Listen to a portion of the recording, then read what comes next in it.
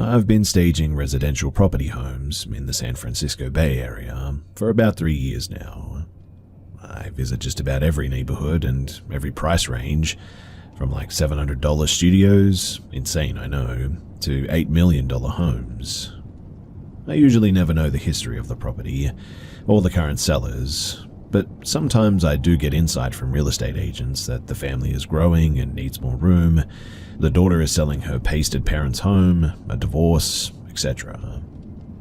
I have, only on a few occasions, felt some not so welcoming energy in homes, I guess you could say.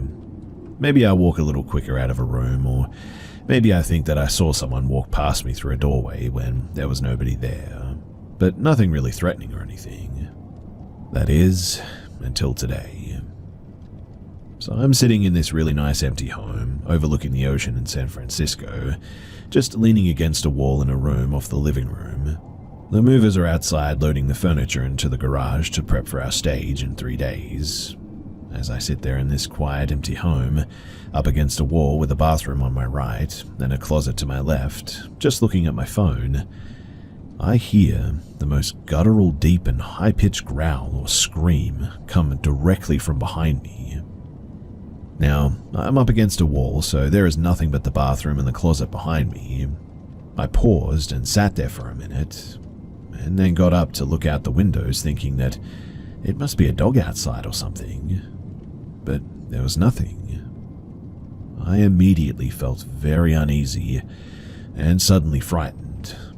I leave the house and wait with the movers, closed up, and I just left. I have never heard anything like this or felt so unwelcome in an empty home.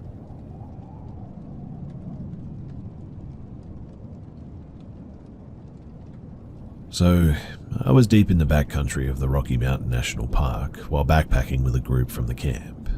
It was a long hike to our first campsite, so everyone was exhausted when we got there. I had quite a few friends get on the program with me, so we spaced out in a few tents around the campgrounds. After we ate dinner, we all agreed to take it easy that night and go to sleep. A few hours after everyone had gone to bed, though, I awoke to heavy footsteps approaching my tent. A moment later, I heard my friend's voice silently call my name. He asked me to go with him to the bathroom. It was protocol for a camper to bring a buddy to the bathroom at night, in case something happened, but the buddy was supposed to be from your tent. I told him to get someone from his own tent to take him, as I was tired and extremely cold. He continued to insist that I went with him, but again I said no. He sounded extremely frustrated, but eventually gave in and left my tent. As I listened to him walk away, the only footsteps that I heard were heading into the woods around our campsite. There was no tent zipper, no whispering about somebody else accompanying him to the bathroom, just heavy footsteps slowly walking into the woods. It was then too that I had an uneasy feeling after that, but I slowly went back to sleep and eventually I woke up in the morning. In the morning too, I asked him if he got someone else to go to the bathroom with him, but he said that he never woke up that night. Throughout the hike to the next campsite, I asked his tent mates if they heard him leaving or entering their tent, but they said that they never woke up. I asked my friend again if he remembers waking up that night, but he said that he's positive that he didn't. After that, my first assumption was that he was sleepwalking, so I asked him if he had a history of doing that, but he said no. After that, I started to think about how odd the interaction between me and him was. What I mean is that his words were a bit slurred and he kept insisting that I go into the woods with him. To this day, I still wonder about that event and exactly what happened that night.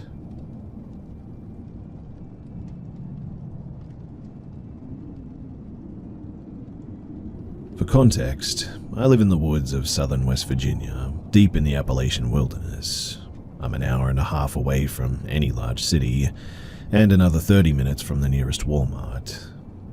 Needless to say, I'm in the middle of nowhere. Yesterday, I came home to a strange feeling that I was being watched.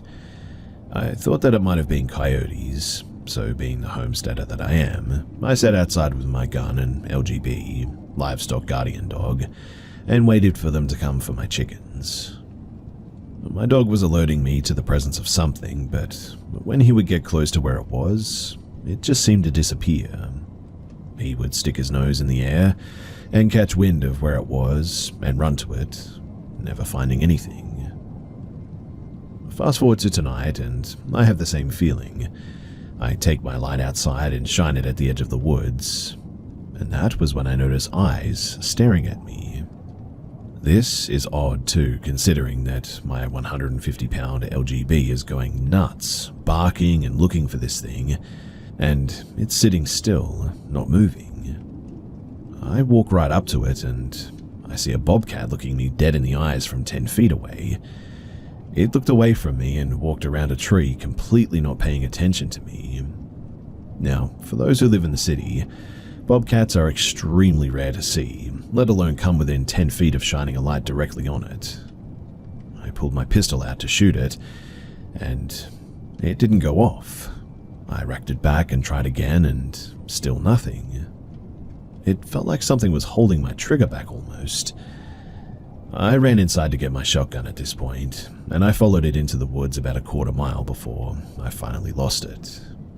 Keep in mind, it never once ran from me, but instead walked slowly, as if it was trying to lead me somewhere. When I came back out with the shotgun and followed it into the woods, as soon as I crossed the wood line, fog rolled in as if someone had a fog machine and was aiming it right at me. I mean, I couldn't see 5 feet in front of me. About the time that I turn around to come home, I see through the trees faintly my fiancée standing on the porch, looking back and forth from me and a spot far away behind my house in the woods.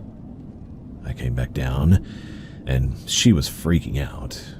She said that she heard me screaming, like screaming murder for her to help me. She said that I was screaming her name and helped me from well over another quarter mile from where I actually was. She came outside to help me when she saw my light in the opposite direction of where she was still hearing the screaming coming from.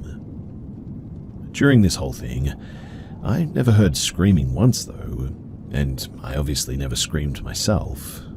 However, I had the constant feeling of being followed and watched that entire time, but I could never find out what was doing it. The night is young though, and quite honestly, I'm sort of expecting things to get a bit weirder tonight. If anything happens, then I'll be sure to post an update, but do wish me luck.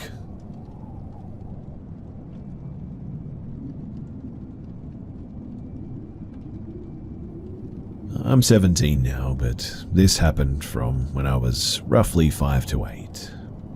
Because this happened so long ago, I'm sure that there are a lot of things that I've forgotten over time or unintentionally blocked out. But around the time that I started kindergarten, we'd moved to a complex where I got a room of my own for the first time. I remember being scared to have a room all to myself, so I would always make sure my closet door was firmly closed, because I was pretty scared of monsters in my closet. I think this might have stemmed from my mum watching a lot of horror content around me, or maybe just a general childish fear, I guess. I do remember it being shortly after we had moved in, though, that I woke up when it was dark out, and I could tell by my window that was to the right of my bed. My closet door opened, and this boy hovered, very low to the ground still, maybe an inch off, given that he seemed about my height or size, but didn't make a sound as he walked, out of the closet, and walked in a straight path from my closet to the window, but he stopped midway at the foot of my bed and just seemed to stare at me. His face was like melted glass, similar to the longer-faced ghost kid from Caroline. Sorry if you don't know that, but that's the only example that I can think of. But he wore a sailor suit, very similar to the results that you get for searching 1950s boys' sailor suit. I remember wanting to scream, but for some reason I couldn't. I hid under my blankets for a long time, and I don't remember what happened after that, but I assume that eventually I must have fallen asleep. Now, it might have been a few days, or maybe even a week, but I saw him again shortly after this. It It was roughly the exact same encounter, so it doesn't stand out in my brain, but over the course of a few months, I had the courage to look back at him. I was very scared, but he would never do anything, and I think that I knew that. I mean, he never attempted to climb on my bed or anything or get closer to me. He only ever stopped and just sort of stared at me, and that never seemed to change. After I started looking at him, I learned that after he left the foot of my bed, he would go to the wall on my left and form a hole in my wall that he would then go through. I remember there were a few times that I would get up in the morning and try to see the portal or whatever it was, but of course it was never there. There was a long time of build-up too, but eventually I just wasn't scared anymore, and I remember the feeling of not being afraid when I looked back at him. After I wasn't scared anymore, I was able to get out of my bed right after he would leave and try to go through the portal, but it would close before I could get to the wall. I remember one specific night though where he just didn't show up, and I got confused because by that time it had become a routine to see him every night. I got up and looked out my window to see him feeding the deer on the property. Deer are pretty common in this area. He didn't look up at me or anything, but I remember just sort of staring at him. After we moved away from the complex, I never experienced anything close to this or ever had him appear in a dream or anything. Other small details I want to add as well is that he only seemed to exist in the complex. He never appeared in my school or daycare or anywhere else. My mum told me a few years ago that neighbors in the complex would tell her that I would play games by myself, but seemingly pretend that I was playing with another person. But I myself have no memory of that, so I don't know how reliable that actually is. From what I remember, no other kid in the complex experienced anything similar to this, including my two sisters who shared a room across from mine. I would tell people about the boy that I would see, but they all reacted a bit weird. It's also taken me a long time to come to the conclusion that this was probably paranormal, so I guess I just wanted to share it, and I want to know if anyone has had any similar memories that they carry with them. Like I said, my memories probably changed a bit over time, so take everything that I said with a bit of a grain of salt, but what I do remember very clearly is that there was this boy and he would come into my room every night.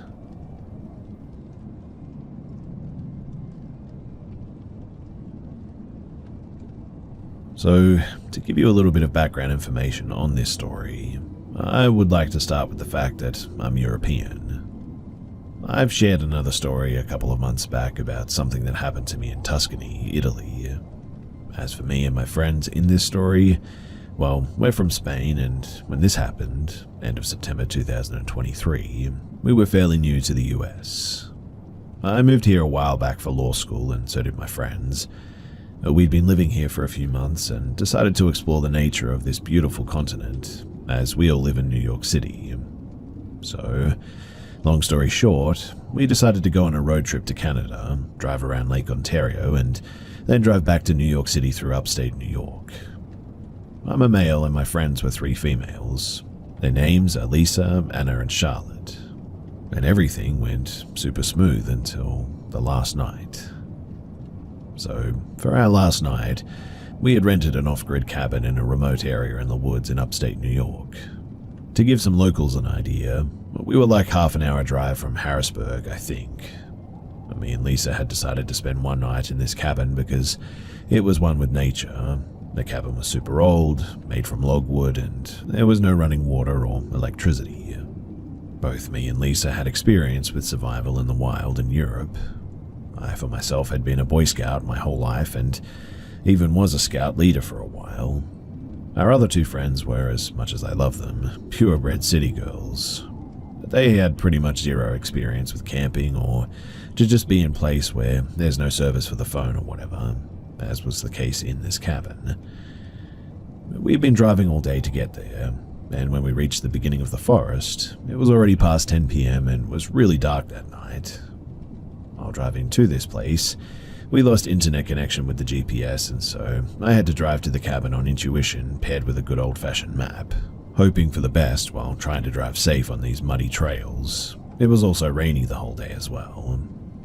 On the way there, Anna and Charlotte were in the back of the car, and the moment that they lost phone service, they got pretty uneasy for the rest of the ride. All of a sudden, though, in the pitch-black darkness of the forest, we all saw a campfire, but there were no houses around or people. Just a campfire. A well-organized one, since the fire was not spreading and it was not as big as a bonfire or anything. It kind of startled all of us, as this was a little bit weird since there was no one around and we were really deep in the forest already. Plus, it was getting pretty late at this point. But when this happened, we also reached the end of the trail, and we figured that we'd taken the wrong trail at a crossroads before or something. So I turned around, and we were on our way again. Half an hour later, and a couple of wrong trails later as well, we finally had arrived at our destination, as we could finally see the first glimpse of this godforsaken cabin in the middle of nowhere. To give you a bit of an idea of just how old it was as well, the potty was made out of wood and was outside of the cabin. When we arrived, it was still raining, and both Anna and Lisa were definitely not in the mood for getting out of the car, and getting in the cabin with zero lights was freaking them out too. So me and Lisa left the lights of the car on and went inside the cabin, while also using our phone flashlights to check the cabin out and see if we could find any old flashlights, which we did in the end, and to see if we could turn on the fireplace, which we didn't because all the wood was still wet from the rain, and it seemed as if nobody had prepared dry wood anywhere as well. So with a couple of old flashlights and a small improvised fire, I managed to make in the stove, and we all four got into the cabin, and I started to make some pasta for us. Meanwhile, the girls were preparing the beds and closing the windows since it was already cold in this part of the state. The cabin had a small ladder which led to an elevated room or space with a bed where all three of the girls could fit in, and I would sleep downstairs in a bunk bed that seemed older than the First World War. While making pasta, Anna, one of the city girls, came up to me and, knowing that both Lisa and Charlotte did not like to hear anything scary at night, told me that she had seen an old cemetery in the middle of the forest on the way to our cabin, and that she had seen a figure walking around there. I first laughed it off as nothing, as I mentioned in my previous story, I do not consider myself a big believer of scary stuff. Being from Spain, we take promises very seriously. To swear on God is very serious for us, and she swore that she was not lying. I told her that I believed her, but that there was really no need to panic, as I would lock all the doors when we would go to sleep at night. We had some pasta and managed to make a couple of s'mores, which are lovely by the way, and drank a couple of beers, or at least I did. They all just had one. I can assure you that I'm not a drunk after a couple of beers, and that I would never start to hallucinate or anything too. I'm just saying this in case anyone thinks that I saw stuff because of the beer or whatever. But they all three went to sleep pretty early after finishing the s'mores and their beer, and I, considering that I really love the outdoors, and that I don't really mind a little bit of rain, decided to take my last beer and a flashlight outside to the front porch, also very old and made of wood, and sat myself down with my beer while enjoying the sound of the rain and the lovely sight of not seeing a single light in the distance. I could greatly appreciate this coming from New York City, and I just scanned the area around with my flashlight. There was really not much to see, I guess, but there were a lot of trees and a small creek a little bit further away. All I could hear was the wind, the rain, and the running water down in the creek. That was, until I suddenly heard what I would describe as a weird sort of roar. The first thing that came to my mind was a bear, but I had researched pretty well before our trip, and I knew bears were not common at all in this part of the state. I also know what a bear roar would sound like, and it just didn't resemble that. Except for the fact that it was a deep roar, I guess, if you get what I mean, but startled, but not really scared, I guess, I continued to scan the rest of the forest for as far as I could see from the porch. And it was then when my eye caught the glimpse of a figure, well hidden deep into the tree line. I would describe the figure as tall. As a reference, I'm 6'4", and I thought this thing was at least a foot or two higher than me. It was well hidden because it had brown fur, That's what I think it was at least, or the skin in any case. It blended in well with the trees in autumn. It was definitely aware of our presence, as I saw two eyes glimpsing into my flashlight. I couldn't tell you what it was, but I swear that it was not a bear. Whatever it was bipedal and had rather long arms, I would say. We looked at each other for what seemed like an eternity, but it was probably more like 5 seconds before it just suddenly vanished behind a tree and I heard another roar. It was then too that I felt all of the hair on my body stand up, and I was definitely very much scared. I went inside as quick as I could and locked all the doors and closed all the curtains. I quickly went to bed and tried to wave it off as just my exhaustion of driving all day playing tricks on me, but I promise you that whatever this was, it was real. After an hour or so, I had finally calmed down and I went to sleep. The rest of the night was pretty uneventful, really, and the next morning when I went to relieve myself, after having drank beer the night before, the weather had cleared up a bit and it was pretty sunny, and as far as I could see, the forest was calm and beautiful again. No sight of any animals or anything abnormal. We had a nice breakfast that morning and left for our way back to the city that never sleeps. And so ends also my story of that night. I never talked about what I saw that night because I know all three girls did not like to hear scary stories. And I figured that after all these months that this was the best place to share it. If anyone has any idea of what it could have been, then feel free to enlighten me, especially if it's backed up with rational reasoning. Something tells me, though, based on those long arms, that whatever it was not common to the area.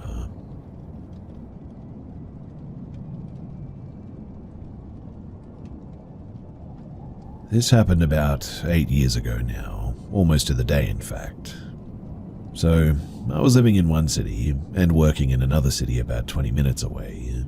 Since then, the areas between have been hugely developed, but at that time, everything between these cities was just undeveloped back roads with nothing around. No buildings, no sidewalks, no lights, just rough old roads until you get into the other city. To get to work on time, I had to leave my house at 3:30 in the morning. And one morning, I jolted awake at 3:20, full of adrenaline as I realized that I only had 10 minutes to get myself ready and set my dog to be alone while I was at work.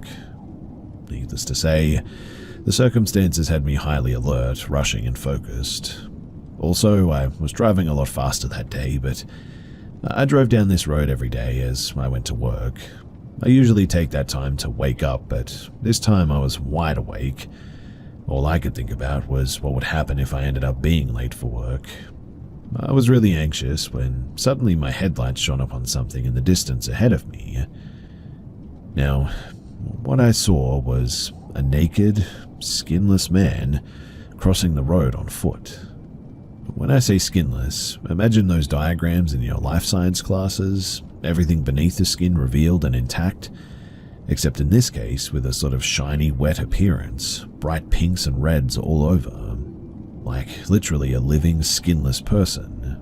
No clothes, no shoes, and notably appearing oddly content.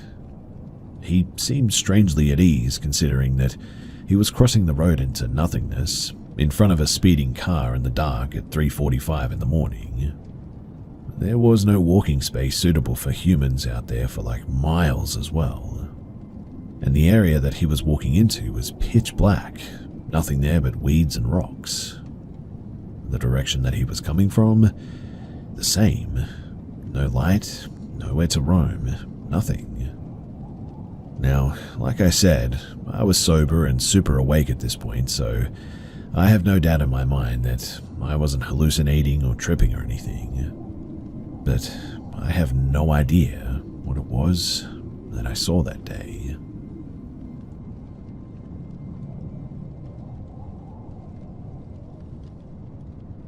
It was 1998.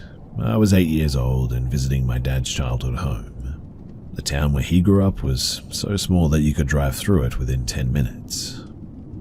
I still remember the smell of steak from the mum and pop owned restaurant, the sweet cookies from the bakery, and even the cigarette smoke from the hair salon that my grandma used to run out of her basement from 15 years earlier. The house, it had to have been built in the early 1900s. The floors creaked and there were vines all over the front of the house that my dad wanted to get rid of, but my grandma liked the way that they looked. It gave her privacy, she said. My brother slept in my dad's old room, which was primarily blue. I remember the Chicago sports team posters on the wall, edges torn and frayed from time and the occasional water damage. Out of the two remaining rooms, I chose my grandmother's linen room and my parents took the spare room downstairs. I remember the room being sort of frilly.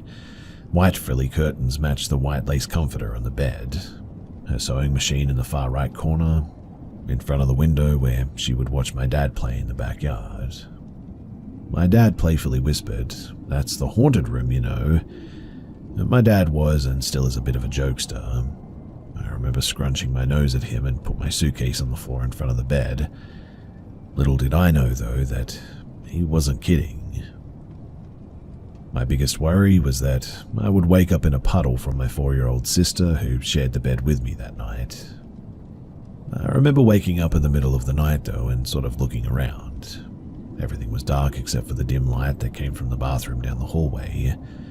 The shadows from the sewing machines hit the wall and looked like boxcars.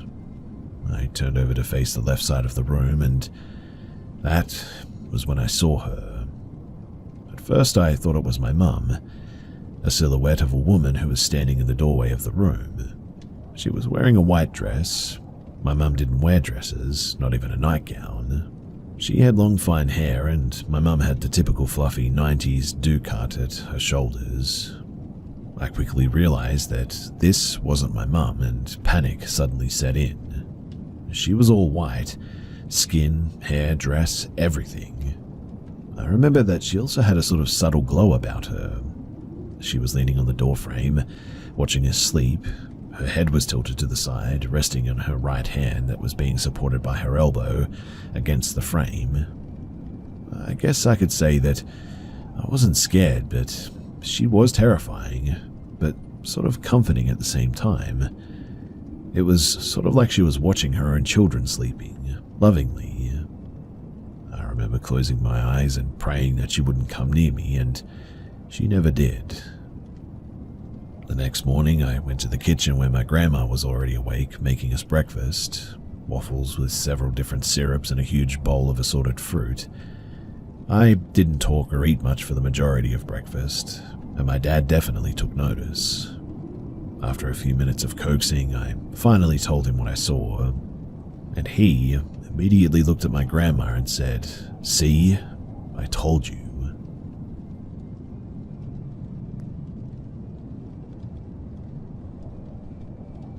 This is a recollection of a campout that I had a few summers ago, and the exact details have started to become fuzzy, but I'll try to relay it as best as I can. So, it's a Boy Scout camp, northern Wisconsin. I'm sure you can probably guess which one.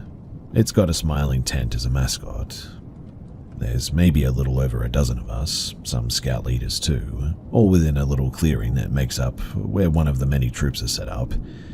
2 boys to each tent at this point. Me and my best friend from very, very early childhood are tent buddies, and on maybe the 3rd night at this camp is when this happens. So, I remember falling asleep pretty normally. It's dark, and I wasn't the last one to leave the campfire after dinner. Me and my friend both were in our sleeping bags on opposite sides of the tent. Our bags are at our side, and our hiking boots right by the door, carefully removed when we entered the tent. Eventually, I wake up to strange sounds, hard breathing, or maybe soft grunting or whatever. It's the dead of night, like 2 or 3 in the morning. Must have been around that time. I'm sort of frozen, and I look around at the walls of the tent, but nothing seems amiss. Just this heavy, low breathing sound. It was then that I see my buddy is awake as well, and we're both frozen and terrified. He starts to say something, but I put my finger to my lips and make the shushing gesture. Behind his head, where he was laying, something is brushing up against the tent, poking into the artificial fabric, almost sort of antler-like. I also could have sworn that I heard someone say, "Hello, is anyone there?" My friend then sees this and lets out a small gasp. Something pokes through the tent suddenly, sharp and black. A loud exhale, and then whatever it was just steps back. We hear branches crunch and twigs snap, fading into the distance. We stay awake for another hour, and in hushed whisper try to rationalize what the heck just happened, asking if we should check outside the tent. We both don't remember falling asleep again, but we wake up in the morning. The hole in the tent is there, along with 3 to 4 more similar ones on various sides of it. By the time the other boys in the camp were waking up, I had the courage to check around the tent to see if there's any footprints, broken twigs, or something to determine just what was outside of our tent. And behind our tent were bare human footprints. They circled around our tent several times, but never did they lead to or from the tent. Just 3 to 4 rings of footprints that looped around it. We asked around to see if anybody had actually pulled a prank on us, but everyone that was there swore that they hadn't. Whatever happened, me and my buddy talked about it a few times on that trip, but these days, we refuse to talk about it again.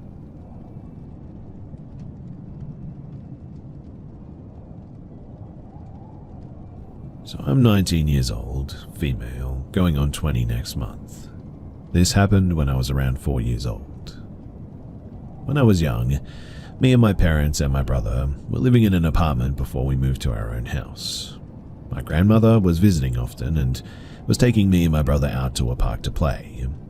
My mum and grandmother were avoiding most of our family members and neighbors at that time. I didn't understand why, but they never let us play with other kids. We had one neighbor, female, that my mum was avoiding the most, though.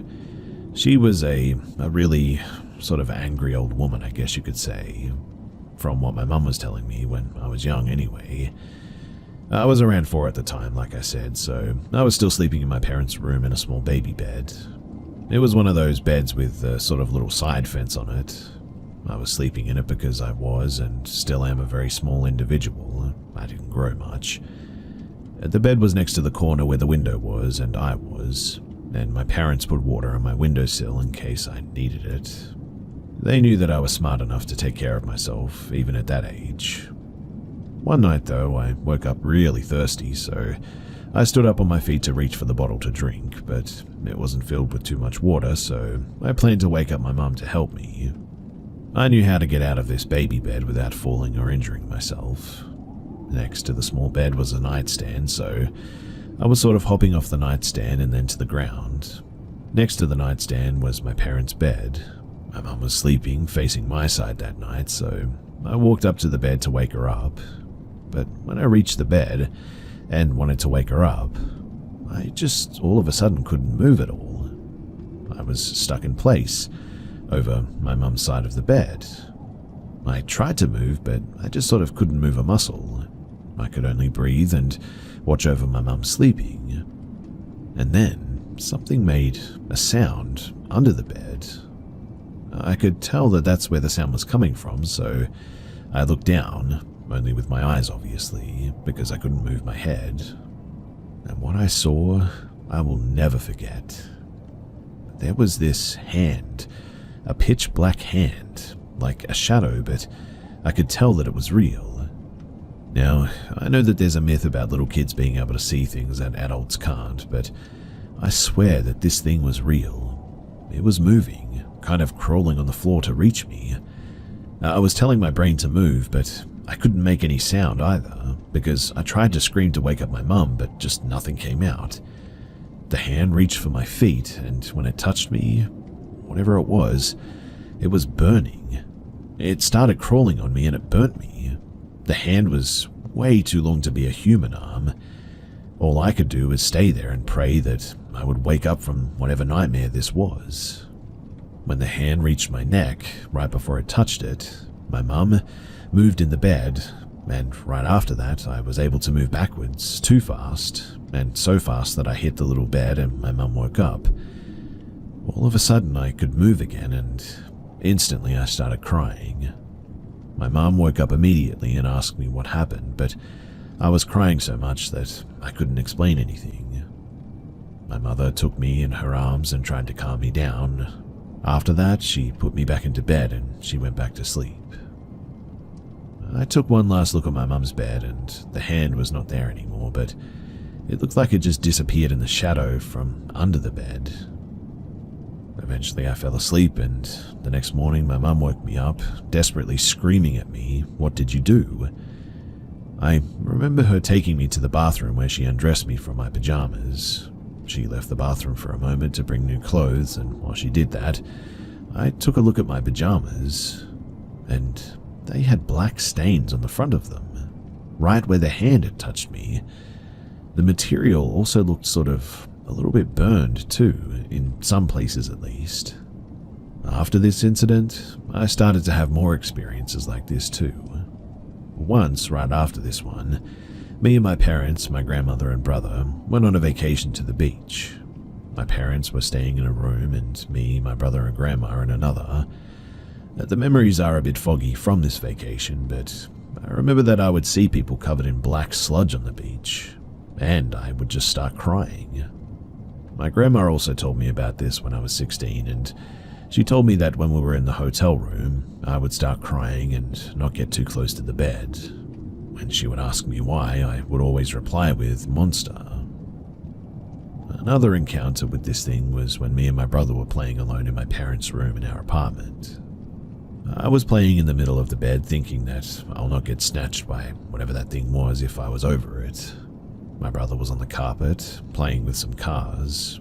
We had a sort of road-type carpet sort of thing, and I forgot about this memory until one day me and my brother were talking.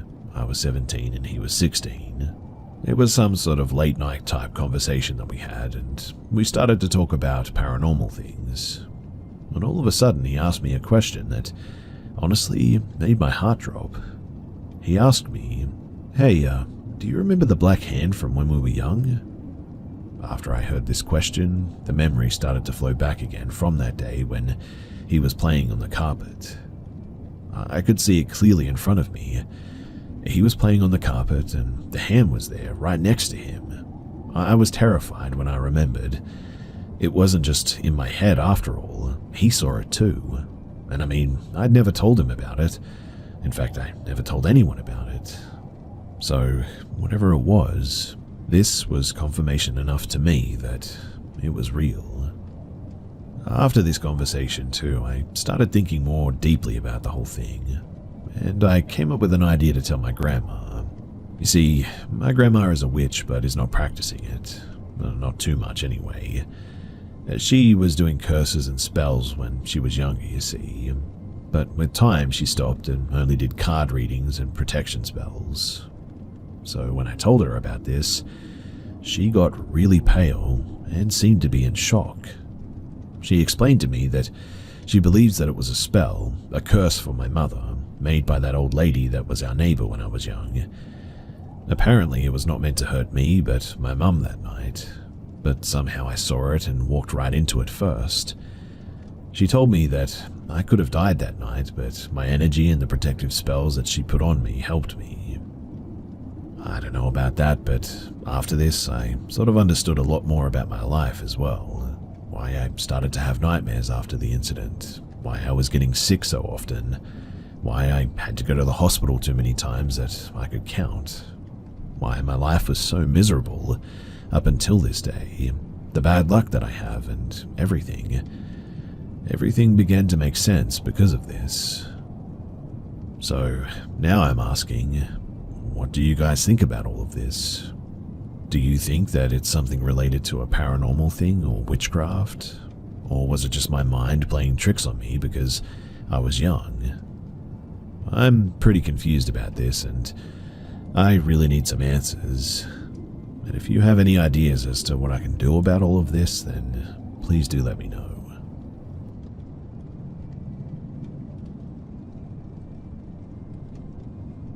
I had to make up some time, so I opted to stay late at my desk and finish up some work. I'm only here making up time because I had to leave my office during the day for an event for my kid at school. But about 45 minutes ago, the last person who stayed late left the office and I saw him walk out, so nobody else came in and there was nobody else here. About 30 minutes ago, though, I heard a loud bang come from upstairs. It sounded like metal pipes hitting together hard. It kind of startled me as I thought something fell. I went upstairs to see what might have fallen over and nothing. I looked out from the upstairs window and the parking lot is empty except for my car. I called out if anyone was still there, that I might have missed, but there was no one. Our office isn't open to the public and you need a key to even enter. I returned to my office and shortly after that I came back to my desk and worked on a file and then heard another noise this time, and it sounded like something dragging, like a broomstick across a wall or something. I went to check, but still there was no one here. Now, we have motion sensor lights, so all the lights upstairs are now off. Most of the lights downstairs are off as well, except for my office. And just before I got on here to share this with all of you guys, I hear a ding, like some kind of cash register ding, but we don't have anything like that.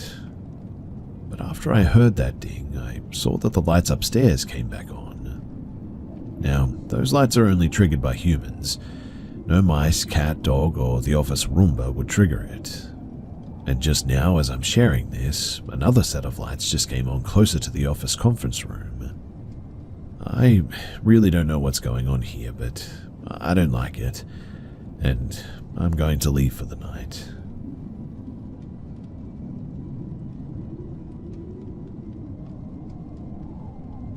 I swore that I would never be that parent who doesn't believe their child when they share a paranormal experience. It sucks to have something scary happen to you, only to have your mom or dad dismiss it as a dream or your imagination. But when my son, 10 years old, told me what he saw, my knee-jerk reaction was to ask if it might have been his imagination, because I just didn't want him to be so frightened. I asked him to swear that he was telling the truth. He's not one to make up stories in the first place, but he swore that this is what he saw, and he's still pretty shaken up by it. So he was sitting in the living room and heard a noise coming from the hallway. It was a flapping, crinkling sound like a tarp.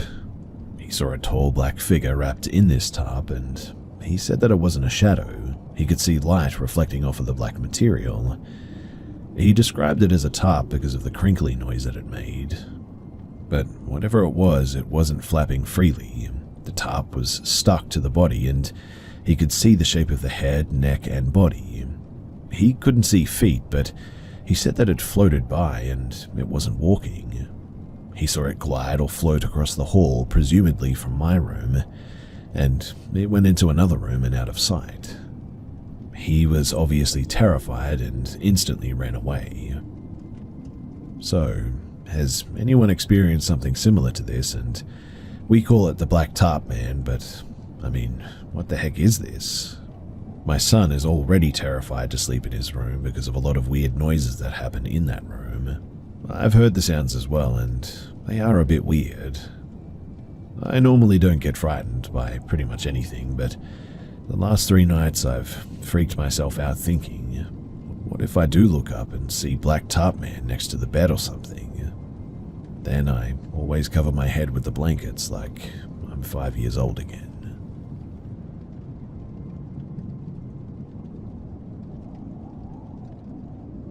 When I was a teenager, I went on a vacation with my extended family.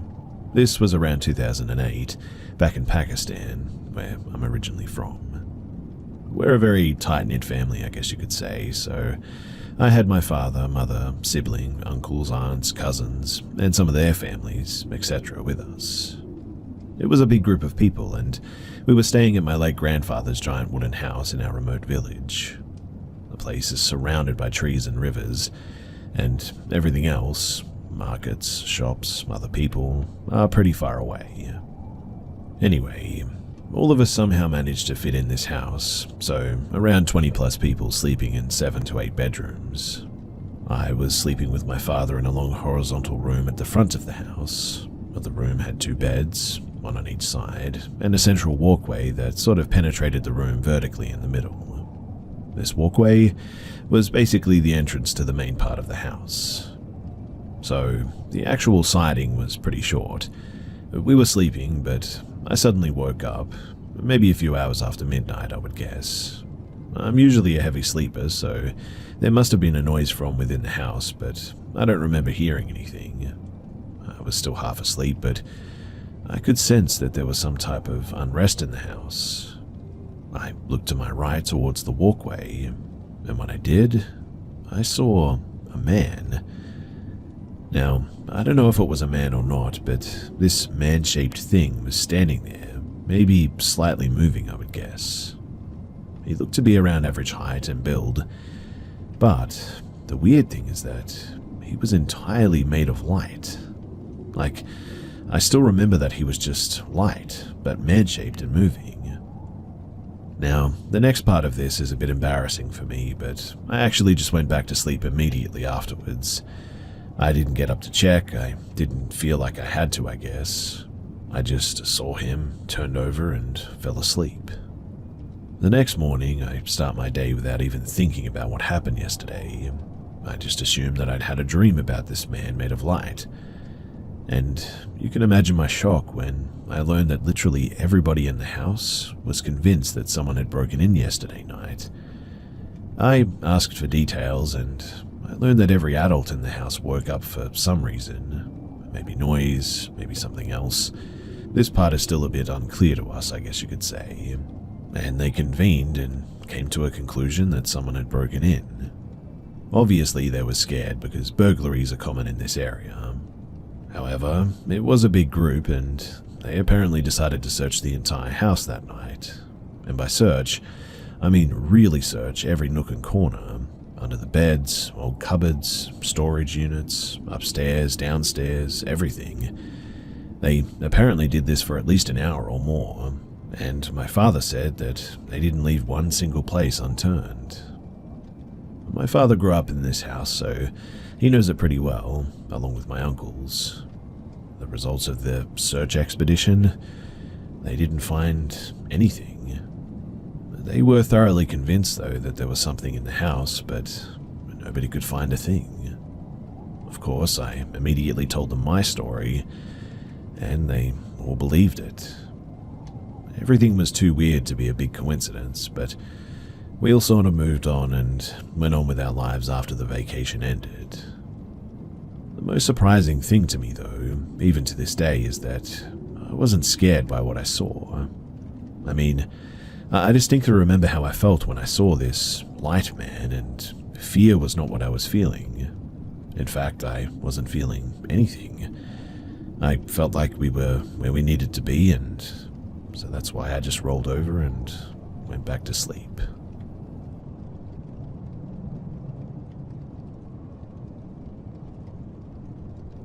So this story took place at my house, where I still currently reside in upstate New York, Clifton Park. If I had to put a year to it, I'd say it was around 2011 to 2012-ish time frame, which would put me at around maybe 7 years old. Now, I remember that I was outside in my front lawn just playing around in the little red wagon that I used to have, and I remember that I had family over.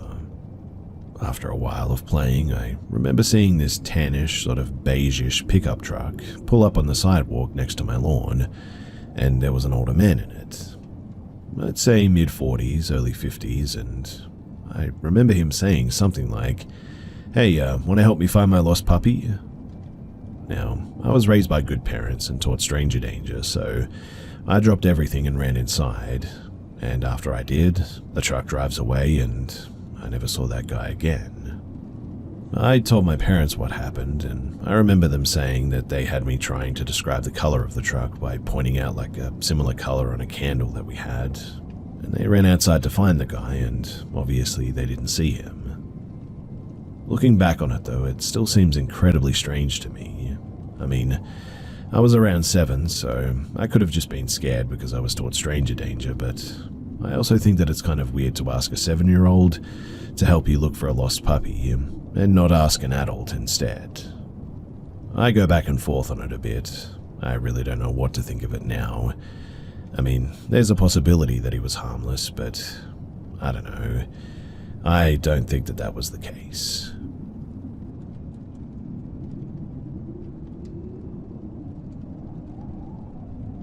So, I, a 22-year-old male, decided to stay in a Motel 6 for one night in the southern NH area. I had back-to-back hospital shifts, so it really wasn't worth it to drive 45 minutes back home just to do it again 6 hours later. So I checked in at around 11:15 p.m. and went to my room. Of course, the door refused to open and the key ended up snapping in half, probably because it was 10 degrees out, so I had to go back to the office to change rooms and get a new card and all that. My new room actually did open, and it was pretty clean overall. I didn't see any major issues with it. I try to get some sleep, but I wake up at about 4 in the morning to people arguing somewhere in the hotel. I genuinely didn't think it was possible to be so unbelievably loud between two people. This argument seemed to go on for what seemed like forever as well, until finally they eventually shut up. However, about 15 minutes later, I hear someone trying to force their way into my room. I had both locked and latched the door, yet the door somehow was cracked open, and the latch was definitely about to give out. And it definitely would have opened fully if I hadn't have said "get out." Between the cracks, I just saw a dark figure in maybe a hoodie or a jacket, but the instant that I said that, the door closed and the person seemingly ran off. Now, I would have opened the door and confronted them, but I didn't have my gun on me at the time. I genuinely have no idea what could have happened if I was fully asleep and didn't hear them open the door, and that is really something that I don't like to dwell on. It was the first and last time ever that I'll be staying at a Motel 6. For the love of all that is good, no matter how much money you're saving by staying at a Motel 6, please just stay at a regular hotel. I promise you, it's definitely worth it.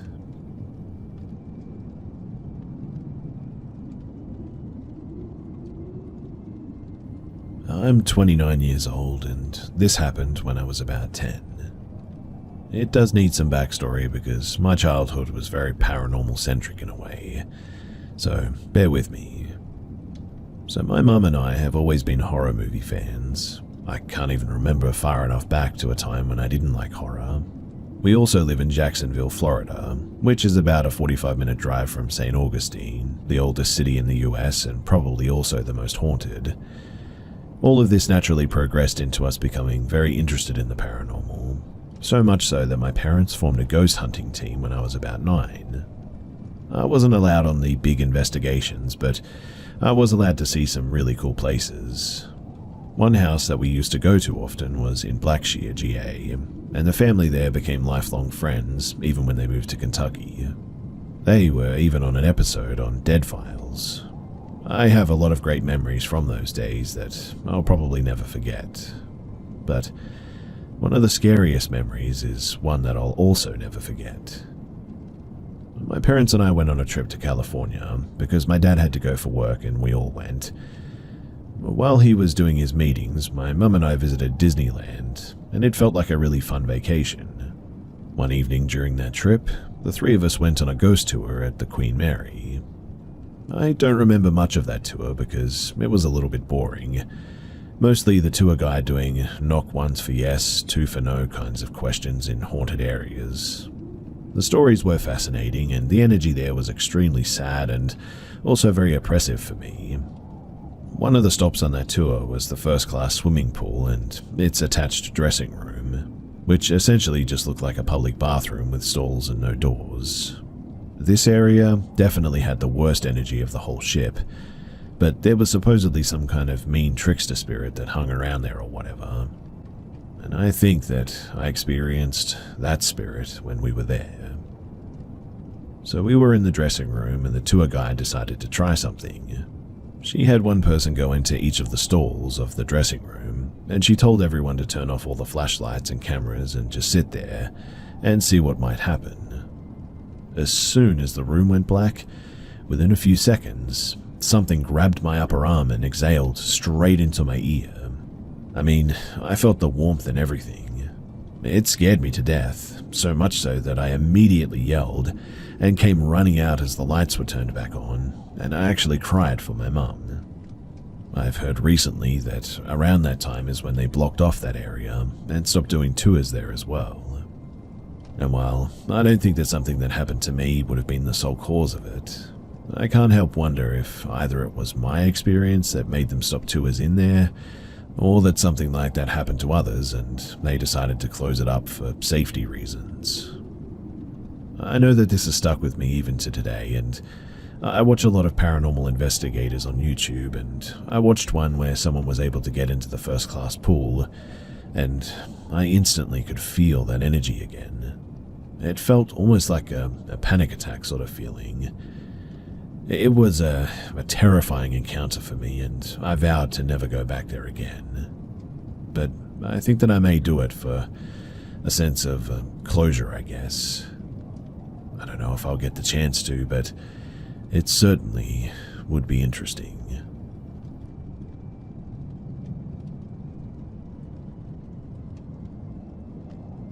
This didn't happen to me, but to a friend of mine who witnessed a bizarre moment with his friends in the woods.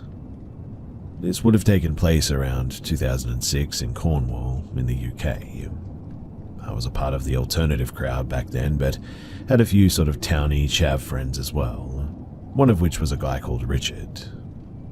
For those that don't know, the towny folks tend to be the run-of-the-mill working class types who are a bit rough around the edges, but as a rule very down to earth. Zero interest in paranormal as well, unless they can snort it or steal it. But Richard is at a party in a place called Baldu Woods one night. Side note as well, Baldu Woods is infamous for being associated with all manner of occult practice, from witches and warlocks to devil worshippers. This was due in part to there being a south-facing church in the woods. But allegedly all sorts of nefarious activity occurred in and around this place a long time ago, but not within the last 20 years or so. Not that any townie would be interested or even bothered by these anecdotes. Two completely different worlds, really. But anyway, Richard and a group of 15 to 20 people were partying in the woods one night. There was some alcohol and drugs involved, but not for Richard and a couple of other people who were driving that night. They made a bonfire and drink was no doubt flowing at this point. They partied until around 1 in the morning when they decided to move on to a house party in a nearby town. They put out the fire and then started to make their way out to the woods. Now, there's a lot of trails through Baldu. It's a popular woods during the daytime, but Richard left the path to go and take a pee against a tree at one point. He didn't venture far, literally just a few meters off the path, behind some bushes and up to this huge tree. He started doing his business and then heard the creaking of branches above him. He stepped back and looked up to see a huge black mass falling down towards him. He jumped back and screamed, causing the group to come storming through the bushes, and they all witnessed what had fallen from 40 or 50 feet above the tree line. It was a huge black object, moving and twisting on the floor. It was smooth, shiny, and the way they described it resembled a bin bag. They didn't say that it was a bin bag, but that's just the closest thing that they could compare it to. It writhed back and forth though, seemingly not interested or even aware of the group. Regardless though, they didn't stick around. They stared in fear and disbelief for a few moments, and then ran back to the path and to their cars. Now, Richard really isn't prone to flights of fancy. He has no interest in anything otherworldly or paranormal. When he told me this story, he was dead serious about it and had a sort of fearful, confused demeanor about him, which was very out of character. Also, at least 15 other people witnessed it too. And I mean, I have no reason to disbelieve this account. Two things he noted though that really stuck with me. One was the size of this thing. He compared it to my brother. My brother was 6'4" and was around 120 kilos back then. Hefty lad.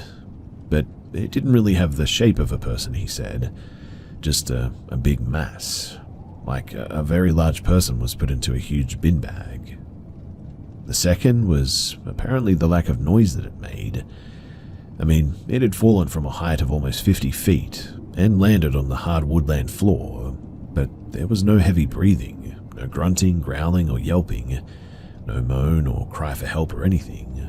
In fact, no sound apart from the noise that it made from writhing around on the forest floor. And that is really weird.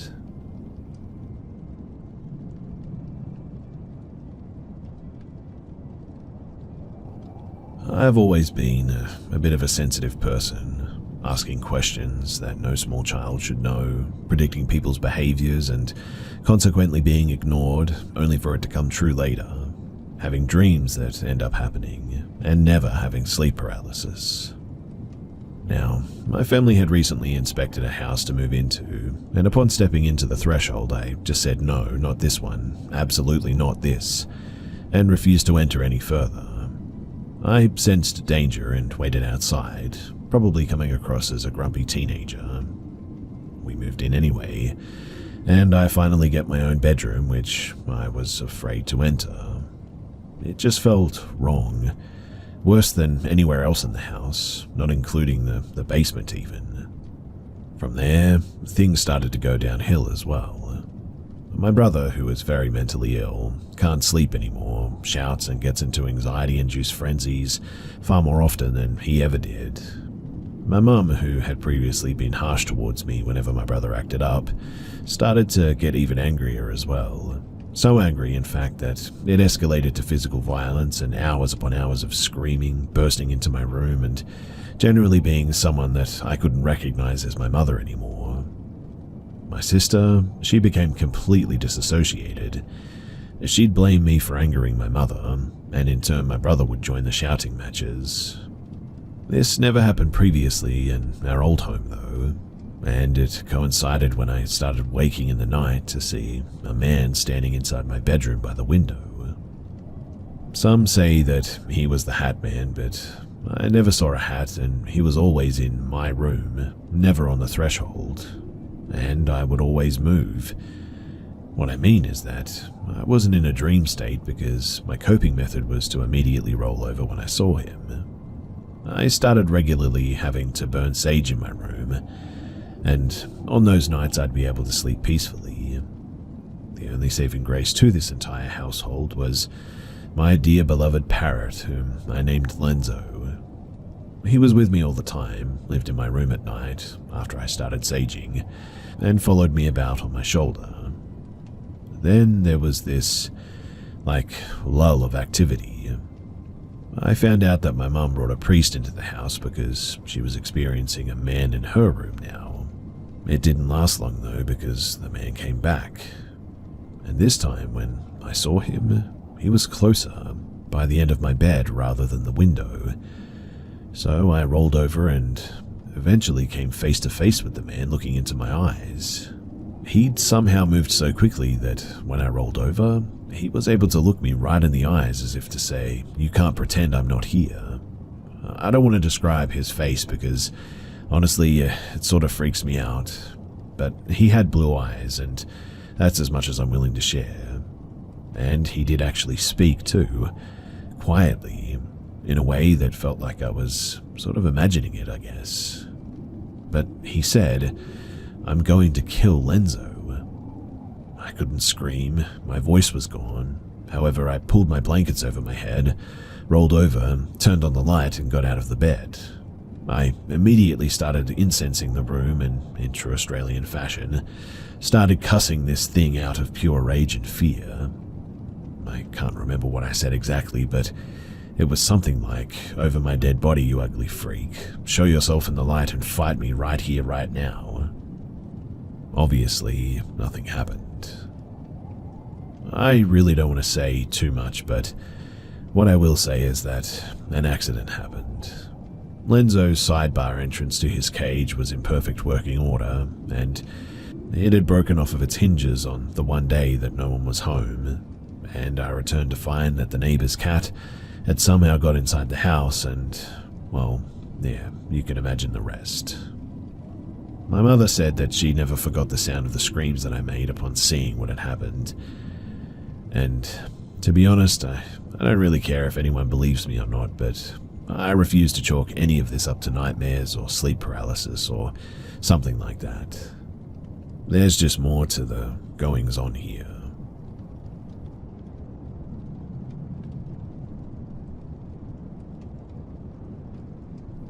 I've always wanted my own dog.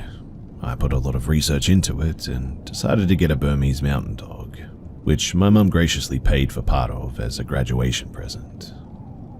One thing to know about this breed, and my dog in specific, is that they are very friendly and don't know a stranger.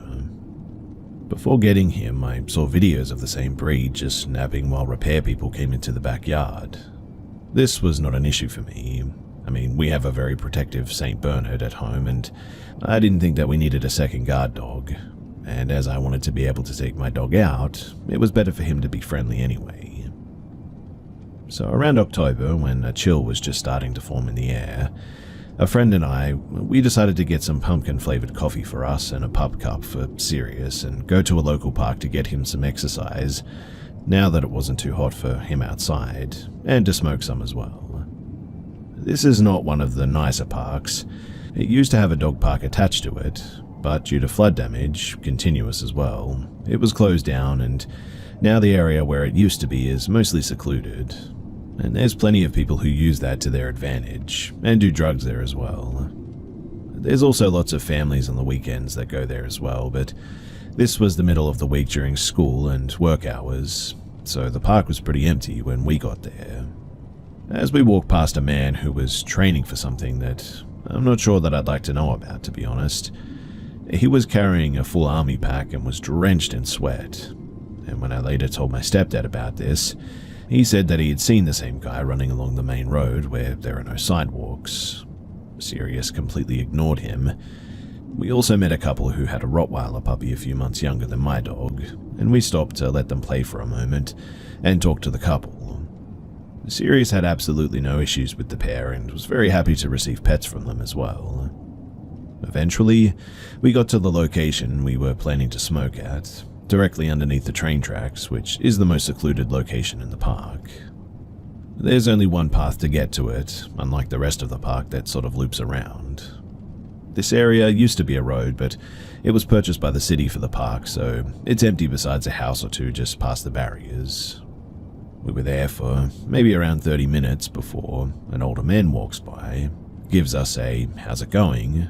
the way people do when you pass them on a walk, and turns around and walks back the other way. A little while later, he passes back again and notices us still sitting there, stops and says, "Are you girls all right? Are you waiting on a ride?" This did creep me out a bit, but I tend to be overly cautious, so I say, "Oh no, we're okay," which was completely true. I mean, I had driven there and I was still nowhere sober enough to drive, and we were just enjoying the nice weather before it got too cold.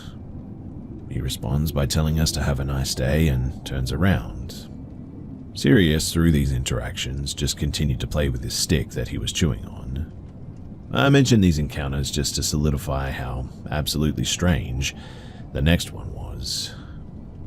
So, soon after, a man who seemed to be in his late 40s or early 50s starts to walk toward us. Instead of turning around like the other man had done, he starts to walk toward us, and Sirius absolutely loses it, barking and growling at this man and attempting to lunge at him. Despite the fact that he was only around 7 months old at this time, Sirius was a big dog, probably around 70 pounds at this point, and the man was very freaked out and continues past us, walking faster and keeping his distance. However, like I said earlier, there's nothing behind us besides an empty road and thick heavy woods. My friend and I continued to sit there talking until I was sure enough that he was gone. That was weird, right? I asked my friend around 30 minutes later. She agreed with me. I mean, where did he even go anyway? That was something I hadn't considered at that time, but looking around I couldn't think of anywhere that he could have been. Because we're high and stupid though, we come up with the brilliant idea to wait and see if he passes us again. And if he doesn't, we'd walk towards the road behind us to see if there were houses that he could have gone to. However, him living in one seemed pretty unlikely. I mean, he was dressed for hiking clearly with one of those backpacks specifically made for it.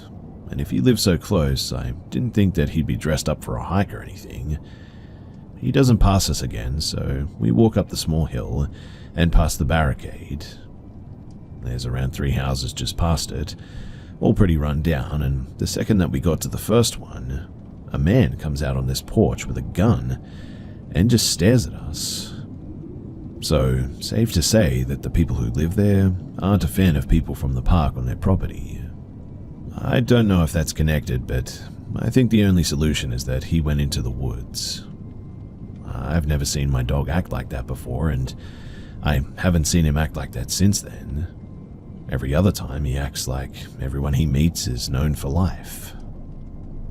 I've always thought that dogs have better instincts than us, and I think that this just proved it for me.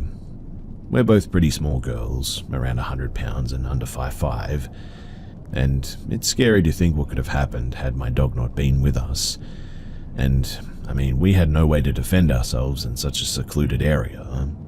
Like I said, this place was like forest beyond us, so really there was no reason for this guy to go there. My hunch is that he actually passed us, realized that our dog wasn't going to let him get near us, and ended up just continuing walking so that he didn't look too suspicious.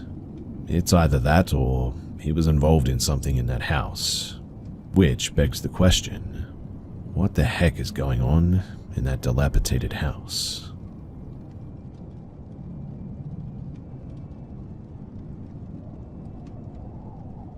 I have had people stalk and follow me before, and because of that, and my true crime addiction, I've become supremely paranoid and a solid curtain twitcher.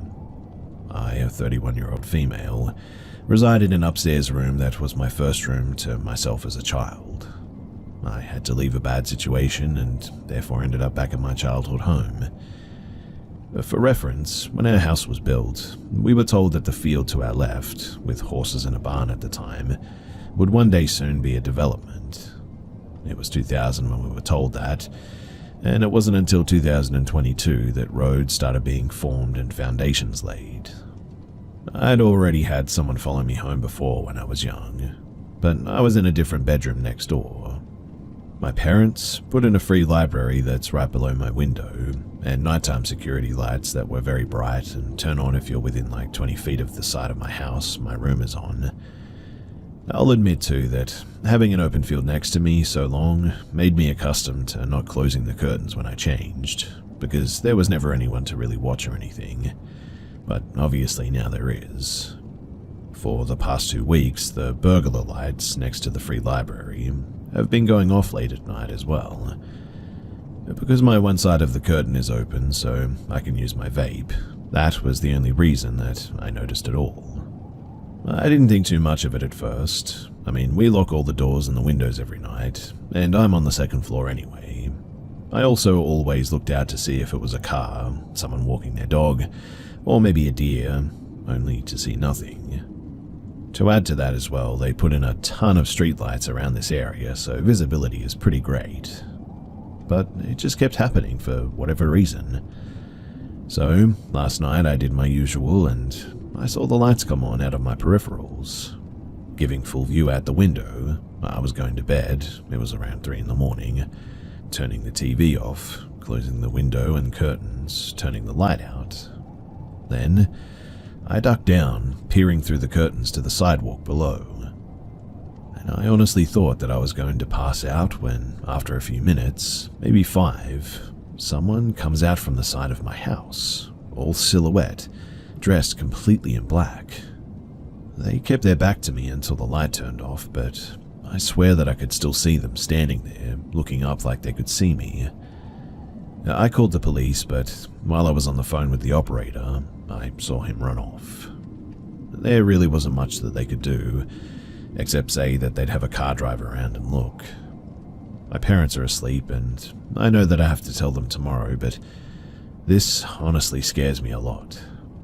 If it hadn't have been happening for weeks and was a solo incident, I would probably be fine about it, but the fact that the light has been going off without me seeing activity, and what happened tonight, makes me think that this person has been watching me and probably casing my house. Eventually I did tell my parents, and at first they brushed me off, claiming that I'd had a couple of drinks and it was late, so I probably just saw someone checking out the library. I then had another conversation about it with just my dad, who said that there had been reports the last couple of weeks of car break-ins, and since my car is parked on my side of the street, right outside of my window, maybe they were trying to break into it.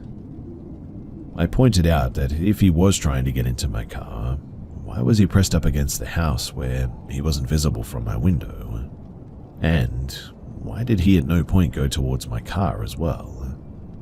I think that I freaked him out enough that we're going to potentially get a camera for that area. Given all of the development happening around us, I think it's smart, even without this incident. Anyway, here's hoping that this guy doesn't have plans to break into our home at some point. But if he does, then what do you guys think that I should do?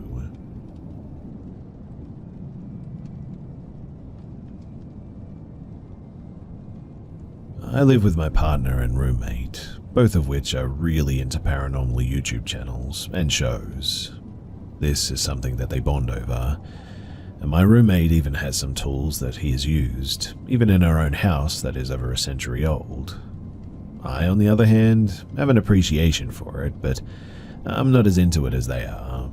I'm also more skeptical than they are, I suppose. Not to say that I don't believe in it, because I absolutely do, but I try to look at things from an objective point of view. With that being said, a few months ago, I am pretty sure I encountered a ghost cat. My partner and I have 3 cats. I work from home and have been dubbed the crazy cat lady, so the cats and I are all very attuned to one another. It began with me thinking that I see one of our cats out of the corner of my eye, but when I look, there's nothing there. I then began to see the cat figure walk around out of the corner of my eye. This is when I was introduced to the second ghost cat. One of them looks to be black or dark, while the other looks white. I've never seen both cats at the same time. We have a white cat with grey markings, a brown tabby, and a black and white tuxedo.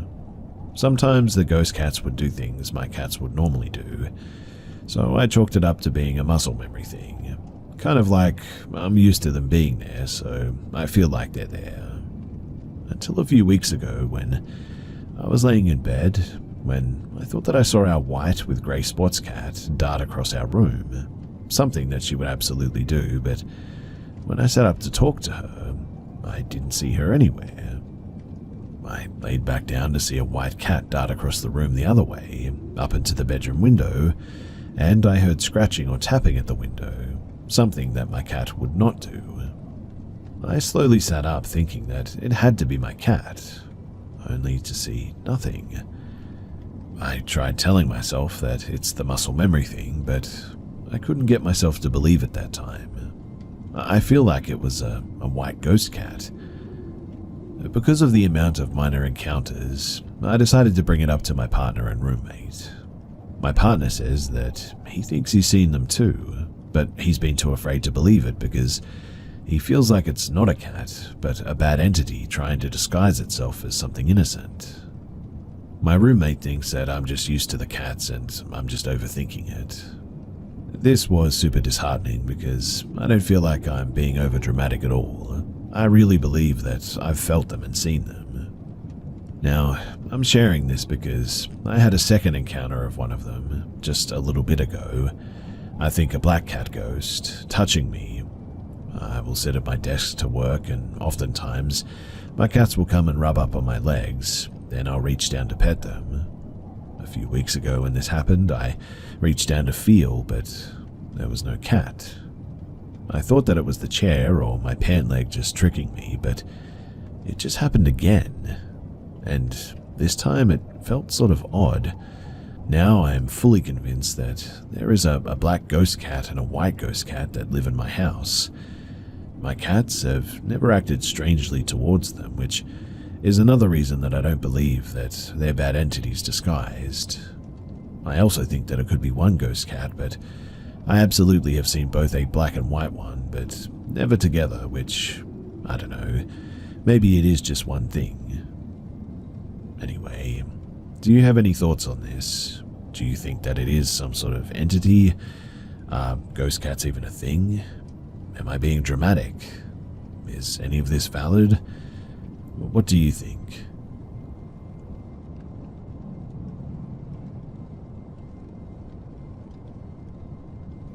I work night shifts, so staying up through the night is pretty normal on my days off. About 2ish in the morning, I always let my dogs out, and I let one run and keep the other on a leash because she loves to run after literally nothing. But my leash dog starts to snarl at the tree line that is about 30 yards out from me, and I notice something very large moving awkwardly into the tree line, moving into the woods. It was walking with a heavy rock side to side, moving very slowly.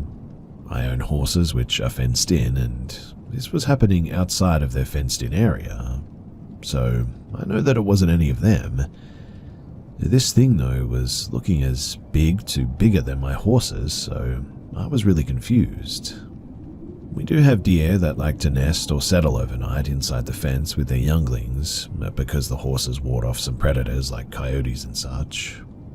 I walked to my house to grab the flashlight, and of course, I shined the light, but there was nothing. I never heard a single crack or snap or nothing while I saw it, and afterwards it was gone, which was weird because it was so huge and I would have expected to hear something. Anyway, my son said this afternoon that he saw something at 12:30 last night and said one of the horses was out, but then after checking all the horses were in, said that he must have seen the biggest deer that he's ever seen. Like a deer as big as a horse or even bigger. Now, he lives in a different house but further away on the property, about 3 times the distance I am. I scare deer away every night before I let the dogs out so I don't have to chase them in the middle of the night through the woods. But this, whatever it was no deer. My wife believes it to be the spirit of one of our horses or whatever that we had to put down last week. In the past, we both have had our share of weird instances at that woodline, but this, for me, it definitely took the cake. Scary thing is that we're planning to build our future home right by that area.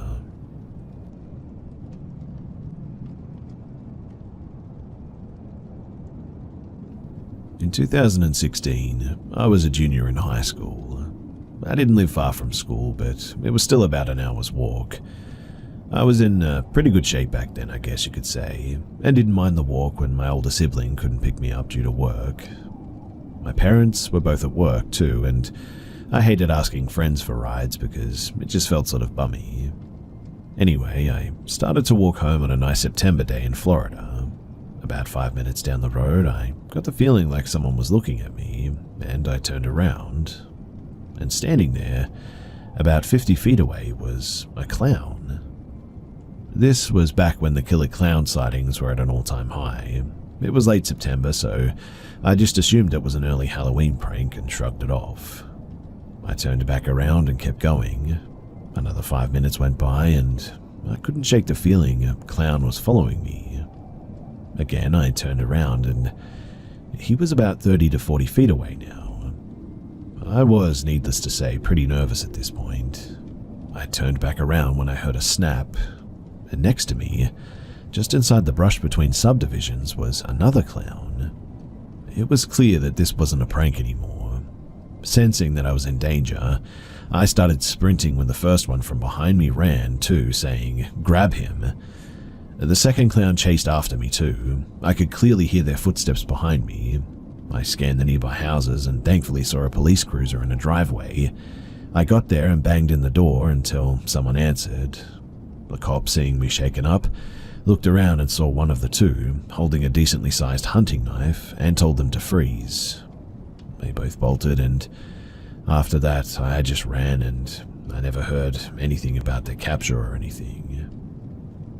To this day, clowns still unsettle me, and I cannot see a picture of any of them, whether it be a party clown or Pennywise or whatever, without thinking back to the time that I possibly almost died.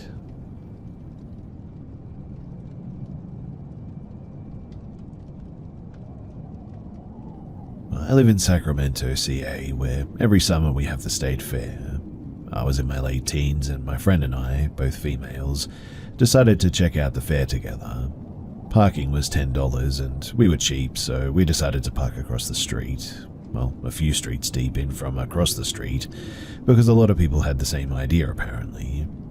The fair was typical fair shenanigans, I guess, and we had a bit of fun. It was almost 10 p.m. and we decided to get out of there. The fair was lit up with lights and chaos, but the further that we got away from it, and the deeper that we got into the back streets across the street from the fair, the darker that it got and the less people you saw.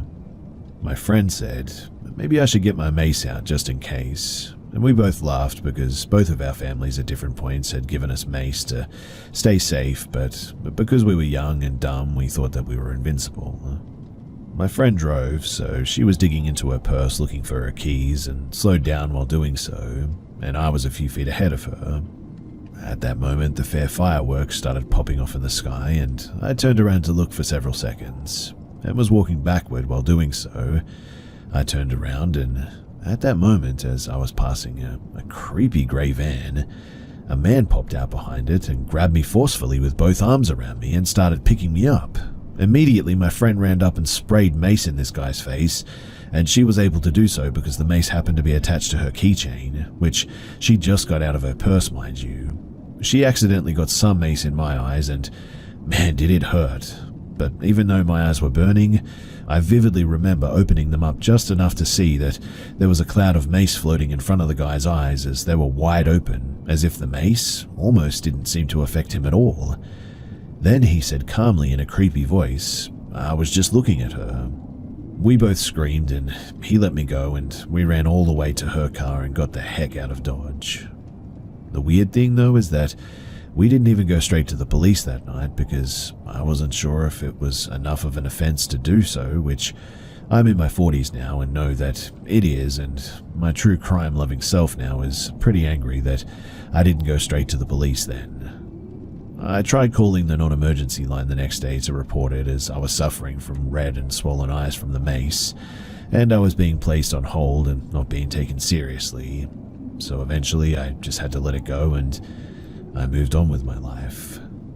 But about a week later, I heard in the news that there was a man wanted by police that lingered around the American River trails, which is where the fair is, who is apparently abducting women and taking them into his van, and yeah, you probably know the rest. I always wonder what would have happened if my friend wasn't there that day. Would I even be here? I've never been so thankful to be maced in the face like that. Ladies, even men, carry mace or some type of self-defense tool because it's an unpredictable and scary place out there sometimes, and you just never know what could happen.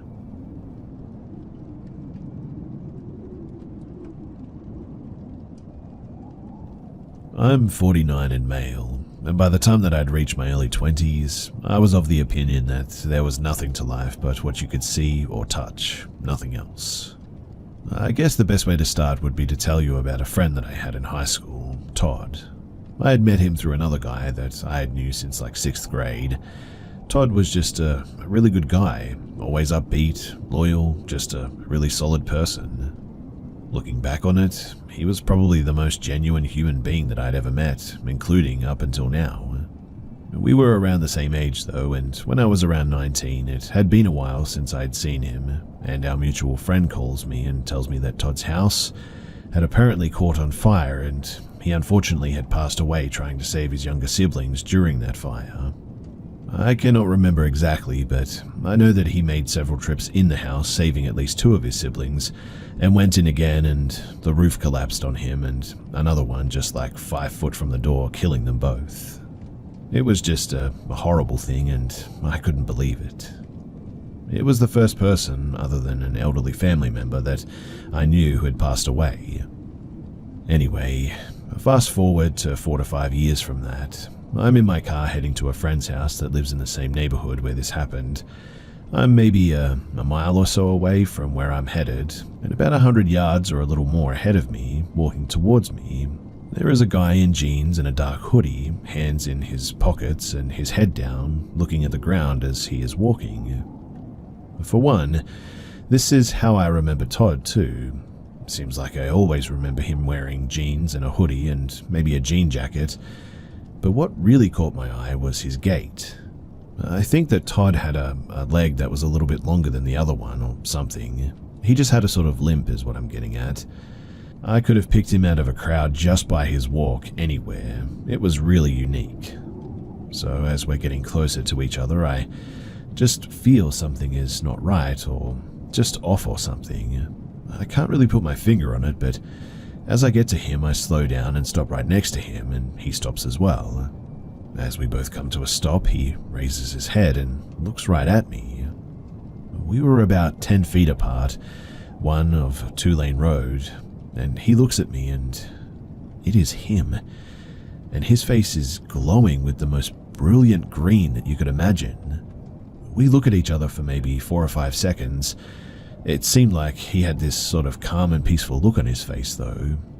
I think I was in shock, I guess. I don't know, but I let my foot off the brake and coasted probably 30 or 40 feet down the road, stopped again, but I was too scared, I guess is the word, to look back, so I sat there for a few seconds and just pulled off and went to where I was going. Now, I've heard people talking about the colors in heaven being so much brighter or just more beautiful than colors here while explaining near-death experiences, and I think I get it now. I think that's where this green maybe was coming from. In any case, about a week before this happened, I was having a conversation with a buddy of mine, and I explained to him that I was an atheist. But now I truly believe that Todd was on that road that day to let me know that there was something else, more to life than just what we can normally see. It changed my whole outlook on life in a split second.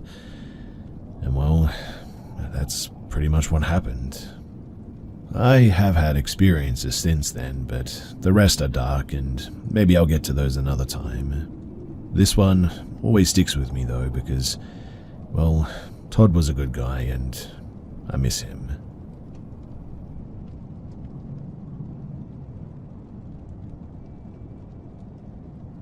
I am in university right now, but staying with my parents at their house for the summer. I was hanging out with one of my friends and we decided to go to a party. I met this guy around my age. We were talking and having fun, but it was nothing too serious or anything, or so I thought. We exchanged phone numbers, we hung out a couple of times, but he became incredibly clingy right from the start, so I decided to distance myself in the hope that he would get the hint and back off. Well, he didn't. When I stopped responding, he sent me over 100 messages, with each message becoming increasingly more aggressive as time went on. Keep in mind that it had been less than 2 weeks since we first met. I finally responded and told him that he needed to chill out. He appeared to calm down a bit after I responded, but he then asked for a phone call. I agreed and we talked for a while. He told me that he couldn't stop thinking about me, that I was the best thing that ever happened to him, etc. Just a bunch of stuff that is way too intense to say to someone that you barely know. I tried to let him down gently, reminding him that I was only home for the summer and wasn't looking for anything serious beyond a fling. But this only seemed to make him angrier. He started yelling at me, insulting me, calling me all sorts of names, basically a complete 180 from what he had been saying mere minutes ago. Then, all of a sudden, the phone went silent. After a pause, he said in a quiet voice, "You had better get ready because I'm coming over for you." And then he hung up the phone. This was obviously very frightening because he knew that my parents were out of town for the week and that I was staying at their house alone. However, he didn't know where my parents' house was because I was always the one driving, and he didn't know my friend either, so I thought that he had no way of figuring it out, since, again, I'm normally living at school in another state. Regardless, I locked all the doors and shut the blinds just in case. After a while though, maybe an hour or so, I fell asleep. When I woke up, I looked at my phone and I saw a notification on my lock screen. It was from the Ring app, indicating that there had been movement on my parents' camera, and it was him. If you watch the video, you can clearly see something in his hand as well. When he notices the camera, however, he left. I immediately blocked him on everything and I reported the incident. I have no idea what he planned to do once he got here. It was terrifying though to realize that he had come over when I was asleep and defenseless and completely unaware of his presence. As I would later find out, he was able to get my address from my phone number. Apparently, he Googled it and it returned my dad's name as the owner of the phone number, along with my parents' address. Since I'm on my parents' phone plan, I guess it shows up that I still live here. This revelation was horrifying as I never knew that my phone number could reveal my home address like that. I'm still extremely upset that this kind of private information is on the internet for pretty much anyone to find, as it's incredibly dangerous that websites will just give this away to anyone. So please, learn from my mistakes and do not give anyone your phone number unless you trust them. I found out that you can get a free Google Voice number to text and call people, and that number cannot be traced back to you so easily. My advice is to use a disposable number for anyone you're talking to that you meet informally or online. I really still can't sleep very well at night, and hopefully this never happens to anyone else.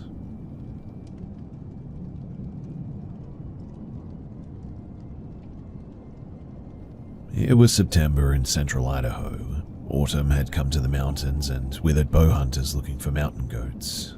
My cousin Vern is an avid hunter.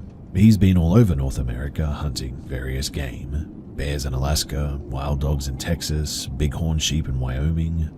But his favorite hunting area was the Lemhi mountain range in central Idaho. Our extended family has been hunting in those mountains for generations. We know every river bottom and mountain peak like many people know their own neighborhoods. Mountain goats are a fascinating animal to hunt. They live well above the tree line in rocky environments. They are sure-footed and can climb near vertical slopes.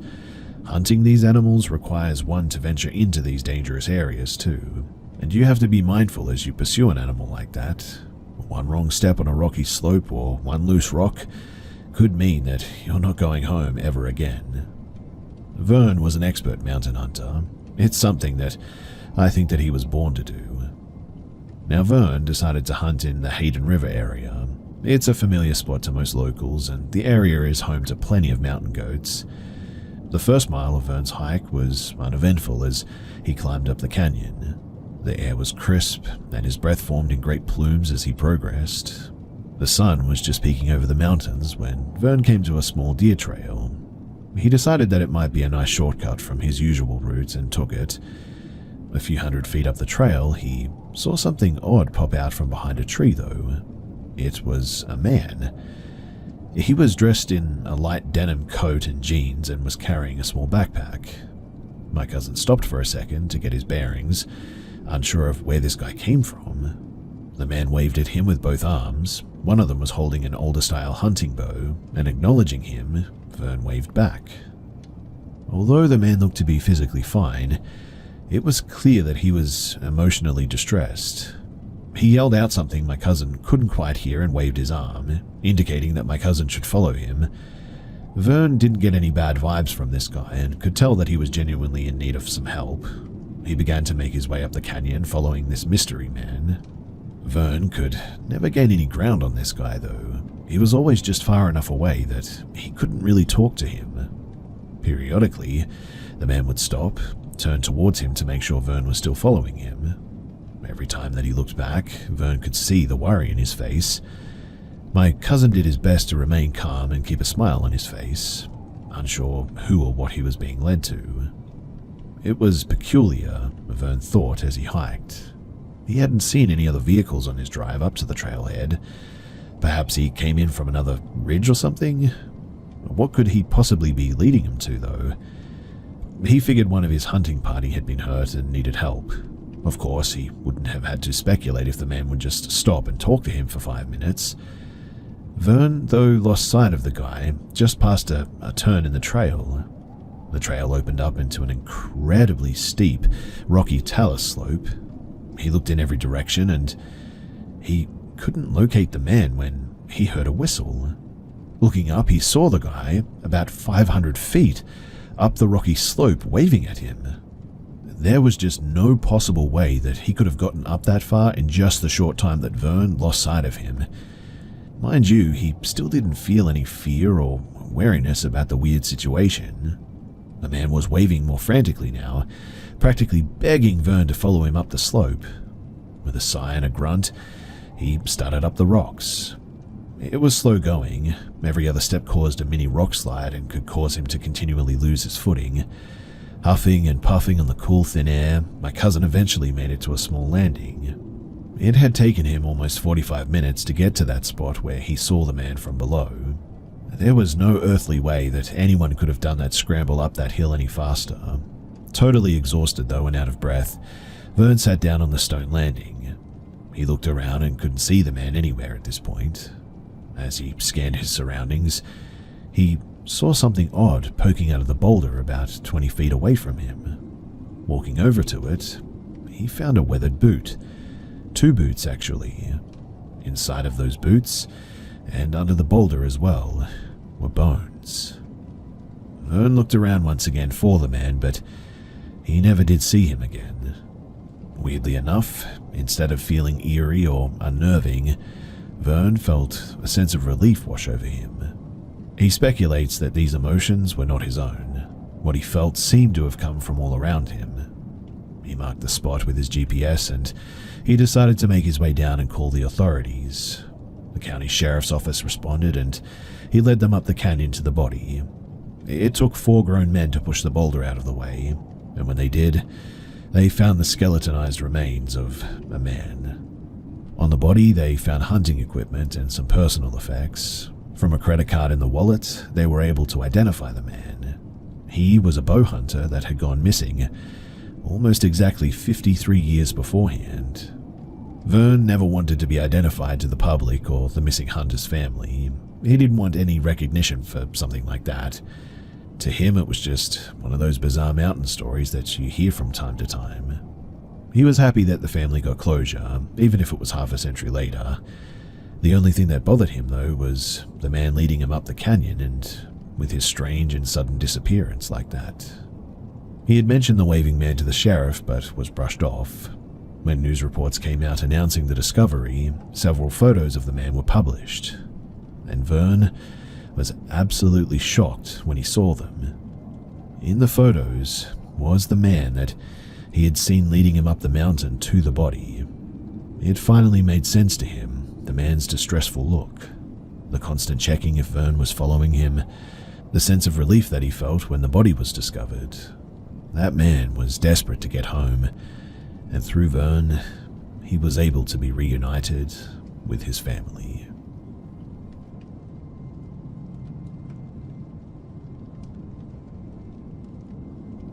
Back some 20 years ago, I had a guy that I knew from college that was getting into real estate and asked me to show some homes for some experience, and we were actually looking. I get to the house but don't see his car, and it is pouring rain. I wait in my car for a few, and maybe about 5 minutes later, the porch light turned on. I figured that he must have drove a different vehicle and parked along the road, so I got out and went to the door, but when I got there, it was locked. I knocked, but there was no answer, and I was absolutely soaked at this point.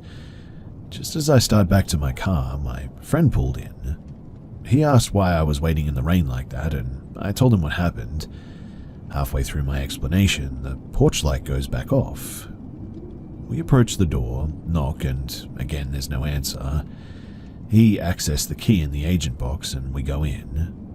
We check the switch inside the front and it is the one for the porch light, and once it was back on we looked for a sensor, but there was none. First off, there's creepy vibes and no lights on. As we work through from front to back, we turn on the lights and turn them back off again on the way to the front. The upstairs is accessed in the front of the home, so when we go up, all the downstairs lights are off except for the front room. We go up, start looking at the rooms, and that was when a knocking starts. 3 at first, that makes us both give the "what the heck, did you just hear that?" look to each other. Then after a bit, 3 more, but much louder this time. We started to nope out of there, and as we got the lights out and headed back downstairs, we heard 3 poundings from the hallway at the top of the stairs, now dark but in clear sight. At this, we head for the door quickly, but just as we're getting the key ready for the box, we notice the light in the very backside room is now on again. My friend asked if I would go with him to shut it off, and I convinced him in the end to just leave it on. It seemed very sus, in fact, almost like a trap, I felt, and as a grown man I was feeling a fear that, honestly, I am very unaccustomed to. As we left, though, the porch light came back on again. We never did go back, but we have driven by several times just to look at that house.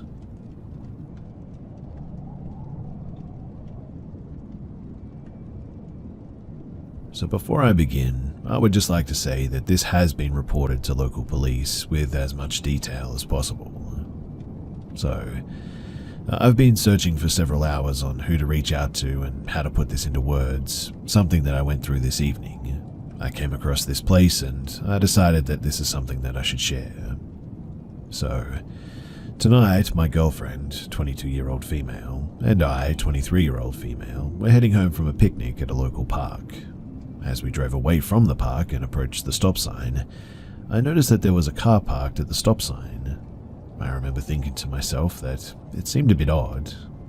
We pulled up to the car and we stopped, and when I looked over I saw a man, his wrists tied together, a terrifying expression on his face as if he was screaming or crying for help. I instantly froze and asked my girlfriend if she had seen what I did. As we had pulled just forward from the car, she asked what I saw, turned around, and he was still there, wrists together on his steering wheel, staring and making eye contact with her. We both panicked, asking, do we call 911? Do we circle back around? Trying to make sense of what we just saw. And I think it hit us both at the same time when we realized that it was most likely a tactic to lure us closer to his car.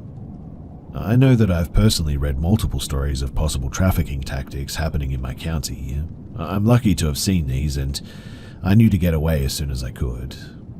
Sure enough, too, when we drove off, he followed us for about half a mile until we got to a busier road and we finally lost him. I've been in a state of fear and confusion and panic ever since this. It may seem like an overreaction, but I have, 1, never been in a fearful situation such as this, and 2, never seen someone tied up before in possible danger before recognizing the signs. I guess that I'm looking for reassurance, wondering if anyone out there had been in the same or similar situation as this and what they did. I'm really shaken up by this, and truly I'm a bit baffled that we live in a world where things like this can happen. Stay safe, everyone.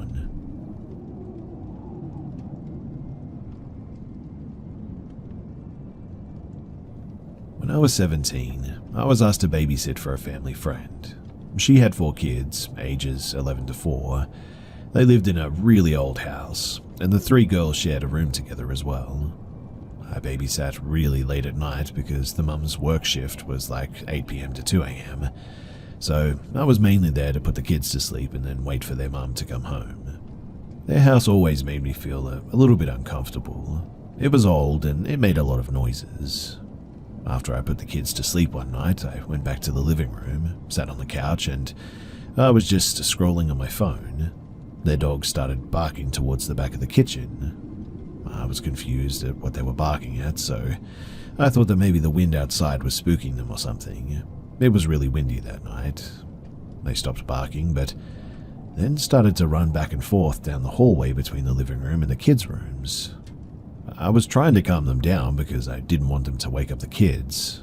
They finally settled down, but then I heard the girls scream. The three girls share a room, and they came running out crying, saying, "The man with red eyes and no arms is back in the closet." The oldest said he was staring at us again. I was also scared now. So I told the girls to stay in the living room until their mum came home. I realized their little brother, 4-year-old, was still sleeping in his room next to the girls' room. I couldn't just leave him by himself, so I told myself that I wasn't scared, and I went to get him so that he could be in the living room with all of us. As I was getting him, their dog started running back and forth again, and I could hear the girls say, "He's here, he's here." I got their brother and ran back to the living room, but didn't see anyone except the girls crying. That night, they all fell asleep with the lights on in the living room. The mum was upset at me for not making them sleep in their rooms, so she never asked me to babysit again. To be honest, I was pretty happy about that, but I still shudder when I think about that night. What was that all about? Why did the dogs go nuts like that? Were the kids actually seeing something? Why couldn't I see it? I still have a lot of questions to this day.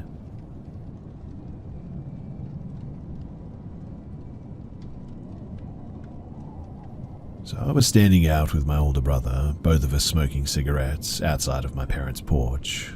My family and I grew up in a very superstitious part of the American Southwest.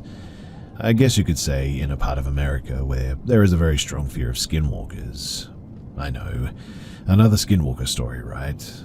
But what I witnessed alongside of my brother, honestly, it felt chillingly real. A few years before this incident, my older brother and I encountered something in our parents' backyard, so we've always been a bit on edge at night around our neighborhood, still am to this day. That, and we grew up in a culture that discourages people from wandering around at night without some sort of cultural blessing. But we were a few years older, smoking our cigarettes, catching up, because my brother was attending college in the city, and I was finishing up my junior year in high school. I was rambling on about something when I saw my brother's startled look out at our neighbor's yard. I looked over at what he was staring at, and found myself looking at a shadow figure standing outside of our neighbor's house. It's difficult to describe this shadow, as its figure was basically blacker than the night outside the dim glow of the streetlights, having an almost shadow radiance, if that makes any sense.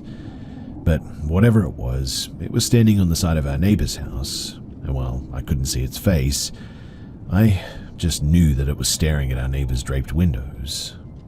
My brother and I looked at each other with disbelief. I mean, we'd both heard the stories about skinwalkers roaming around at night. We both witnessed that sort of thing years ago, but it was only a glimpse followed by hearing the most otherworldly, horrifying howl that sounded both sort of human and animal. But this was different.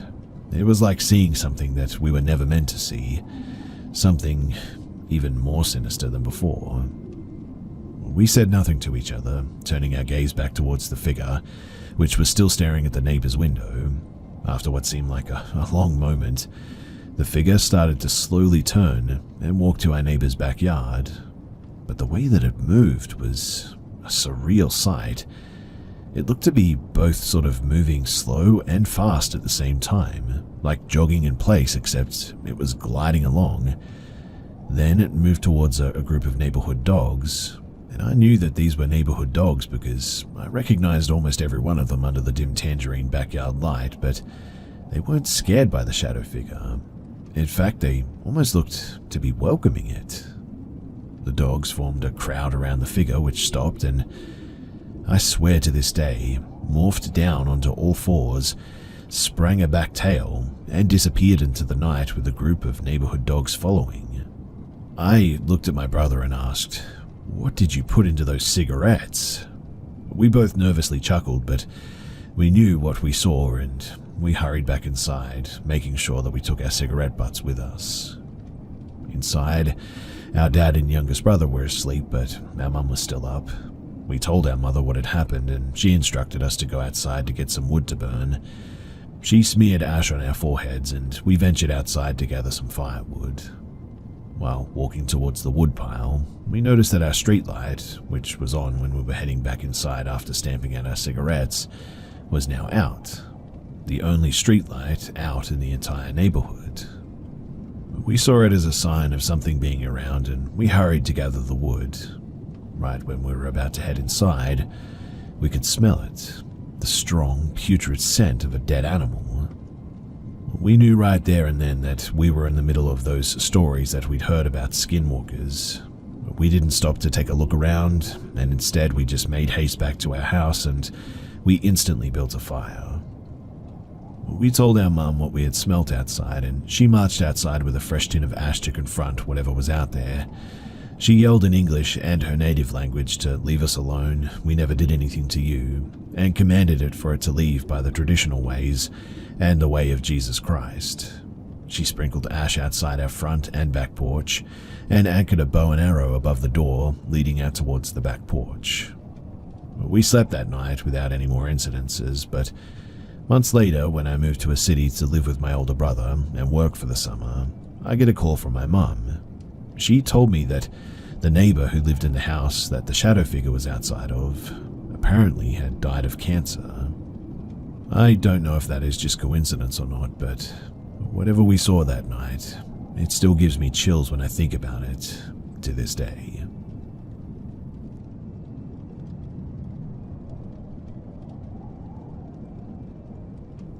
This happened about a year ago now. I was living in Barrio Logan in San Diego at the time. My place was the side entrance of a duplex, and the house was right next to a park. One night at around 11 p.m., I was playing Call of Duty. I had my front door open and the screen door locked to help cool the house down. As I was playing with my friends, I heard screaming outside, but thought that it was just my game. But I then heard it again, followed by a female scream. My friends over my headset pointed it out and asked me what was going on in my house.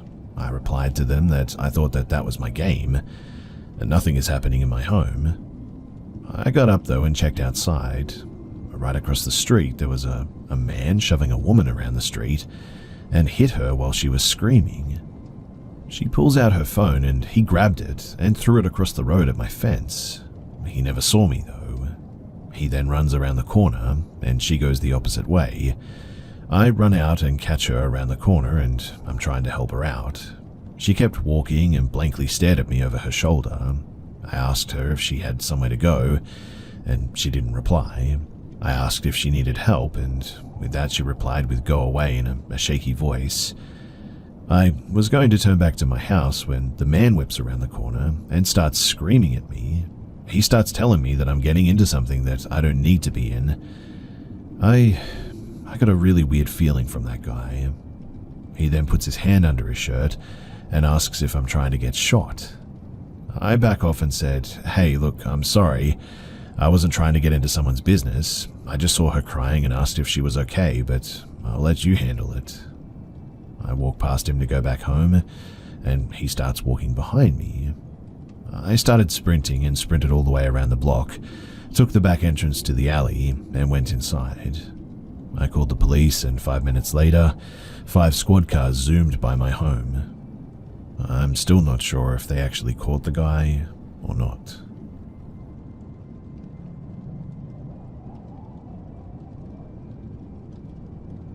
So I recently got a job at my local liquor store. My job is 5 minutes away from my place, and I honestly love this job because it's really chill, and since I'm a local, I already know many of the customers that come in on a regular basis. This job helped me get back into contact with a lot of people that I haven't seen for a few years as well. One day, an old friend, his name is Steve, from high school, walks in and he remembers me. We hadn't seen each other for a few years, so we had a nice talk and made plans to hang out with a mutual friend sometime in the near future. I remember that we talked about how our mutual friend would do this thing where he would tell these stories that sounded super fake and made up. For example, he told both of us a story about how he supposedly got shot in the leg. But the story was different every time. Anyway, I tell Steve that our mutual friend is like Paul Bunyan with all his tall tales. Steve laughs and says, "Yeah, totally bro, he is Paul Bunyan." I remember that he had bought some beatboxes, which are this alcoholic beverage that's pretty popular in my store. I remember the exact flavor that he had and everything, and I remember clearly asking him if those things were any good, and Steve tells me, "Yeah, they mess you up." About a week later, I come into work and I see my coworker, Diane. She is acting strange in a way where I suspect that she's going through something tough in her life. She asks me if I remember Steve, and I say yes, of course. She informs me that apparently he had passed away. I asked if it was an overdose, and she told me that it wasn't, but also said that she felt like it was not her place to tell me the real cause of the death. Well, I think it over, and I decide the next time that I see Diane, I would explain to her that I have known Steve since like high school, and he's not just some local customer that I met at work. A few days pass, and I see Diane at shift again. Mind you, I work very late, from like 9 p.m. to 2 a.m. usually. And before I get a chance to talk to her, the manager comes in and Diane goes out to the front to talk to her.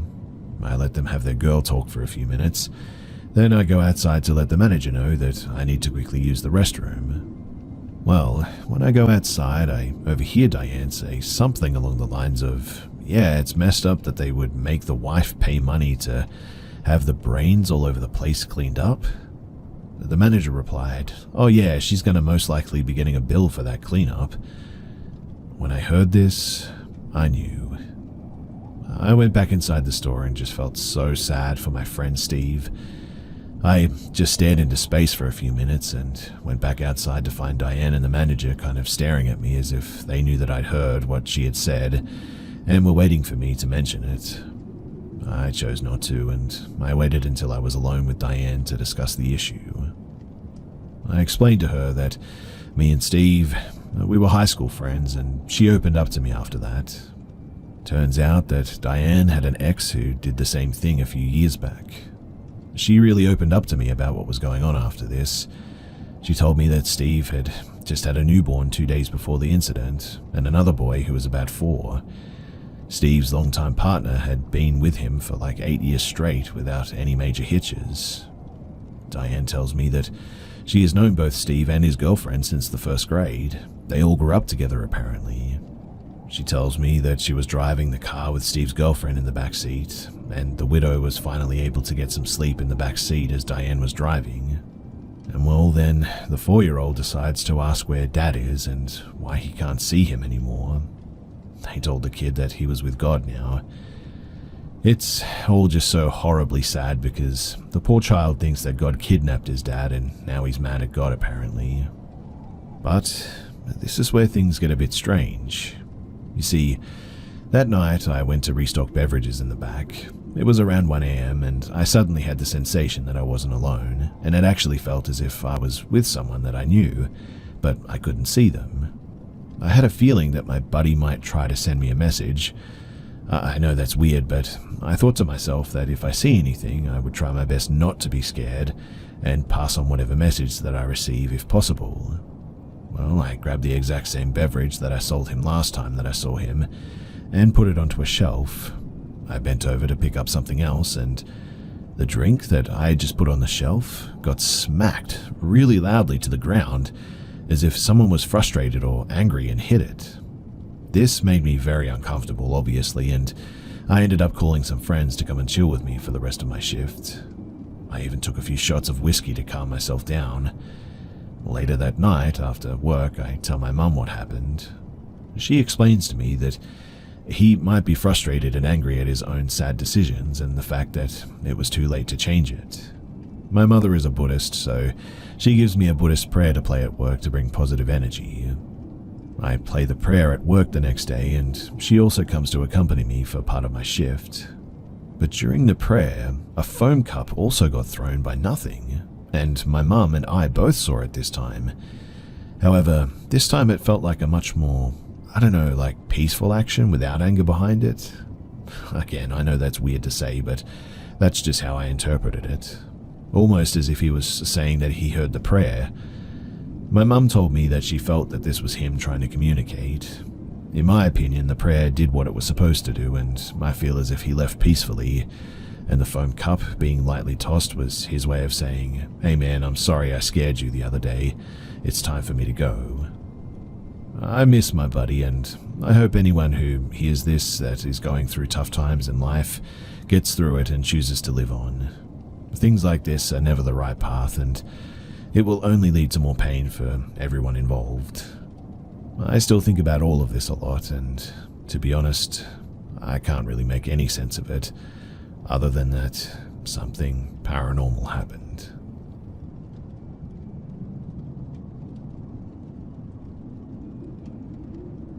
For some context, I'm in my mid-20s, working in marketing and sales, have a girlfriend, we have a son and a baby daughter on the way. I don't smoke, don't drink, don't take any pills, I don't have any diagnosed mental illness or disorders or anything. I was always very healthy and a happy kid with a decent childhood, and even nowadays I'm also a happy person. I work hard, but I still believe that I'm privileged in some ways. I'd like to get this off my chest as well and try and understand if others have also had this happen to them. That's why I'm sharing this. So, the earliest memory that I have is from when I was possibly maybe 3 or 4 years old. The best way to describe what I was seeing from my point of view was almost like I was a robot being turned on for the first time. Everything was dark. I remember knowing that I was conscious, but for a good 5 to 10 seconds I couldn't see anything.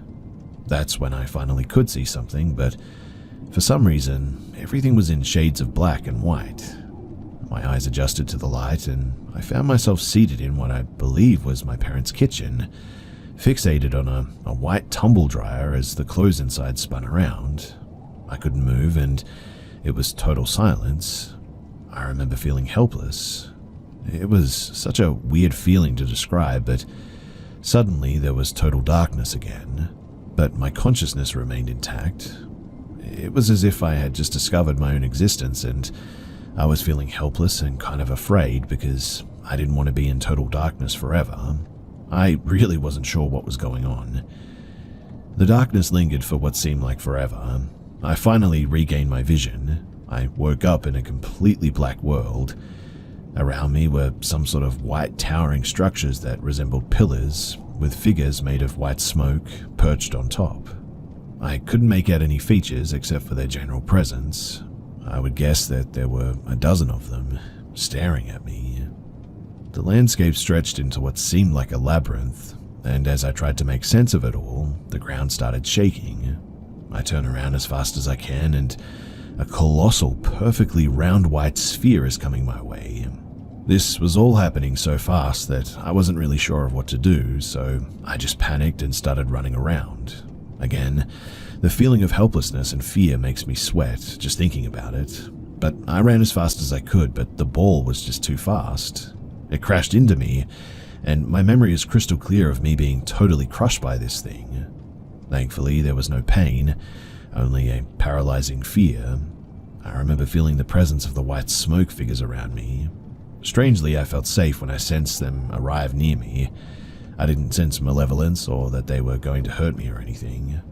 After getting crushed, darkness again. This time, though, it was as if my consciousness had disappeared too. I don't remember a single thing, until my 5th birthday, that is. Then, I have absolutely normal childhood memories. Birthdays, playing with toys, my siblings, exploring nature, first day of school, etc. For years and years, I didn't remember any of this. It wasn't until I was maybe 15 years old that I remember this first memory when I was alone at home, playing some video games. As the memories of that happening rushed back, I literally started shaking in fear, and the feeling was so vivid that I had my first and thankfully only panic attack. I just laid on my bed, tears started pouring down my face, and I couldn't catch my breath. I eventually calmed down by doing some breathing exercises and praying, which was weird for me because I'm not a religious person by any means, but yeah, that's what I did. Once I calmed down, I was still depressed for a few weeks after this experience, and just didn't understand what had happened and where this weird memory came from. I eventually just decided to attribute it to kids seeing and experiencing weird stuff. But it wasn't real, right? Anyway, that's my weird first memory and story. I've never shared it with anyone, and once in a while, especially if I'm quiet, reading or doing something with no noise around me, the memory always comes back and I can relive that stuff in my head very vividly. What I mean is that it definitely feels more like a memory and less like something that I've made up. Luckily, I've learned to suppress it, but every once in a while, I remember getting crushed by a giant white sphere while something watched on.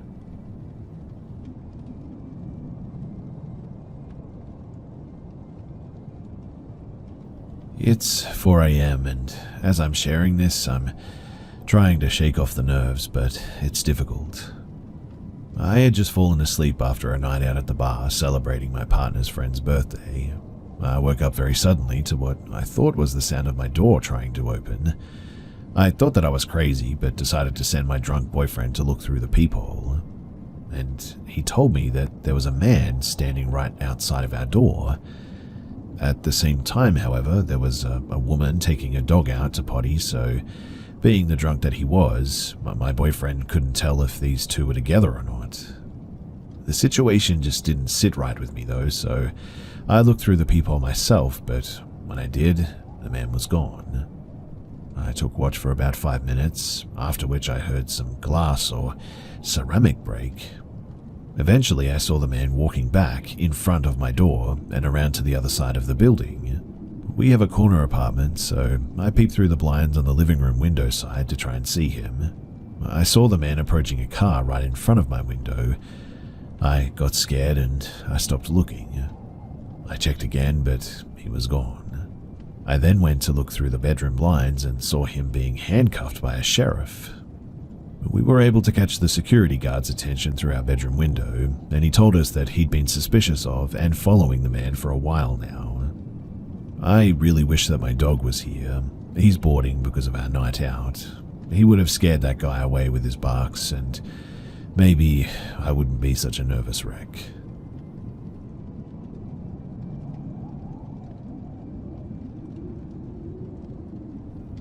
My husband and I moved into this house almost 3 years ago now, and in that time there have been only 2 very strange occurrences, and weirdly enough, I didn't connect the 2 until just now.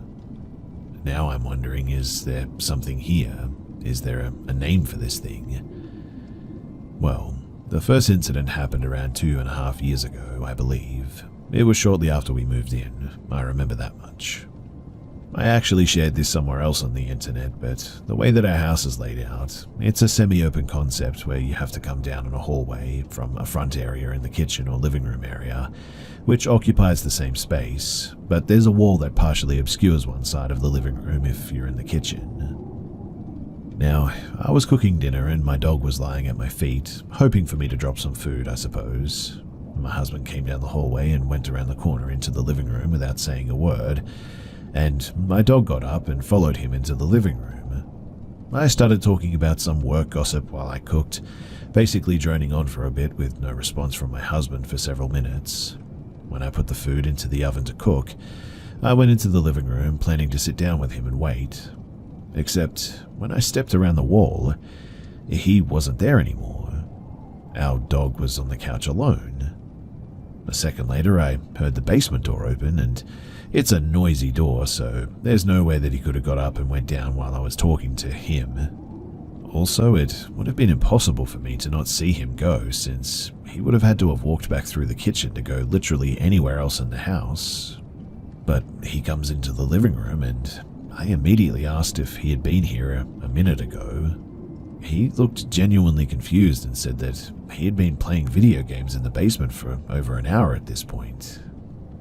It was creepy and unsettling, but we both just kind of shrugged it off and embraced the spooky story as one to tell my friends who came over to visit. But then, the second thing happened. This was maybe 6 months ago, so about 2 years since the first. I tend to just sort of startle awake from dreams and then be fully awake. It's always been a thing that I do. And this one night I jolted awake and it was still dark out but early morning.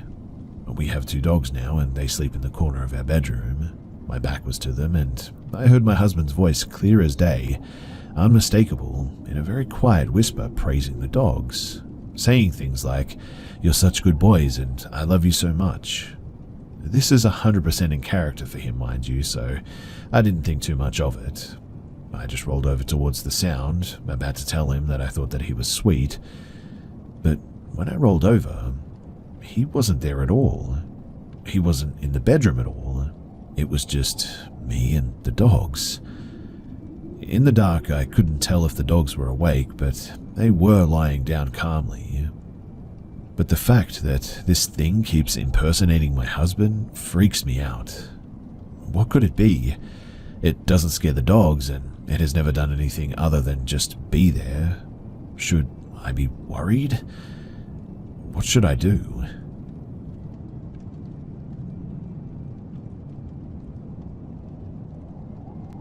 I, a 25-year-old female, have been working at this hospital for a year.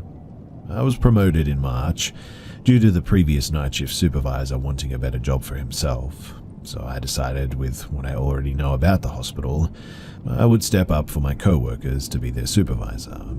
I trust myself and only myself with this hospital, but this hospital is horrifying. The amount of things that I've heard, what I've seen, and what it's capable of is insane. So, we have 3 major buildings, and I'll continue by numbering them. Number 1, our first major building, was a morgue on the ground floor, and we use that morgue because we have to. It's just a part of our job. Thankfully, that part of our job has changed drastically, so we do not need to be with the mortician during a pickup, if that makes sense. Originally, we would have to be in the morgue with the mortician to see if any items were left on the deceased. We do not need to do that anymore, and instead what we can do now is, if something makes us uncomfortable, we can stay in the hallway outside of the morgue. We have to let our SOC operator know first, however, and after the deceased has been covered and the mortician is ready, we go back inside the morgue to lock the door. To get the deceased, they need to have the cold room door in the morgue unlocked, and after they find the deceased, we lock the door again. We have to make sure every time that it's locked, and it is our first priority every time. So, that's the first building. Number 2, our next building, is connected to the first building and was made in 2018. I'll be brief about this because we have issues going on at that site right now, but this building is also incredibly haunted. We have CCU and ICU on 2 different floors. Because my mum works here, I also know a variety of different nursing staff and transporters, CNAs, things like that. We patrol this building as well to make sure that nobody is lost and that our clients feel safe. However, due to CCU and ICU, the hallway lights flicker. One time a nurse had me investigate an odd sound that we were hearing, and when I heard it, it was laughter. It sounded like a child, so I reported it, and my co-supervisor at the time told me just to leave the area and try not to think about the incident. Just to make a general activity log and tell our bosses that I investigated. The third is the building that is across the street. I do not go here at all, I refuse to in fact. In this building, I have had my own experiences of being dragged into rooms by an unseen force, choked, and I was also kicked a couple of times from an unseen force. We have tours and checkpoints that we scan, and whenever we do interior patrols, we always feel like someone is watching us non-stop and is following us. I have asked my own weekend officers regarding this building, and they say the same thing as me. They see shadows, they get dragged into rooms. One time, a badge reader was showing green with no one scanning their badge, and the building was locked up. When I was doing a regular shift, I saw a figure in white walking up the stairs, and my ex-boyfriend heard someone walking up the steps as I saw someone too. Then, a couple of weeks later, he saw something that terrified him, and I only heard the sounds. My ex-boyfriend was a very competent guard. He was really experienced, and pretty much nothing scared him. But that night, what we were having followed us scared him to his core. We thought that it was a human because it walked into one of the 3 auditoriums that we have, and when we followed it inside, it just disappeared. The next thing that we heard is something that I guess you could describe as scratching and nails being dragged across the walls. These walls were tall, and that's all that we could hear in the auditorium, nails being dragged deeply. We both decided that that was enough, and we just went outside. I began to vape to ground myself because I was just so scared and I was shaking so much. If anyone has any questions, then please feel free to ask. Yes, I still work at this site and I return to work tomorrow, in fact, at night at 11 p.m. So, wish me luck.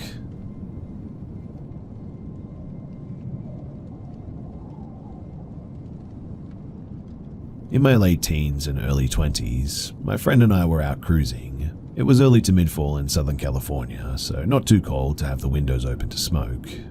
I heard a man yelling at someone and I started to look around. We saw a young woman walking down the street, hugging her arms to herself. While it wasn't too cold, it was too cold for bare feet and a spaghetti strap top. We pulled the car, two-door, to the side and asked if she needed a ride.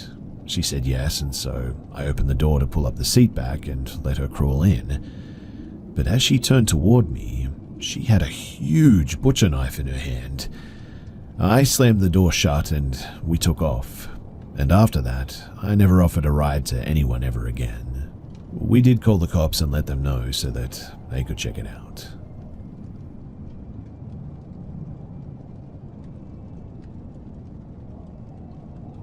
So I'm a 25-year-old female, and this strange thing happened to me just this afternoon. I often take nice and relaxing strolls through the forest on Sundays together with my dad, which is, I guess, some kind of tradition since my childhood, and today was no exception. Sometimes my uncle joins us on those strolls, and today he did so too. So, we walked down our usual paths, and at a split of the path, we met some old man that my dad and uncle obviously knew. The man was walking the opposite direction back towards the village.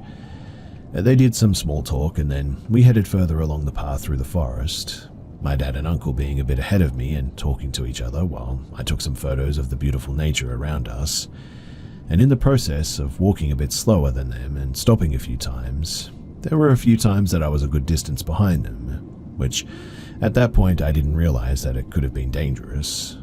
At some point on the path, we turned to head back home, and as we walked a bit, I stopped for a moment to take a picture of the trees next to the path. Then, after taking the picture, I, for some reason, looked a bit left and was absolutely shocked the moment that I turned my head, because farther in the forest, leaned against one of the trees, stood that old man that we had met before, absolutely still, just staring intensely back at me without any movement and without saying a word.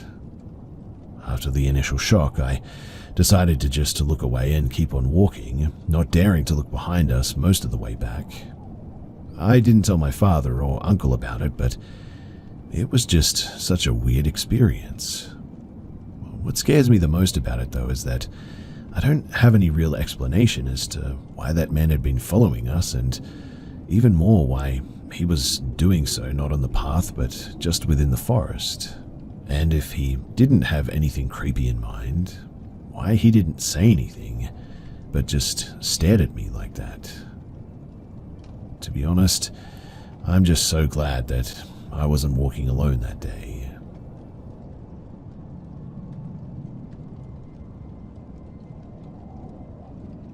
I work at a hospital and I went to the gym in the basement on Saturday evening around 6 p.m. That space is really creepy, and it was extra creepy that day when the hospital was more empty than usual. I was feeling a weird way by the time that I got down there, so when I got into the extra creepy locker room, I put on a sound cleanse. I just learned about these. I felt like it would counter the drab surroundings and the flickering light and get rid of whatever it was that I could tell was so heavy and dark down there. It was really noticeable that something did not like this too. It felt like I was much more uneasy using the gym than I ever had been before. I kept the cleanse on the whole time and I still was anxious as heck. And in the end, I went home and I went to a movie that night. Sunday all day was good, maybe some ominous overtones. As it got later and stormed and was darker in the evening, it felt like whatever set up shop in the basement was now attached to me. By the time that I went to sleep, it was heavy, low energy that was just a menace to my mental state.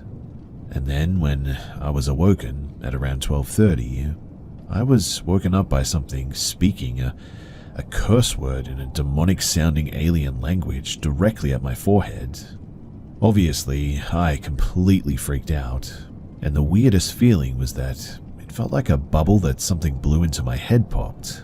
It struck me as some kind of curse word, I guess, but I also immediately thought that it had to do with the tourmaline that I wear on my neck. I've been wearing it to sleep now for a couple of weeks, but after this, I was awake for hours and put back on some of the cleanse sounds that I had found. I ate and stayed out of my bed for 30 minutes and was able to eventually go back to sleep. Now though, I just get this feeling that something wants to set up shop in my apartment. I broke a plate this morning, and when I was down in that gym, I got the weirdest headache too. These all may be unrelated, but still, I'm really on edge and I just don't know what to do.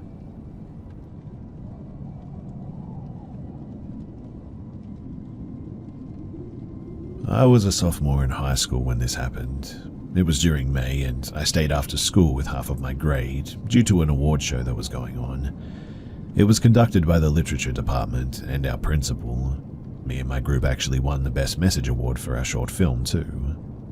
Anyways, after the award show was over, me and my friend went back to our classroom to change into more comfortable clothes and to spend some more time together while we waited for our parents to come and pick us up. Only 5 of us were in that classroom at that time. As the time went by, 3 of my friends left with their parents. It was only me and my best friend in the classroom at this point. 30 minutes later, her dad called her to say that they were waiting for her on the school's yard. By the way, our classroom is on the 3rd and highest floor. Together, we walked down the stairs to the ground floor, though. She asked me if I wanted to come outside with her and maybe wait in the waiting area next to the security. To this day, too, I really curse myself for not saying yes to that. Instead, I said no and decided to wait in the waiting area inside our building. I could have went to my principal's office and waited with her, since she liked spending time with me anyway and talking to me. If you couldn't tell, I was a bit of a nerd and one of the top people in my grade. In my school, there were 5 couches in the waiting area for both students and parents. As I was walking to the waiting area, I saw a janitor but didn't think much of it. I put my bags down, but as I was about to sit down, I don't know, I just had a weird feeling, like he was watching me and my moves. I felt really uneasy, too uneasy to sit down, so I stayed standing up while holding my bags in case I had to run or throw them to save myself.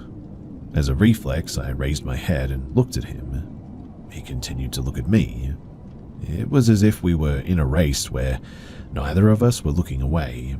Believe me when I say that I wanted to look away but couldn't. Maybe it was because I saw him as a threat, or maybe it was because I was too scared and uncomfortable to move. Whatever the case was, he made this weird smirk on his face, but since it was getting dark, I couldn't exactly tell what that was all about. I don't know how long we looked at each other, but I broke out of my trance when I saw my classmate from the previous year walking outside the building. In a desperate attempt, I waved at her and she saw it.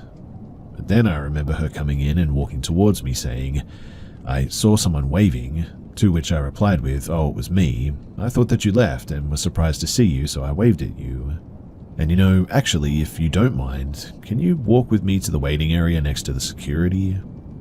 As we were walking outside, I looked back and saw the janitor still staring at me.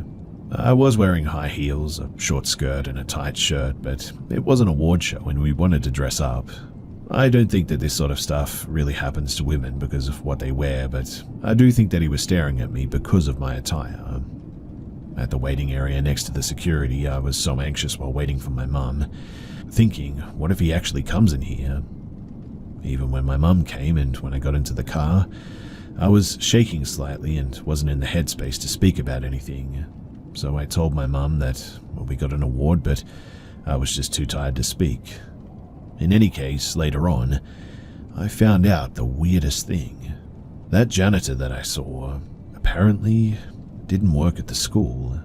I don't know if that means that it was just someone dressed up as a janitor or he was covering for someone else or something.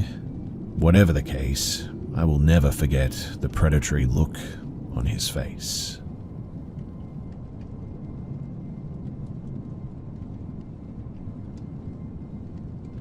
while taking a walk to the newsstand around the corner during the afternoon. Unfortunately, my neighbor died. I swear that I was gone not even 30 minutes too. I came back to EMTs and police swarming the building. It was kind of surreal how quickly it happened. I didn't know him super well, but I'd helped him carry in groceries, and he'd helped with my cat once, then told me in his super sassy old man way that he preferred dogs. After it happened, a bunch of residents were gathered into the common room, including the guy's roommate who had earbuds in listening to classical music, just staring into space with a blank look on his face. I assumed that he was traumatized. One of the neighbors, who's kind of a jerk, was joking about how the guy probably killed him. He started to walk over to ask him what happened, and I grabbed him, telling him not to be mean because the guy was clearly listening to classical music to calm down. We all agreed how horrific it'd be to lose a roommate and kind of scattered. The roommate was left in the common room until 11 p.m. while police waited for the body to be collected. They wouldn't let anyone back in. It's been somber since then, even though most of us didn't really know this guy. We see his roommate in the elevator and hall. He always has his headphones in. He doesn't acknowledge us, but just walks past. I've asked how he is, and he said fine. Which, okay, maybe he didn't want to talk to a total stranger, right?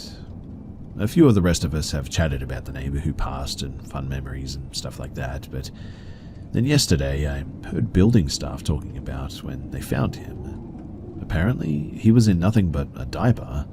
He was old, like I said, but he was laying on his sideways across the bed with his head almost to the floor, and his roommate was sitting calmly within sight at a table about 10 feet away.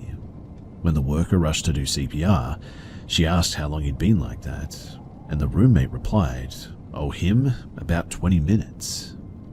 Now, it seems like it was natural causes, but the entire thing is obviously really bizarre upon hearing that. Several people also saw him shortly before this, fully clothed, and his roommate was just sitting there in the apartment with him while he died? I don't know. It's creepy, man, and I'm really glad that I'm moving out soon."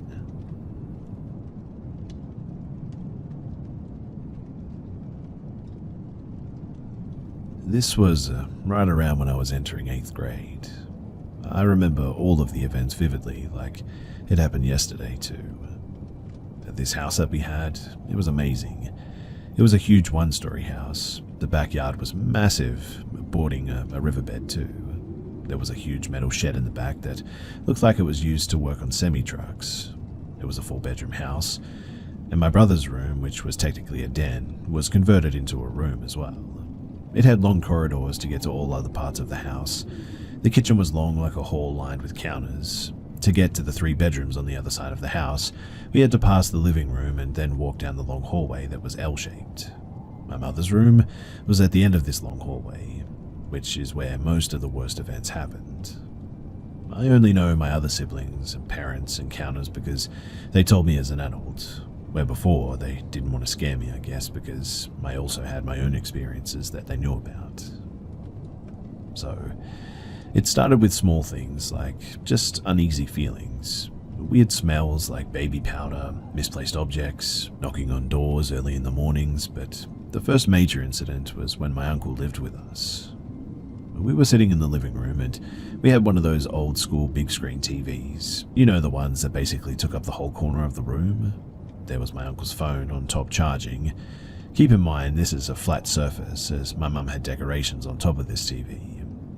Watching TV when suddenly we all watched the phone light up the corner of the room, super bright with just the screen, and before my uncle could move to check it, it flew off the TV. I don't mean like it slid, like it legit flew, as if someone had struck it and it just went flying across the room. But we all got startled by that. My mum came running from the kitchen, and my uncle, which is about in his 30s at the time, explains exactly what happened. In shock, he said, "No one touched it. It lit up bright and then just freaking flew off the TV." We all kind of brushed it off, but it was nevertheless the first event of many. The next event kind of jumps from harmless to major, I think, but my brother was in the kitchen washing his plate for breakfast, when suddenly he explains feeling a real dreadful feeling. but he said that he ignored it, and as he was standing there, he said it felt like a gush of wind passed by him. He even said that he felt a tug on his shirt. Thinking that it was one of our many siblings, he spun around to see who was there, but there was no one. He was alone.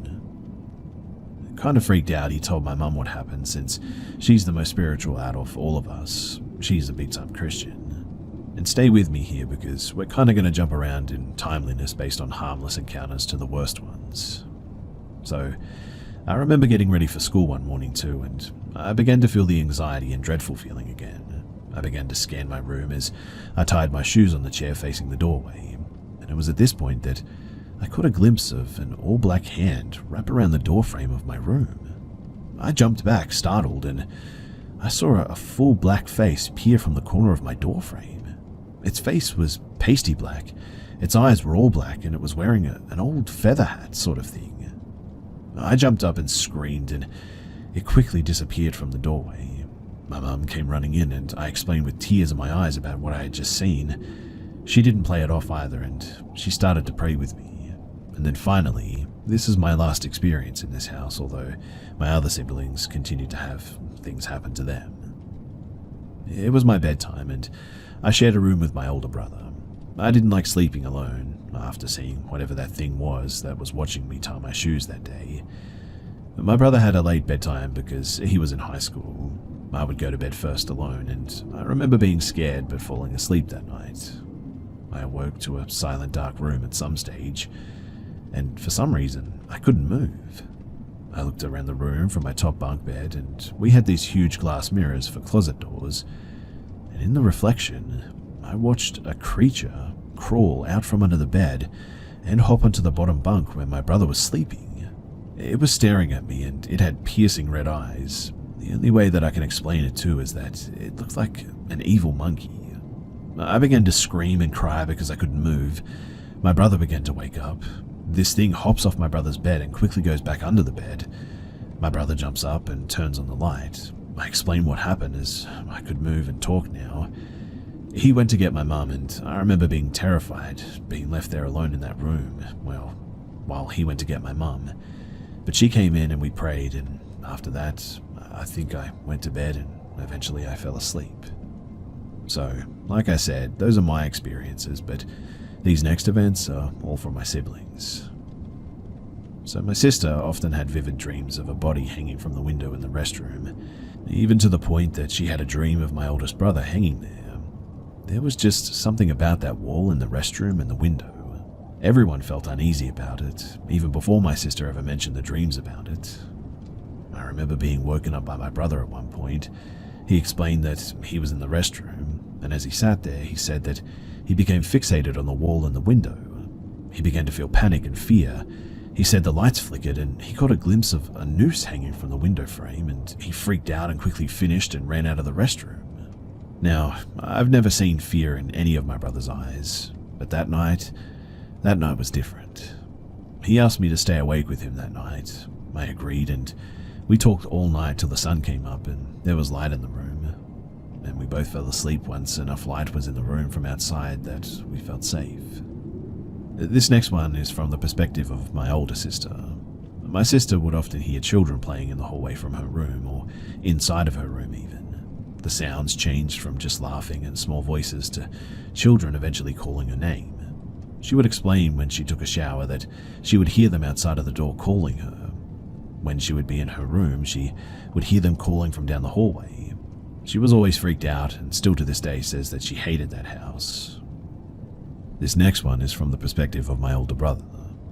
He was asleep when suddenly he was awoken by a loud noise. He explained that he tried to move but couldn't. The bed began to shake violently and the walls were cracking and shaking. He honestly thought that there was an earthquake for a moment, but he couldn't move. As he lay there helpless, he said that it was almost like a train was running through the room. Everything was shaking and there were sounds of a train running over tracks. He said that he closed his eyes and started to pray, and when he opened them, the room was back to normal. No cracks, no shaking, no noise. This same brother would have this same experience multiple times too, except every time was different.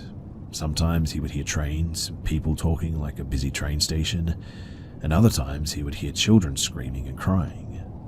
To this day, he still has no explanation for what he heard or anything that he saw. The next one is half my perspective and half my sister-in-law's. For perspective too, we had a dining room which had a door to the front of the house. It was connected to the long kitchen, and the doorway to my brother's room was on the right. We also had a computer in the corner, and I remember watching a movie in my brother's room, which was the den converted into a room that I spoke about earlier. We all fell asleep on the floor, and I remember being woken up by some sort of a loud sound. I hear my sister-in-law saying, "What the heck is that?" I rolled over, and I hear that too. Everyone around us was asleep, but it sounded like somebody was on the computer typing on the keyboard, with the occasional clicking of the mouse even. She said go and check, and I was too afraid due to the past events, but I reluctantly checked to see nothing. The computer was off, and we both were freaked out, but after a while, we must have fallen back to sleep. This was the beginning of my siblings and parents seeing things too. One of my brothers were walking through the hallway and explained seeing a figure of a man standing in the doorway of my mum's room at the end of the hall. He said that it looked at him and reached for the doorknob and walked outside to the patio. This next one too was one of the scariest things to happen. My uncle was living with us still at the time, and I remember walking in the door with my parents. He immediately stops us and says, "You guys have demons in this house. There's something seriously wrong with this place." I remember the despair on my parents' face, knowing exactly what he meant too. He explains to us that coming home to an empty house, nobody was home, he walked in the doorway and looked down the hall, and he explained seeing two small children run from the corner of the L-shaped hall and into my sister's room, the one that always heard the children calling her and playing in the hallway. He was surprised because his logical explanation was that my mum left some of us to do something. He walked into my sister's room to ask what we were doing home alone, but he didn't find anyone in the room. He said that he checked everywhere too, convinced that there were children still at home. But just when he was about to give up, he suddenly heard laughing in the hallway. When he looked down to the hallway, he saw the same small children run from the bathroom into my room, only just catching a glimpse. He was now confused because he said that no one passed him to go back out of my sister's room. He said that he was upset and called out names to come out from hiding and stop playing with him. He searched the whole house, but found no one. He was home alone. I remember sitting there too, scared listening to this because the last room that they entered was mine. But the next story is my mother's story. But she explained that my oldest brother, who works nights, would sneak into her room in the early morning and sit on her bed to let them know that he was home, and they would get up and drink a coffee and just talk sometimes. She explained being woken up by the sound of her door opening, and she said that she had a feeling that it was not my brother though, and instead of my brother coming straight to the bed, she heard her cupboards open and someone sort of rummaging through them. Then they closed, and she heard footsteps heading toward her bed. Then she felt someone sit on the bed. She turned around to say hi to my brother, but when she did, nobody was there. She explained that there was an impression on the bed though, as if someone was actually sitting there. My mother, being the God-fearing woman that she was, laughed and began to pray. That's when she said the impression disappeared and she heard footsteps leaving her room. The next story is the same brother who had something pull on his shirt in the kitchen that night. It's the same thing. He was washing his dish, except we were all in the kitchen cleaning up from breakfast, when suddenly he said that he felt the gush of wind again and something pulled him harder this time. He turned around to see and remembers getting up off the floor with everyone around him. But from my perspective, he just blacked out. He collapsed onto the floor with no warning. We even had the paramedics come that night, but in the end he was fine. No one could explain what happened either, and it was weird. But this house was something evil.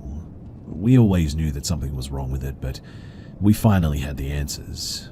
We were all in the living room watching TV one morning when I remember my mum opening the front door. She moved her attention to some random guy standing in the front yard.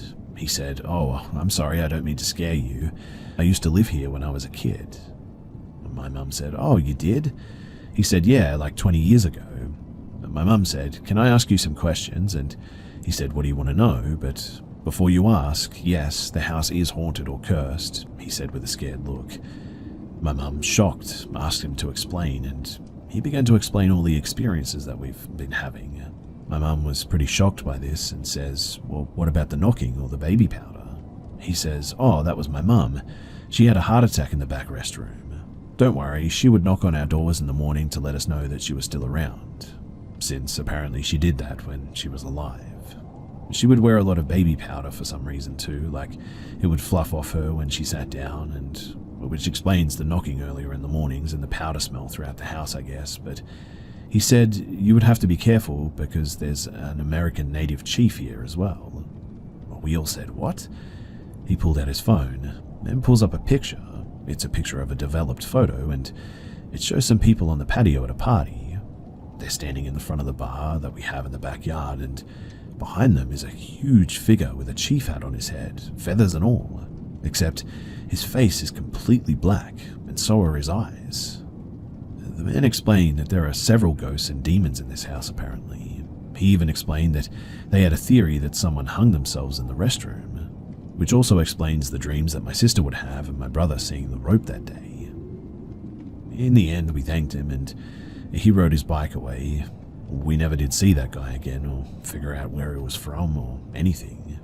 And he was riding a bike, which was weird, but he couldn't have lived too far, I guess. But we never did see him again. After a few years, we moved out of that house. I was really happy too because all the experiences ended once we moved. But I remember being in high school and my friend was talking about how he just moved across the street. He explained the house and it was the same one. I warned him and he laughed at me and said nothing has happened yet. But a few weeks later, he came up to me and said he believed me. He said that he was in the fridge getting milk this morning and no one was home, just him, and someone came super close to his ear and he could feel their breath on his neck, and they said in a low, deep voice, "What are you doing here?" Throughout the school year, he would tell me all the things that would happen there, which actually in turn were way worse than what we ever experienced. I believe that whatever my mum was doing was protecting us there, which I'm thankful for. Obviously, there's a lot more to this and many more experiences, but these were by far the most standoutish, I guess you could say. In the end, I know it sounds a bit weird, but I guess I'm grateful for the experiences. It's definitely shaped my perspective on life and things in life, but I'm also very grateful that I no longer live there.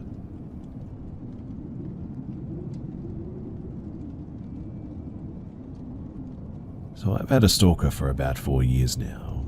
He was never aggressive or sent me proper threats, so stubborn as I am, I did my best to ignore him and not to give him the satisfaction of showing him any fear. To be honest, after a while, I also wasn't even scared anymore since he almost never came close to me. I know being stalked can affect people severely, even in a case like mine, and that's totally valid, but I guess I just got lucky and was never really psychologically affected by it. His stalking behavior mostly just consisted of sending me letters and gifts such as photos of my own apartment building from the outside, things that he dug out of my trash can, and so on. I called the police many times, but they weren't able to, or really tried to be honest, to catch or identify him. But about 3 weeks ago, I discovered the German version of the subreddit r/IMA, and thought that people might want to know about what it's like to have a stalker. Since I barely use any social media, aside from Reddit, and have no personally identifying information here, I didn't think that he'd ever see it. One person even asked, "Does he know that you're putting him on blast on Reddit?" And I answered, maybe it would make him angry, maybe he'd be turned on. I don't know, and I don't really care. Well, I know the real answer now. He did see it, and he did not like it. Like I said, he was never aggressive and never came close to me. The closest that I know of was when he sent me a picture of myself unlocking my apartment door, taken from the corner of the steps above. Sorry if that doesn't make sense. I really don't know how else to explain it, but I consider myself a pretty vigilant person, and I'm thinking that he might have hid a camera there instead of being there to take the photo himself. I think I would have noticed him if he did. Anyway, I don't know how he got wind of the AMA, but he did. The next week was quiet, no letters, and I didn't see him anywhere.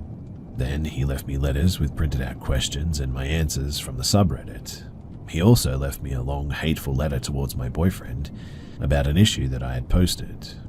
His letters were never hateful like that before, though he never seemed happy with my boyfriend.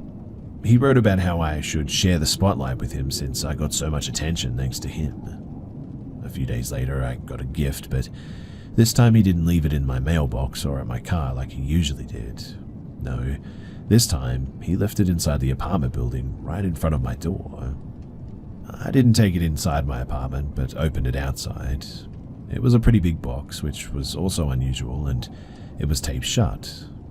As I'm sharing this, I realize that it wasn't a good idea at all and could have ended very badly for me, but luckily he didn't send me something terrible or anything. He did, however, send me several zip ties, a roll of tape, a TV remote with most buttons picked off, a pack of band-aids with a few used ones, and a framed picture of me. I could tell the picture was taken a few days ago, and my boyfriend was next to me but cut out of the photo. The frame was shattered, and the package was full of glass shards, clearly more than just what could have fallen out of the frame too, and they were also intentionally put inside the crumbled newspaper that was stuffed in there and to keep it all in place and stuff. Anyway, I called the cops right away and gave it to them. They were more concerned this time, finally, thankfully, and told me that they'd send patrol cars more frequently. He didn't show up or leave me any letters or gifts for about another week and a half after that. But 8 days ago, it started again. I found letters in my mailbox where he wrote about how he wasted his time on me, how I haven't been appreciating his effort, how he was wrong about me being special. 5 days ago, I left my apartment in the morning and heard a crunch sound as I stepped on my doormat. He had put broken glass under it in the night. I went off to work because I was in a hurry and was just going to make my boyfriend call the police, but then I found my car had also been vandalized. The sides were scratched, the lights were smashed, and the windshield had a phrase painted on it. "It's time soon. Miss my last name." I went back inside and called the cops myself. They found the same phrase on a note under the doormat. This time they really took me seriously, which might have been because I was just, angry at this point, which I made very clear. If for some reason you're like me and just too stubborn to be afraid of a stalker like mine, then all of this, the letters, the gifts, the photos, even the glass under my doormat, are just really annoying and inconvenient. But my car was useless to me now, and the threat, it scared even me. I did, however, have a dash cam in my car, and it caught everything. The police said that they would take the footage as evidence, even though the dash cam footage wasn't of high quality, and I had given them photos of him that were just as good before, but they said that it wasn't enough. And they told me that they'll look into it further and promise to send more patrol cars again. Then it was quiet for 2 more days, until 2 days ago. Someone rang the doorbell at just after 4 a.m. My boyfriend and I got up, but we were both hesitant, but I saw blue lights outside, and just as I got up, I heard them shouting, "This is the police, please open the door." They told us that they were called by one of the downstairs neighbors, who came home from his night shift about an hour earlier, and heard someone else enter the building after them before the door fell shut. My neighbors actually know of my situation, and I've asked them to make sure that they don't let strangers into the building. This neighbor then went into his own apartment and looked through the peephole. We have motion-activated lights in the stairway, so he waited to see if they turned it back on, and they did. Then he saw a middle-aged man walk upstairs. Above this neighbor, there are only me and my boyfriend and a single mum with 3 kids who probably won't be getting any visitors at 3 a.m. So, naturally, he called the police.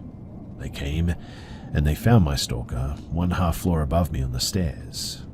He should have been able to see the cop car since there's a little window up there and they had their lights on, but he either missed them or wanted to get caught.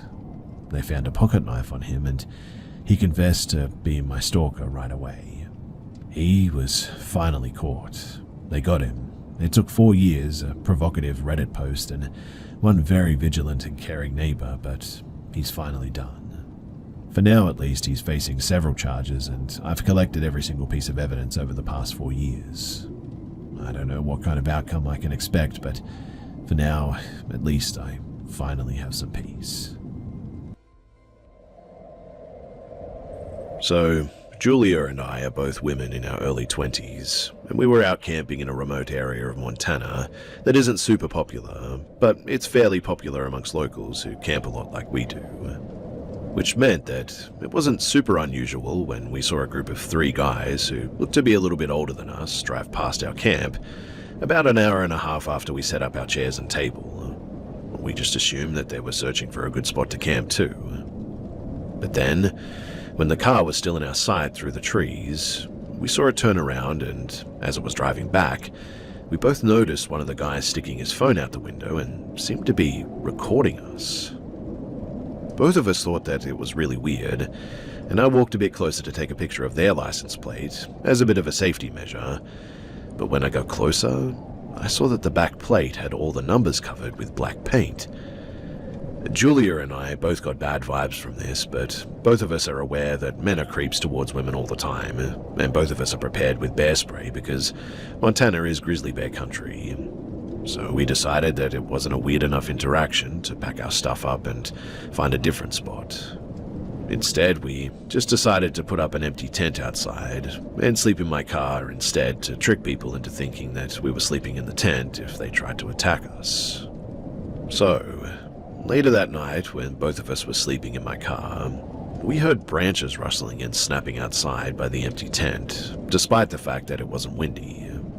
Originally, we assumed it was a bear trying to climb up to the bear hang with our food and scented hygiene products. But then, we heard male voices outside, and I lifted my head up to the window and saw the same car that passed us earlier. I got off the air mattress on top of the back row of seats that we put down to make an area for us to sleep, and locked the doors individually so my car wouldn't make a beeping noise. Julia and I stayed still and hoped that the men would leave. For a while we heard them talking, but it was hard to make out what they said from inside the car, obviously. But eventually we heard more rustling and branches snapping, which made us think that they were trying to steal something from the bear hang, which was weird, but neither of us wanted to actually look out the window in case one of them spotted us.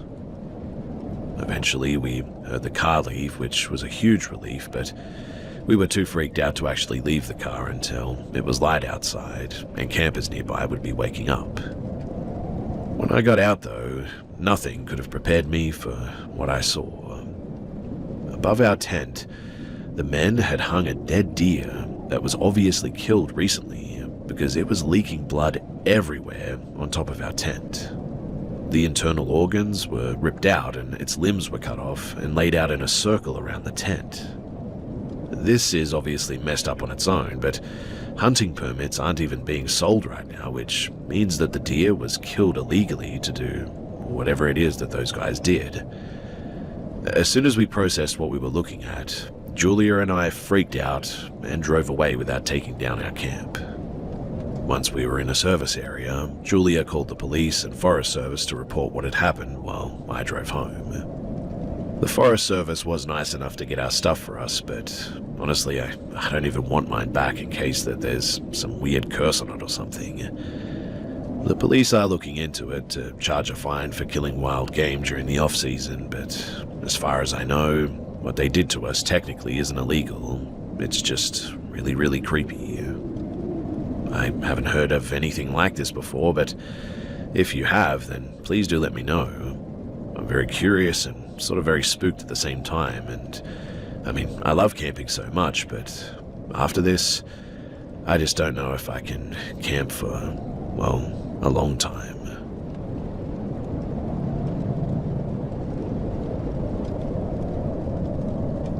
So I've got a hobby carpentry shop, furniture, bows, canoes, etc.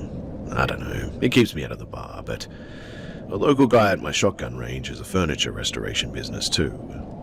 We got to talking one day and he said that he had decades of abandoned material, stuff where people dropped it off and decided it wasn't worth paying to chemically strip and refinish, sort of thing. Basically, Buddy has heaps of milled hardwood, taking up space, and he would be happy to give it to me for free. He's a bit of a weird guy, I'll admit, sort of quiet and just had a keep-to-himself thing going on mostly. He didn't typically do small talk, but occasionally he restored some people's gun stocks, so he was known about the place. But materials, they are not cheap when you're just being a hobby sort of guy. And I don't mind remilling stuff at all, so I go down to the shop, and first thing that I noticed is that he and his co-worker, there were no projects on the go in his shop, were visibly upset that I brought some buddies to help me. I also noticed that the front office or lobby is a cramped affair full of taxidermy, which isn't too much of a red flag, I suppose. I mean, I met this guy at a gun range after all. But once you go into the back, there was a lot of stuff that progressively made my eyebrows go a little further up my face. Buddy does chemical stripping of furniture, so he's got several chemical vats or buckets that you can fit a full-size couch into. I know what stripping chemicals smells like. Smells like blue, if anyone's wondering, but there was definitely another smell to the room. Sort of rank and musty. Big chains from the ceiling, which I guess could be for picking up the furniture pieces. All this material that he's got for me is in a mezzanine, so up I go for some good old-fashioned garbage pile diving. There's 2 major rooms in the mezzanine. One is full of his materials that he's giving me, just dozens of old hardwood tables and chairs, etc. In fact, I got some really nice old oak pews for my trouble. Hundreds of board feet of old 2-inch thick oak, which was a real score. The other room, though, was maybe, I don't know, a showroom? But this showroom, it clearly hadn't been touched in years and had some pretty interesting things going on in it.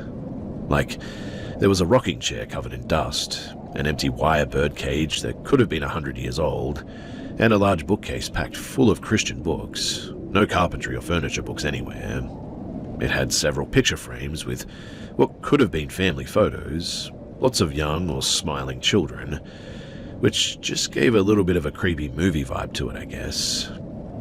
But the real clincher was that I noticed footprints in the dust that walked into the wall behind the showroom door, and behind the door to the showroom was a door that had been cut into the drywall and was heavily padlocked from the outside. The showroom side, that is. So basically, you couldn't see this door cut into the wall when you were in the showroom while the showroom door was open, unless you were quite close to the wall, because if you were in the showroom, the door covered this wall portal. I also learned out on my way out that day that this guy doesn't have a smartphone either. Instead, he's got a no GPS phone, a creepy-looking dusty grandmother's suit full of heavily religious literature, and a secret room in the wall locked from the outside, and massive chemical vats in his workshop that smell a little bit organic, and was really grumpy that I didn't show up alone. He did still let me loot his garbage pile though, which I was thankful for, but still. I scored big that day, I'll admit. Probably took home enough stuff to mill into about 7 or 10k worth of hardwood boards, but I was really, really glad that I went there with 2 other people to help me load material that day. We made Buffalo Bill jokes the whole way home, and I haven't seen him since. He hasn't been to the range in 2 years now, which is sort of odd too, but I don't know. Something was off about that place and that guy, and I'll never go back there.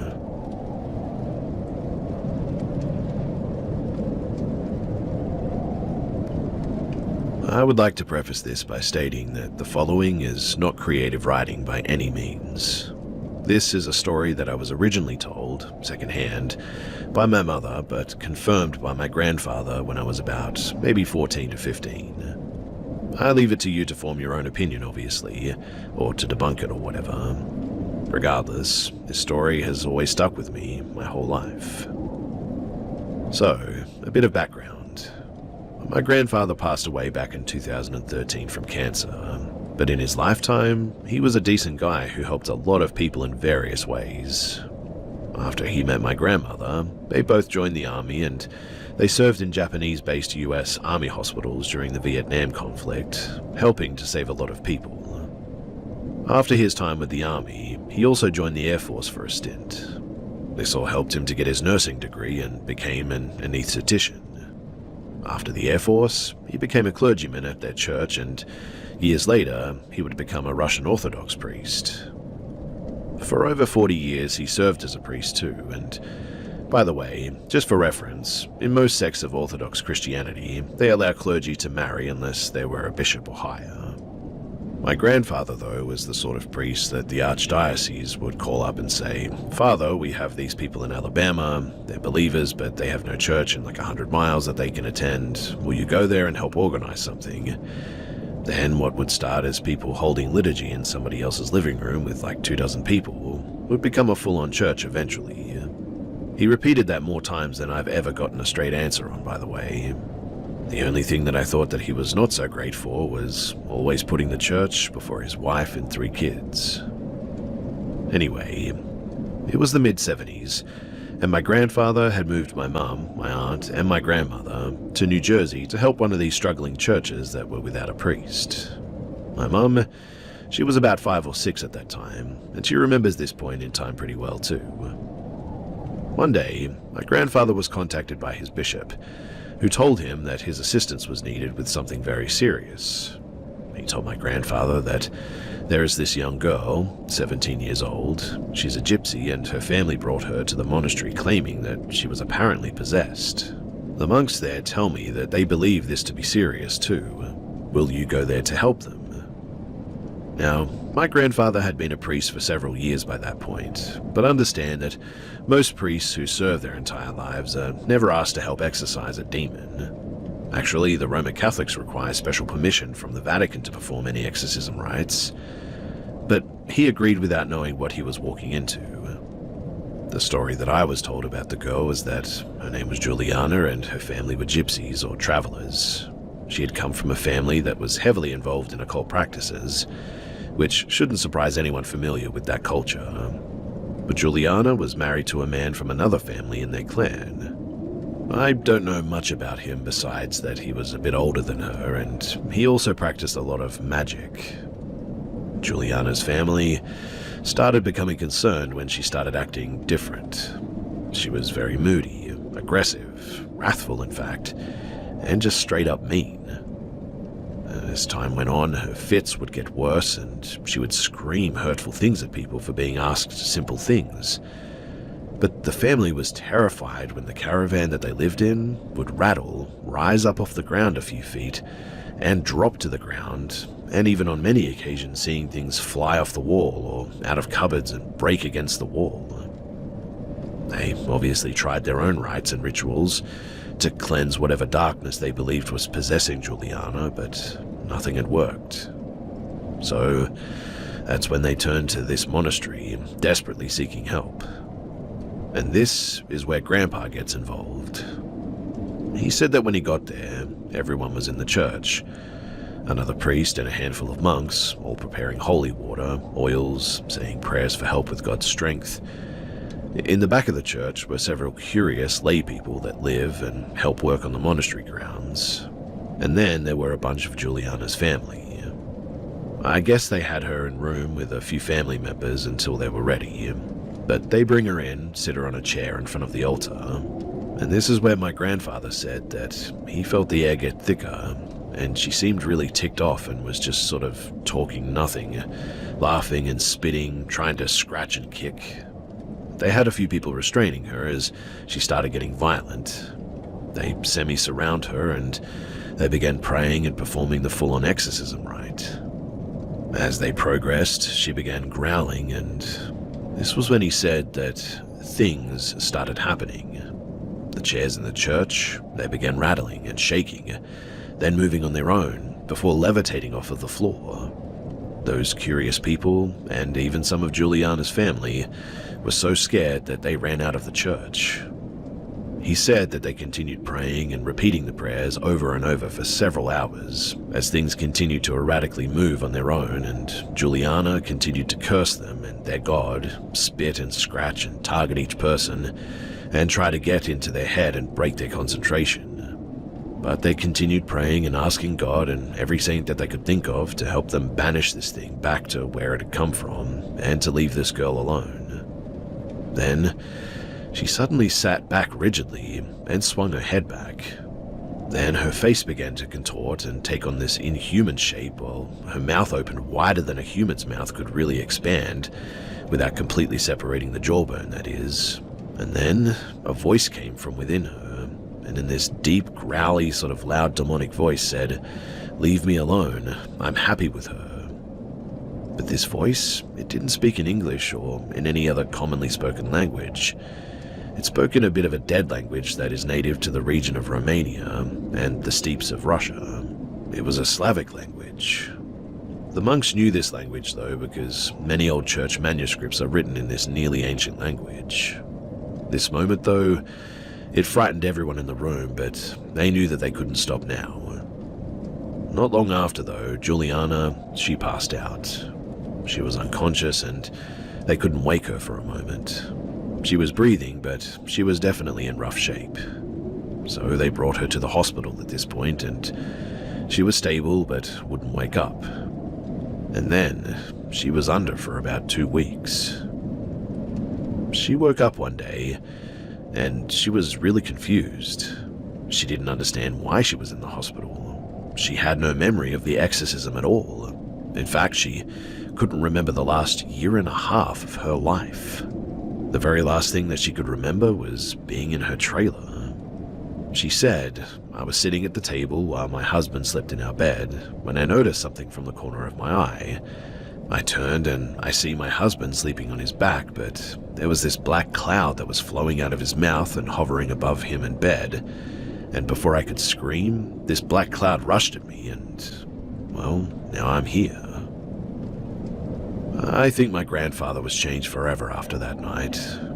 My mum tells me that she was 7 or so at the time, and she remembers that her father didn't speak for at least a couple of weeks, and he wore this sort of somber look on his face. He would move on eventually, but it definitely had a lasting impression.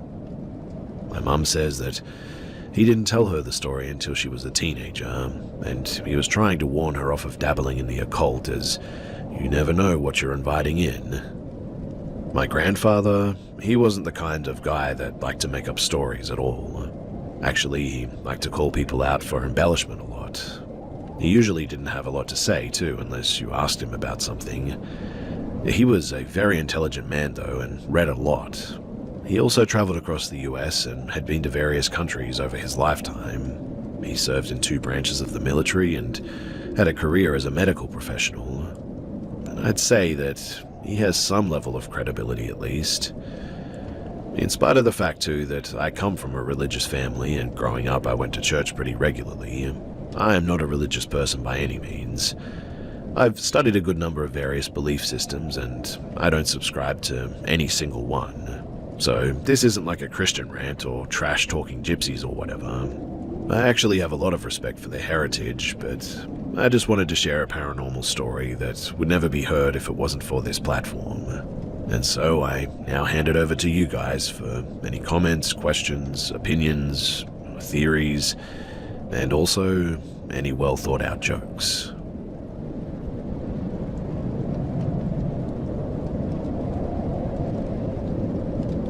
In 1982, I and 6 buddies went bear hunting in the Upper Peninsula of Michigan. We stayed at cabins near Twin Lakes at the base of the Keweenaw Peninsula. Now, when you hunt most critters, you go out before dawn and sit until an hour or 2 after the sun comes up, and late afternoon until dark. Most bigger game animals hunker down during the daylight hours, so it doesn't pay to sit there all day. And this means that you have a lot of time between hunts. Now, this part of the Upper Peninsula has some remote areas. It is also where a lot of copper mining went on in the old days. The mines are all closed now, obviously, and mostly full of water, but there are a lot of big paper mill holdings there also that are still being logged. So there's a lot of logging roads built up by the paper mills. They are good enough roads for large double trailer log trucks filled with many tons of logs to travel on. One thing that you learn quickly when you use these roads is to get the heck off the road when a truck is coming down, because they take up the whole road, and they don't even slow down for civilians because the mill owns the roads, not the state or the county, and you're on their land technically. But as long as you don't get in their way, then they don't care. Most of the bridges across streams or rivers just consist of huge piles of large rocks with smaller gravel on top of the road.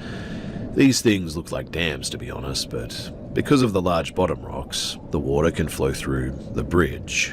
Genuinely, it's a pretty cool thing to see. We spend a lot of time driving and exploring those logging roads too. On one particular day, we went down a new road that led to an actual state park at the bottom of Misery Bay on Lake Superior. It's a park maintained by the state on paper mill property. There are several very rustic sort of campsites at the park, and we spent most of the time at the park and just messing around on the beach, really. At about noon, we headed back down a different road. It's around this time, too, that you see a lot of small shacks that usually have smoke coming out of the chimneys. They're apparently used by the loggers, I think. We eventually ended up way out in the wilderness with no signs of logging or logging trucks anywhere. It's a bit like driving in a tunnel, in fact, because the trees come together over the road here. But after a long while, we came into a clear area, and then around a bend, we came upon what we thought was a small town. The road basically went right down a main street, and as we drove through the place, it became apparent that there were no people to be seen. We came to a building that was kind of a store, I guess, so we stopped there. The store was completely empty. Looking in the dusty windows, you could see that it had been empty for a long time. We walked around the main street, checking out the houses. A lot of them were in pretty good repair, but they were completely deserted. Dust on the floors had been undisturbed for many years, and there were no signs of foot traffic anywhere. We eventually got back into the trucks and moved on. We were all pretty intrigued by the town, but we didn't go into any of the houses because, well, it just sort of looked like the owners might actually come back at any point.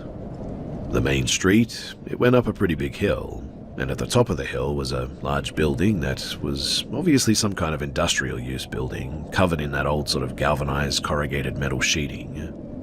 We stopped at the building and found an opening in the siding. The inside of the building was wide open and it was very tall, like 30 to 40 feet tall, with a lot of supporting steelwork.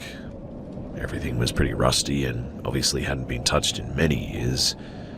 There were large windows with no glass, just sort of open to the outside high up in the walls that allowed the sun to light it up pretty well inside. At the center of the place there was a large hole in the floor though, like 15 to 20 feet square. We peered down into the opening and it was a really deep and dark hole. Somebody dropped a stone down the hole and it was a long time before you could hear a faint splash of water. So we dropped another stone and we had a couple of those old Casio watches with a stopwatch function, so we dropped the rock and timed it to the splash. And it took almost exactly 10 seconds. There were no guardrails, mind you, or safety measures of any kind here, and it was pretty scary thinking about falling into that deep black hole. There was also some old equipment left there that looked to be like turn-of-the-century type stuff. We assumed it was a closed copper mine, but the whole time we were exploring, we had two 35mm film cameras taking a lot of pictures. This was 30 years before cell phones and 35 to 40 before smartphones. After exploring the place for a while, we decided that it was time to get going because we only had a few hours before dark. Now, after miles of running down those unmarked roads, we eventually made it back to the cabins. We all went to our hunting spots and, after it got dark, we all headed back to the local bar where we usually went to get something to eat.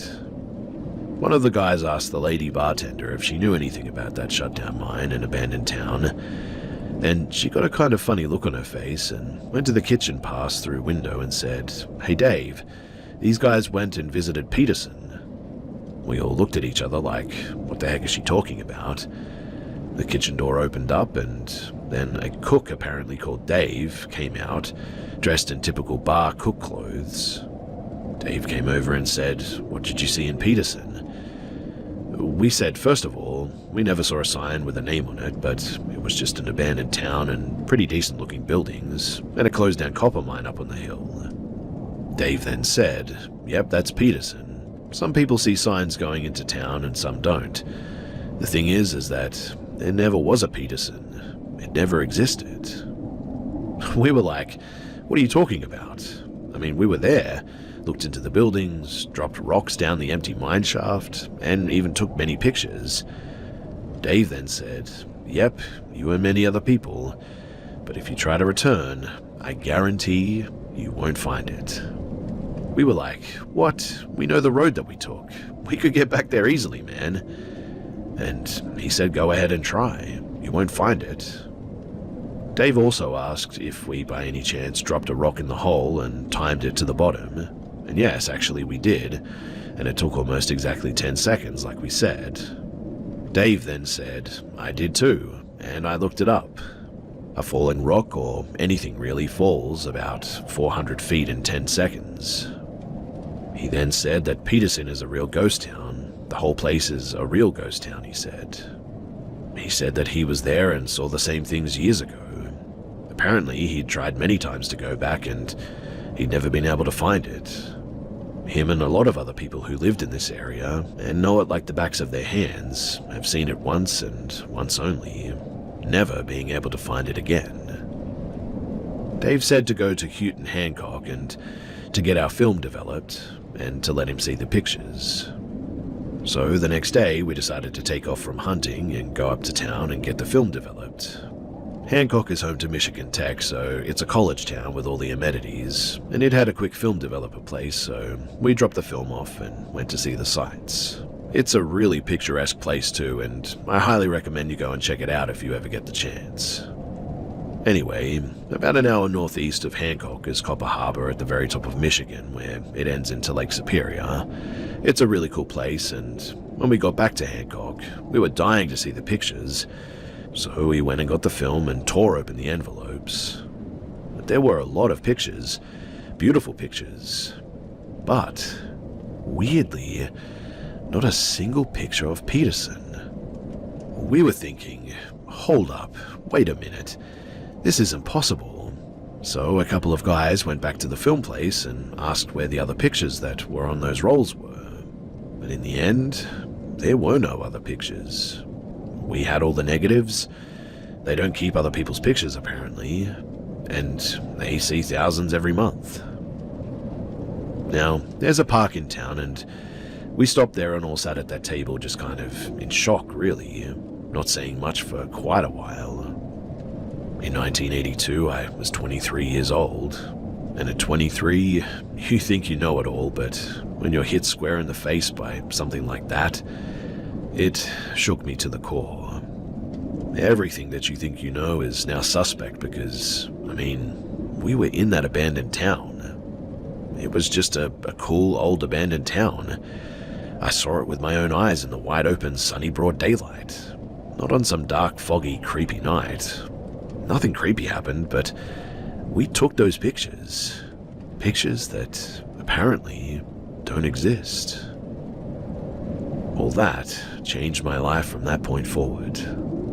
After that, we went back to see Dave and gave him the stack of pictures of the woods. The Big Mac Bridge, Misery Bay, the park on the bay, logging trucks, the rock bridges, some of the shacks, one of which was just about 2 miles from Peterson. Dave just kind of chuckled and said, "Yep, that's our Peterson, all right." For the next 2 days, we totally forgot about hunting. We split up into 2 trucks and we drove those roads over and over and over again, and we never refound Peterson.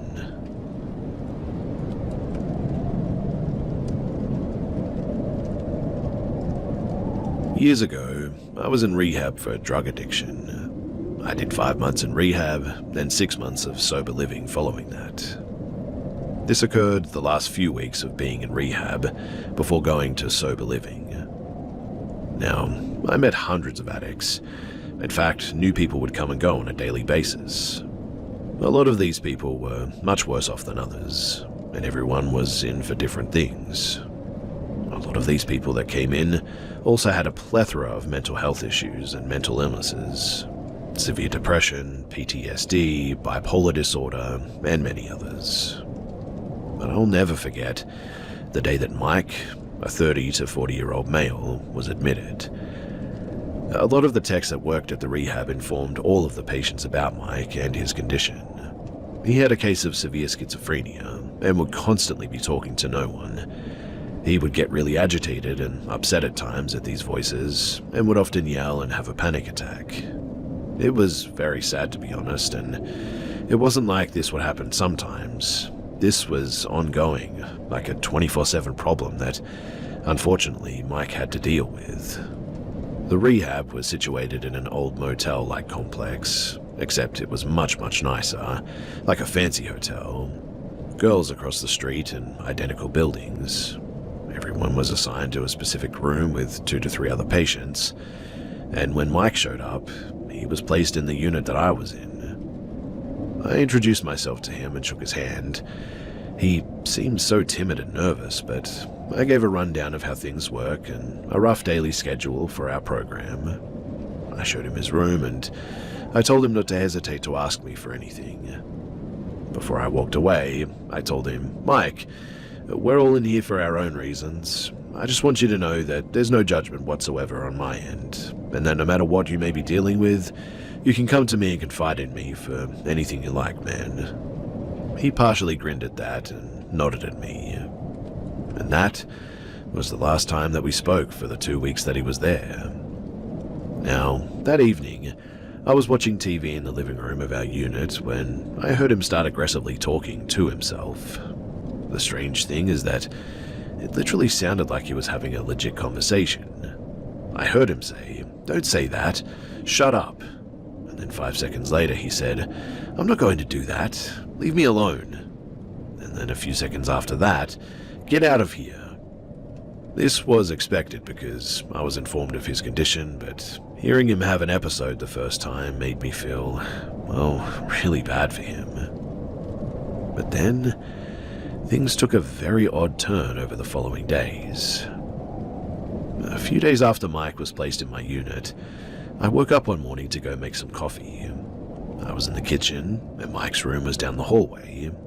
I was pulling out a coffee filter when I heard clear as day, "What are you doing?" I turned around expecting to see Mike, but no one was there. Then I hear Mike all the way from the room scream, "Ah, get out of here." I was very, very confused and didn't know what to make of it, and kind of just shrugged it off. I was pretty alarmed by this though, but things kept happening. It was later in the week when I was in the living room watching TV again when I heard Mike having another conversation with himself, but this time I could distinctly hear a second voice. I thought to myself, does he have a split personality and is having a conversation between himself and his other self? The other voice was so much different, and I kept telling myself, Mike's just really, really good at imitating other voices or something. I turned the volume down on the TV so that I could hear more of this conversation. Mike says, "I told you no, I'm not going to do that. Leave me alone, please." The other voice responds, "Just go and do what I tell you. It's for the best." Mike responds, "No, that's bad, I won't do it." The other voice then responds, "Go to the kitchen and get the knife, now." Then Mike let out a huge scream of despair. I sat there on that couch in just disbelief. My brain couldn't comprehend what I was hearing or what was happening. I suddenly got a huge sense of dread that came over me. I got up and started making my way to his door to check on him, and as I got closer, the conversation was becoming much more audible and clear to hear. There were 2 people in that room. I was certain of it, and nothing is ever going to change my mind about that. As I heard the other voice trying to persuade Mike again, I knocked on his door and the voice stopped immediately. I opened the door to tell Mike that I heard him scream and wanted to see if he was okay. It was just him sitting on the chair with his head in his hands like he just got some really bad news. He looked up at me and said, "I'm fine, thanks. Please shut the door." I immediately went to our head nurse and explained to her that Mike was saying some pretty scary things and that I was in fear of my life being in the same room as him. I mentioned to her hearing him talk to himself about a knife, and that was all it took for them to take Mike and relocate to somewhere else where he could get the help that he needed. To this day, I think about this experience that I had with Mike and try to find a reasonable explanation for what happened and what I heard. I've never heard voices or had hallucinations at any other point. I've been clean of drugs for years now, but this was just an experience that I had that has made me question reality and everything. Honestly, I I feel like he didn't have schizophrenia, but that maybe he was possessed. I think about this often, and I still cannot come to terms with it. I guess I want closure about it, and it's just something that I'll probably never get. So, that's my story, and if you've listened to everything, well then, thanks.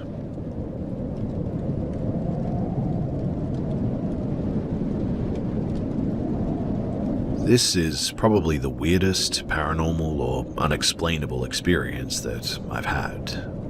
Other than feeling someone poke their finger in my back when laying on my side in the bed, this one pretty much tops it.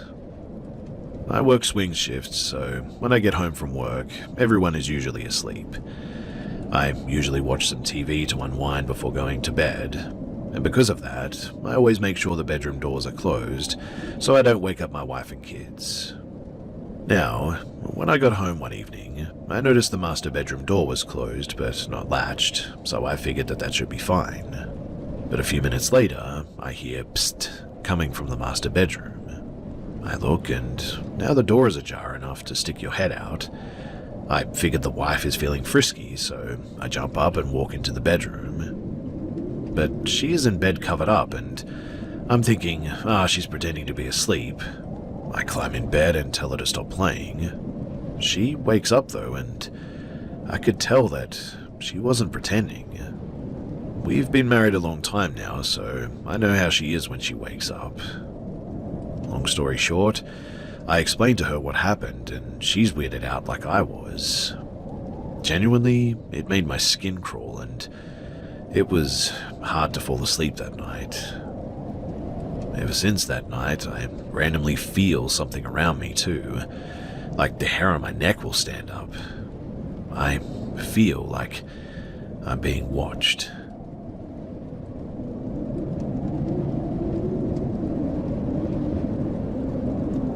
I was your typical kid growing up in a lower to middle class household. We had a decent older house in the suburbs, and Mum and Dad were always working. This was the 80s, so my brother and I were often home alone or over at a friend's house. Our parents, they were pretty negligent in many ways, but this is also sort of how things just were back then. Now, I remember knowing something was deeply, deeply wrong with our home as early as I could form memories or sense the world around me. I was afraid of ghosts and monsters under the bed or in my closet like every other kid. You know, things that obviously weren't real and just some primal monkey brain remnant that kids work through as they get older. But there was a distinct difference between these imagined monsters and the very real ones that I would encounter over the next few years. My mother's father was still alive when this all started. He bought me a blue and white fighter jet, which I hung from the ceiling in my bedroom, above my bed. Sometimes, wind would come in through the window and turn it a few spins counterclockwise. Then it would spin clockwise and come back to rest and be still. I remember observing just how it would eventually come to rest. It never spun much, but I like to imagine it screaming through the sky and sort of pew-pewing all over the place. Shortly after I installed this thing, I would sometimes wake up in the middle of the night for no reason. I wasn't scared or startled or really awake for any reason. I would stare up at the ceiling trying to go back to sleep. Every once in a while, the jet would spin and spin and spin faster and faster until it was a blur, all in the same direction. The first time it happened, I thought that it was really weird. By the fifth or sixth time, this became genuinely a terrifying event. Other times it would be spinning at warp speed and suddenly just stop abruptly, as if someone had grabbed it and held it in place. I have a memory of running out of my room screaming and crying over this. Grandpa, he died the next year. That jet meant more to me than it did before, obviously. I cherished this little treasure, but it was terrorizing me. And eventually, I just had to get rid of it. I was in first grade and walking to and from school with my friends. I had a house key, which wasn't unusual at the time. Downstairs, we had a living room with a TV and a couch. I remember coming home one of these days to watch cartoons. On my left side, there were slotted folding doors that hid the clothes washer and dryer. They always spooked me out for some reason, like there was someone in there sometimes sitting there just watching me. I never saw anyone or heard anything, but I could just never shake that feeling. In fact, I would often run by them. They were a source of fear for me, but I was already taking my own clothes out and putting them away, so it wasn't alien or unusual. It just very often felt like someone was behind there, just sort of watching me. I think I was actually watching Pinwheel or something similar on TV, maybe Lamb Chop, I don't know, but I remember sitting there once and the left door folded open abruptly, like someone tied a rope to it and a car outside and the car just suddenly took off. They weren't on wheels or anything, so this scared the daylights out of me. I cried to my parents about it. I was being a baby apparently, and it was nothing though. Until it wasn't. You see, one day I was sitting there and it opened and shut like this, over and over, just slamming. I wanted to run by to get out, but it wasn't safe because something kept slamming it open and slamming it shut. I almost want to say I heard laughter, but I don't know, I don't think I did. I was being terrorized though, and it stopped, and as I ran by it, it started up again, and it scared me half to death. I slammed the door behind me and instantly just ran upstairs. Things calmed down for a few months after that. I was in the second grade, Mrs. Tubman's homeroom. I'm a big boy now and I don't get scared or pee in the bed over ghosts that aren't real anymore. I'm helping my older brother with yard work and delivering papers now. I'm quickly becoming fiercely independent at a young age. I get my own key and start walking home alone from school even. Now, we had a Raggedy Ann doll that sat on a rocking chair in one of the adjacent bedrooms. It always creeped me out, especially because it used to be in the attic where I'd see it every time that we got Christmas ornaments out. For some reason too, my parents, they brought it down and set it downstairs on this rocking chair. I came home one day to watch cartoons, and as I go to reach for the handle leading to the basement, the doorknob suddenly spins. Someone is on the other side holding it closed. Naturally, it must be my brother. He got out earlier than me, of course, and he was playing a trick. I tried opening the door, but it just wouldn't budge. It was unlocked or the knob wouldn't turn, so I pushed my shoulder into it because I knew I was stronger than him, but it still didn't open. I moved back to get some speed behind me and go to shoulder it again, but the door slowly opens as I'm about to hit it. In fact, I fly through the open door and stumble into the room with that doll sitting there instead. And to my abject horror, the rocking chair is moving back and forth. The doll is just a doll, obviously, but it was as if a person was sitting there. I scream, run out, and I make it halfway up the stairs. I'm losing my mind. I mean, this can't be real. And in the end, my parents told me that it wasn't real, and they made me go to the school counselor and coach me to swear that it wasn't real, that I was brave. I deliver newspapers and I do yard work. I'm a big boy, so it can't be real. I go back down eventually and peek my head around the corner. The doll is now sitting there facing me with its back against the arm, and the chair is still rocking at the same mathematical, rhythmic, and predictable speed. It's just the wind, though, I say. My parents had told me this. But when I look at the windows, they were closed. At this, I completely lose it. I run out, make it up half of the stairs to the front door landing. I got up the other half of the stairs to the kitchen. I look around, but there's nothing. No one is home. It's just me, and I'm just freaking out. Mum convinced me that I made these up and none of this was real. I try to pull myself together.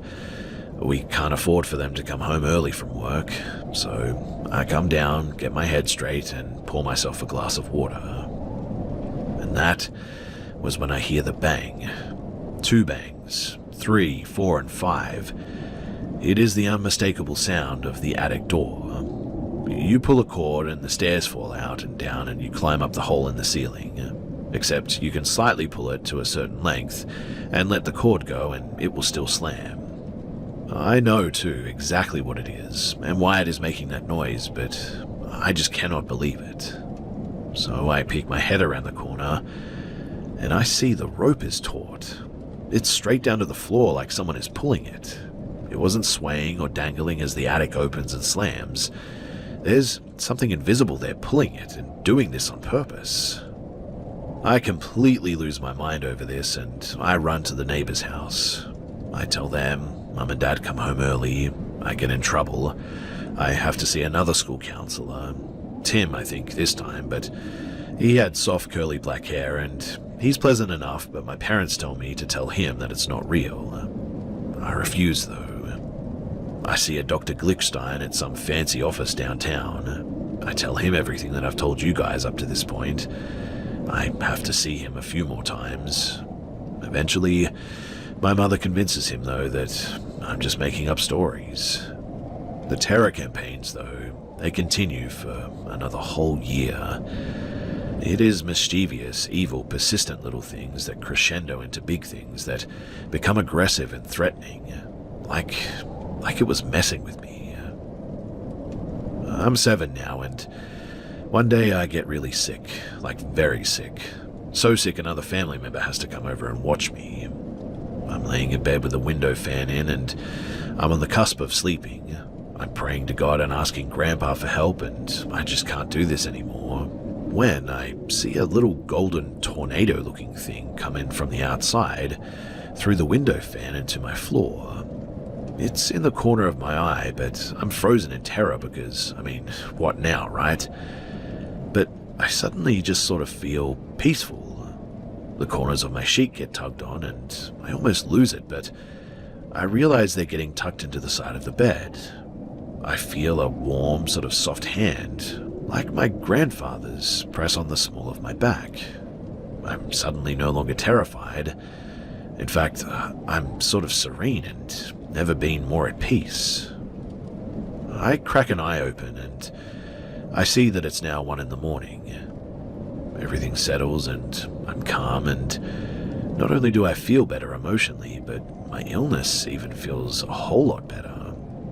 A refreshing, rejuvenating breeze comes into the room, and it carries me off to sleep. At night, I sleep really peacefully too.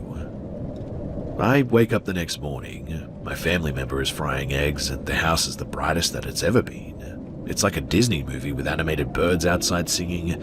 The food is fresh, the world is bright and new, every family member is happy, and even my brother is in good spirits. It seems like an entirely different world. We are eating breakfast, and I thank the family member for tucking me in so late last night.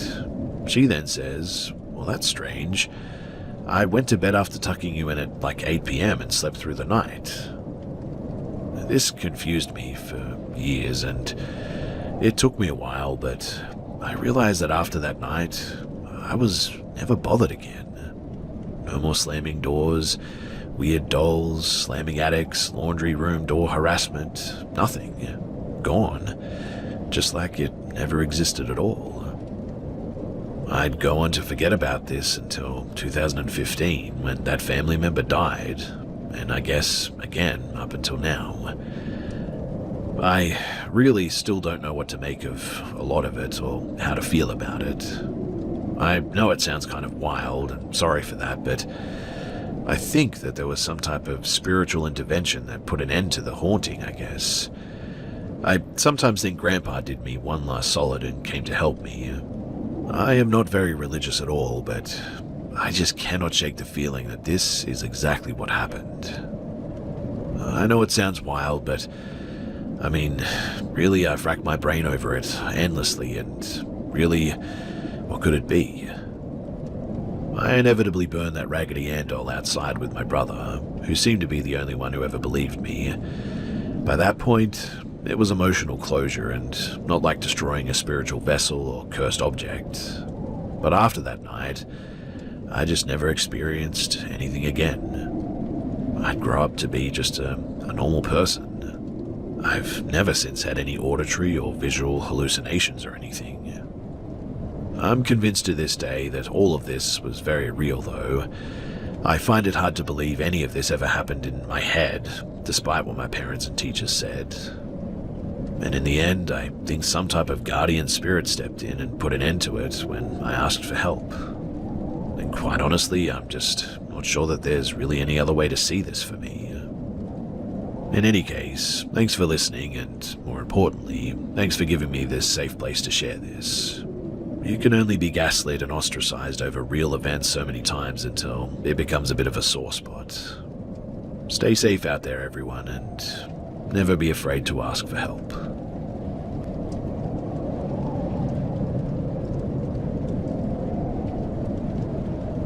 Two years ago, me and my family moved across states and moved into my current home. We usually have a lot of people in our house, and my family is usually outside on the porch.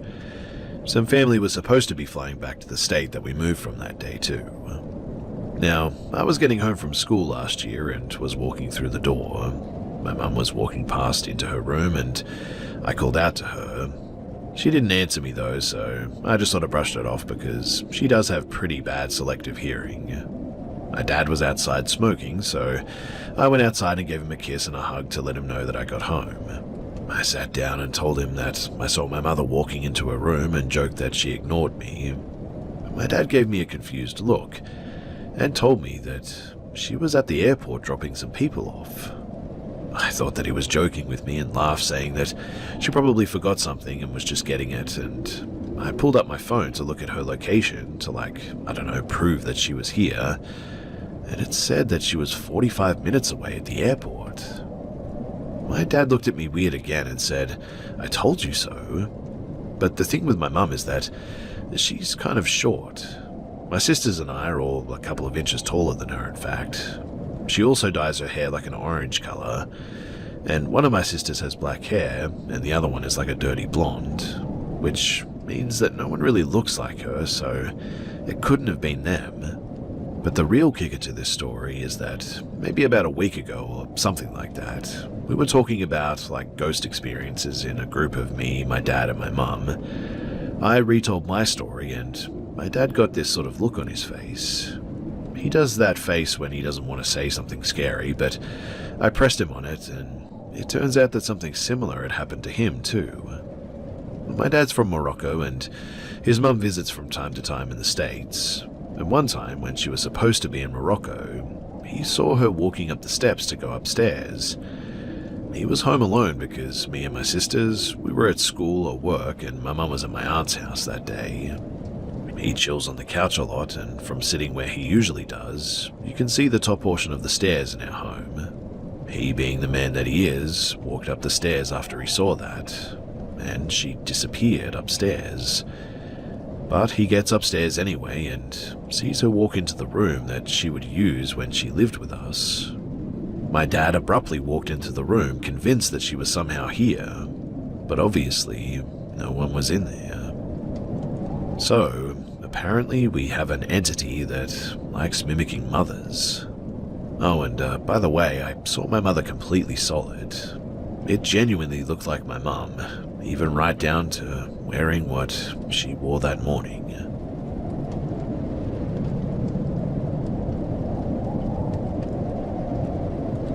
I currently work the overnight shift at a residential treatment facility for troubled youth. Our original facility was out in the country, and it was originally a hunting cabin before being refurbished and added onto for this purpose. That facility, it closed down recently and relocated to a more central facility in the city, which used to be a home for young mothers. Now, I've had multiple experiences at both locations.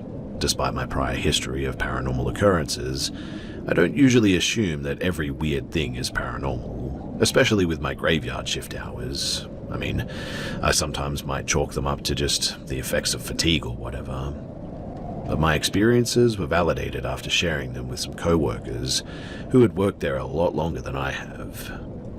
You see, in our old facility, from my office, you could see directly down the hallway, off of which were clients' rooms.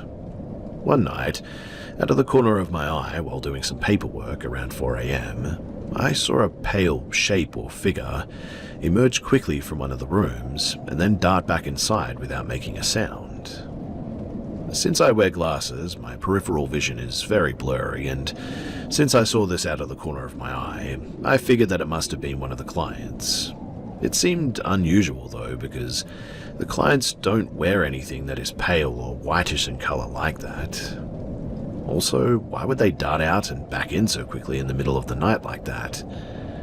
It was suspicious either way, and so as soon as I saw it, I got up and quickly went to the doorway in question to see if the clients were okay.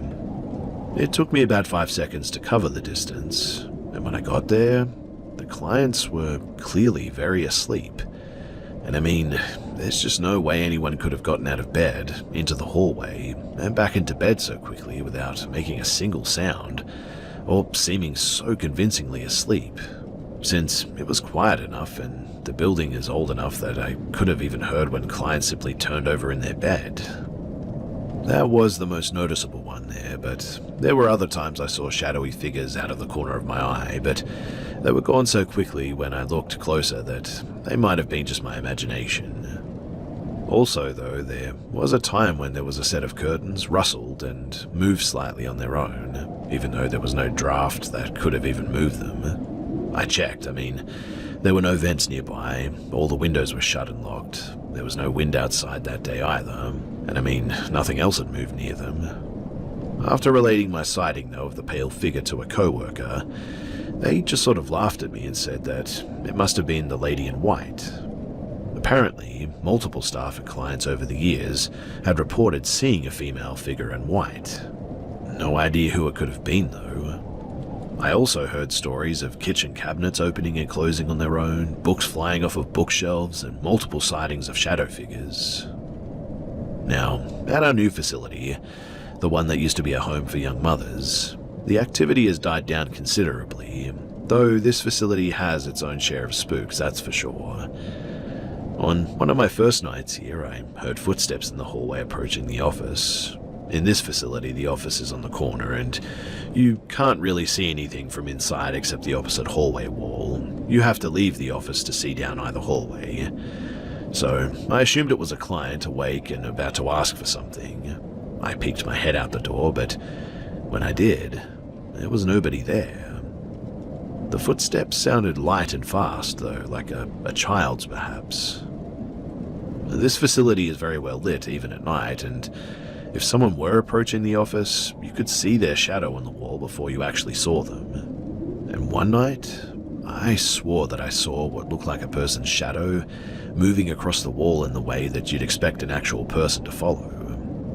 So again, I peeked my head out, but there was no one there. A couple of other times, out of the corner of my eye, I saw the edge of a figure passing by the office window, as if they'd just passed by and were going down the hall. Both times, what little I saw of the figure before it disappeared just sort of appeared black and adult-sized, I guess.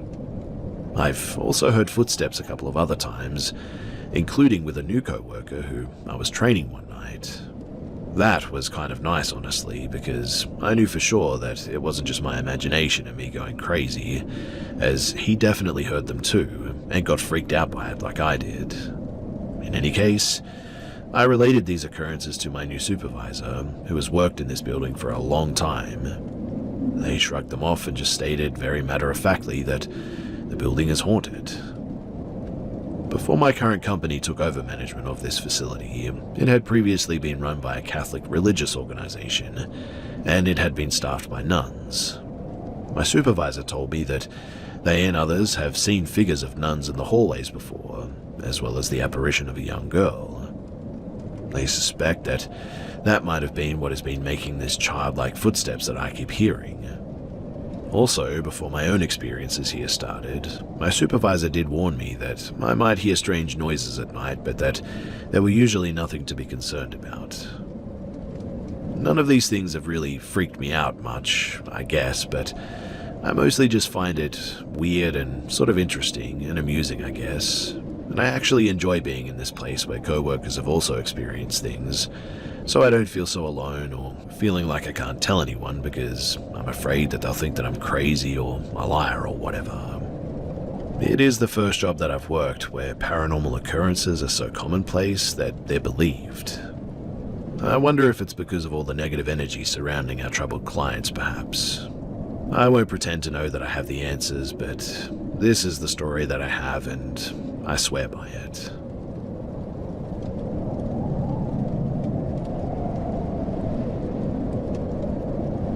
Right now, I'm 22, I'm male, and when I was around 9 or 10, I don't remember the exact age, my father asked me if I wanted to go with him to repair an old lady's broken television. My parents at the time were divorced, so my mother had no idea about this whole trip.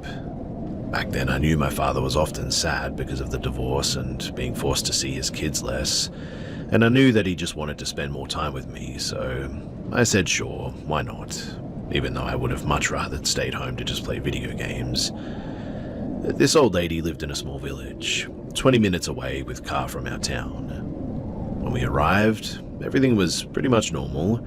I mean, you could see some people on the streets here and there, and once we arrived at the lady's address, I only saw one person on the street. He was a man in his mid-30s with unkempt black hair and dirty clothes. He was either on his way to do his daily farm duties, or he was already done with them and was on his way to the pub. We parked in front of the lady's house and rang the doorbell on her gate. The entrance door was a bit far from the gate, so we couldn't hear if the doorbell was working or not, and also couldn't see it because it was on the other side of the house. 2 minutes pass and there's no answer. We rang again. Another 2 minutes passed and nothing. By the third time that we rang, I was already hopeful that the lady just wasn't here and that I'll be able to go back home and play on my PC. 5 minutes later this time, but no answer again. My father tried calling the lady, but there was no answer to the phone either. He kept calling her over and over again, but he never got an answer. At this point, we must have been in front of the gate for like half an hour, until the man that I saw earlier came back and approached us. He asked us if we were looking for the lady who lives there. We obviously answered yes and told him that she's not answering to her doorbell or phone. The stranger immediately proposed us with an idea. I'm trying to remember this exactly as best as I can, but it was something like, I know a way around her gate, we can get into her garden that way, which was obviously a bit weird, but because me and my father had been waiting there for quite a while at this point, neither of us questioned it, and my father agreed to it. So my father proceeded to follow the man and walk around the lady's gate. I was left there alone for a while. I forgot to mention too that this whole thing happened around noon, so it was much less scarier for me. My child brain could only be scared if it was dark outside at the time. Otherwise, this was just rather boring. But around 10 minutes later, my father and the other man shows up in front of the gate and opens it from the inside. And they both looked rather taken aback. I remember my father saying, "I'm going to go back, you stay here with the stranger," and I agreed. A couple of seconds later, when we were alone, the stranger starts talking to me. I'm vaguely quoting him again, but it was something like, "Dude, the old lady that you came here to see is dead in front of the door. She's naked, laying on her stomach, and there's blood everywhere." That was it. That was all that he said to me. He also asked my name, if I remember right, but that was pretty much our entire conversation until my father came back, with a much more concerned face. He and the man started talking about the next steps. The stranger started explaining how that morning he saw another man entering the lady's garden the same way as he and my father had just done, and walked towards the front door, but never seemed to come back out again. He started blaming himself that he could have stopped all of this from happening if he had just cared a little bit more. But at the time, honestly, neither of us could blame him. My father called the police, obviously, and we were told to stay there until they arrive. While we were waiting, another person showed up, around the same age as the other man with similar dirty clothes. The two strangers started talking to each other. The guy told everything to the other person the same way as he told me. I don't think he did it too, because he didn't feel the weight of the situation. He just probably didn't know any better. But the cops arrived about 15 minutes later. A few of them went inside the house, while two of them started questioning my father. After a few questions, he turned to me and said, Hey, I know a friend in this village and you're gonna go stay at their place, alright? Until I'm done talking with the police. I think he did this because he knew that if my mother was told about this situation, she would have made sure that I'd never see him again. So I did as he said. Sometime later, a middle-aged lady approached us though and walked away with me to a house close by. I was welcomed by a family with 3 to 4 children. I don't remember exactly, but that doesn't matter either way, but at this time I still had no idea what was going on because the concept of sexual assault and murder was non-existent to me. The only thing that I knew was that the old lady in the house was dead, and now I have to stay with this family until the police is done with my father. The lady sat down next to me with her husband and they started talking to me that it's going to be alright and that I don't have to worry about my father. She's going to take care of me until he's done with the police. All of this at the time meant absolutely nothing to me.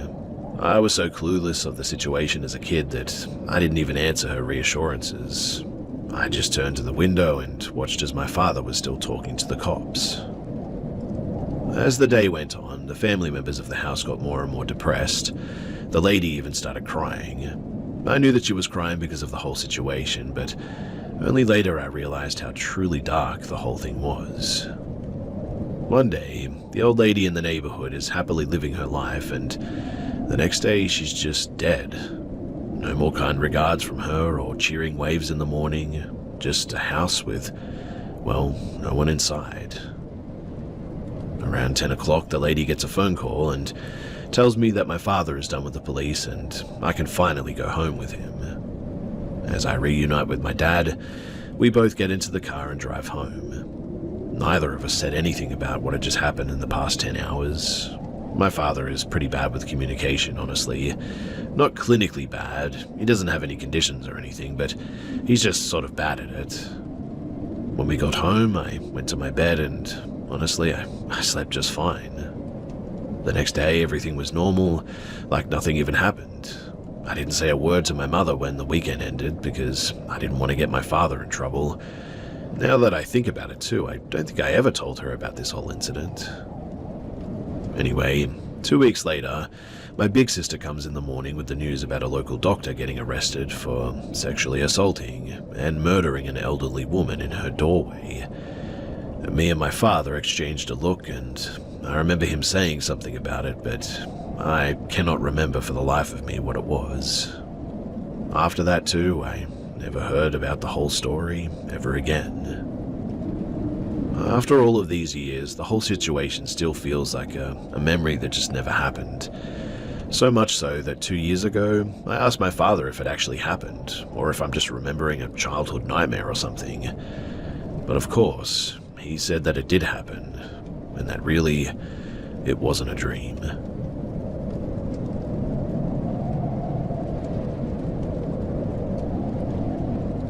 So this started about a month ago when I was house sitting for my brother while he and his wife were on an anniversary trip. I was just sleeping there for the night and fell asleep on their couch, since it felt weird to sleep in their bed. I couldn't find a blanket and there wasn't one on the couch, but when I woke up, I had one on me. I asked my mum if she had gone by and put one on me, since my brother lives literally 5 minutes from her, but she said no and that she was too tired to drive there that night. Anyway, a couple of days later, I told my sister-in-law about this, and she said my nephew, her son who's 3, had been seeing things and said that he saw a skinny person walking around there, but there was no one there obviously. I started calling it Toby because that's the name of the demon in Paranormal Activity, and my mum called it Red Rum. Now, my name is Joseph, and my nephew, who can't speak well, always calls me Yorvis. This is important because last week I was taking him to the local arcade, and he went to my brother asking him for quarters, yelling out, "Yorvis, Yorvis," and I was walking behind him, and I heard clear as day a woman whisper Yorvis as I was walking past the living room. Seriously, it sounded as if it was whispered right in my ear, and I mean, it couldn't have been my sister-in-law because she was on the other side of the house and no one was near me besides my nephew. Finally though, my sister-in-law said that night that her and my brother woke up to a golf ball being dropped in their kitchen. But she went out to look in case it was just my nephew playing, since he does play with them a lot, but when she got there was no golf ball anywhere. Nothing near there, in fact. My sister-in-law told me to take back whatever I did because she's worried that it's a demon, while my brother is the horror movie husband, you could say. But they live in a small house that's kind of old, but I don't think anyone died there, and I don't know, it's just kind of weird, and really, I don't know what to do about it.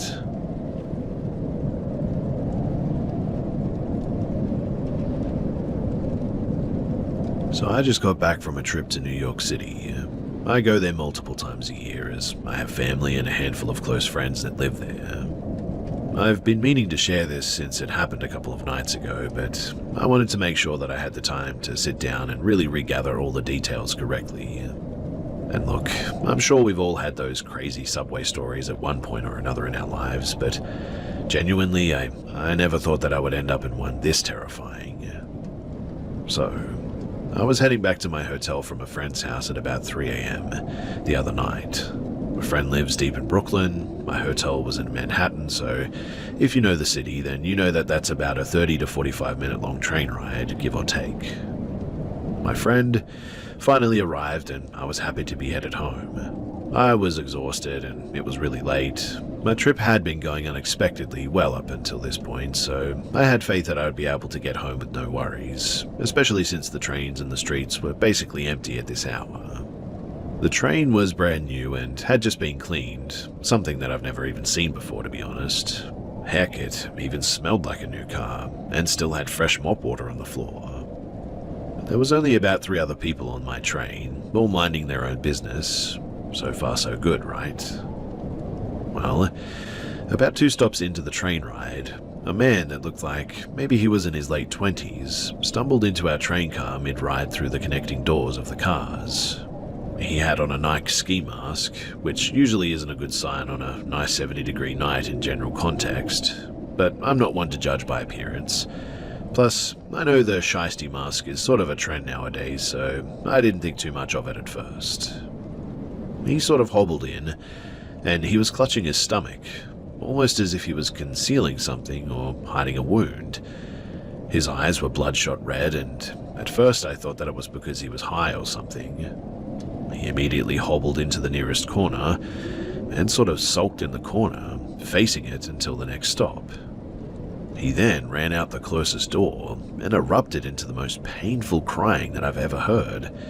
He was just screaming, moaning and crying, all while running sort of alongside the stopped train on the platform, still clutching his stomach, screaming things like "why" and gasping through his tears. Keep in mind, I'm sitting in the middle of the train facing away from the side that he got off, so I'm kind of breaking my neck behind me as he's running behind me to watch what's going on. He then ran back inside the same car, through the door on the opposite side of the car now. He was on my right before, but now he's on my left. There's no one in between me and him now, since everyone else is closer to the right side. He did the sulking while facing into the corner thing on the other side of the car now, but this time he kept scream crying and yelling things like "why" again, but he was crying so hysterically that it was hard to make out a lot of what he was saying. From the certain words that I gathered though, I'm almost positive that a very close friend of his had just gotten killed or something, I guess. It's really the only thing that would explain the way that he was acting and the things he was saying. Plus, he was suited up like he had just come back from a street mission gone bad or whatever. At this point, everyone on the train was frantically flicking their eyes over to him every few seconds. You could tell that they were panicked but not trying to cause a scene about it or rile him up anymore. I was getting a little sussed out myself, but I had seen and heard about worse on the subway, and if someone that he knew had really just died, then honestly I sort of felt horrible for the guy before anything else. But then, the entire situation escalated to a point that I had only ever seen in movies or crime shows until now. The man stayed in this corner crying and screaming and muttering things to himself for about another 3 minutes or so, all while continuing to clutch his stomach as if he was concealing something. I had definitely seen a black object in his hand too by this point, but I couldn't tell if it was big enough to be a gun or not. After I saw this, I tried not to take my eyes off of him for too long at a time, since I was the closest person to him, but I also didn't want to stare. He was starting to say concerning things though, like, someone's gonna pay for this, and then he would just repeat it louder and louder, and then he burst into a dialogue that genuinely made my heart drop. Keep in mind, he's still facing the corner, hunched over, clutching his item. He then says, "All of you sitting on this train right now, you're all going to feel me tonight. You hear me? You're all gonna feel me tonight. And you're all gonna hate it too. Oh man, you're all gonna hate it." He kept getting louder and louder as if he was saying this to the point where he was basically screaming by the last part. I don't know what he said after that, because as soon as that train stopped next, I just absolutely bolted. He was screaming at me as I got off, but I couldn't hear it, and I definitely wasn't trying to turn back. I ran back up to the nearest street exit, chain smoked a couple of cigarettes, and I waited 20 minutes for the next train to come. I've seen enough in my life to know that this wasn't a situation that I was willing to gamble with at all. I do pray that the last 3 people on that train got home safe and nothing happened. I briefly searched Twitter and the news the next day for any possible information that I could find, but I didn't see anything. Honestly though, who even knows what's worth a headline to them down there anymore?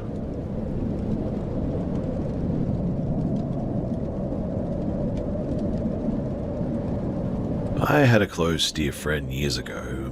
We went to high school together and instantly became close as we enjoyed the same, well, everything pretty much. Movies, games, activities, and so on. This friend had a beautiful cottage in Muskoka, which was about an hour and a bit from the area that we lived in.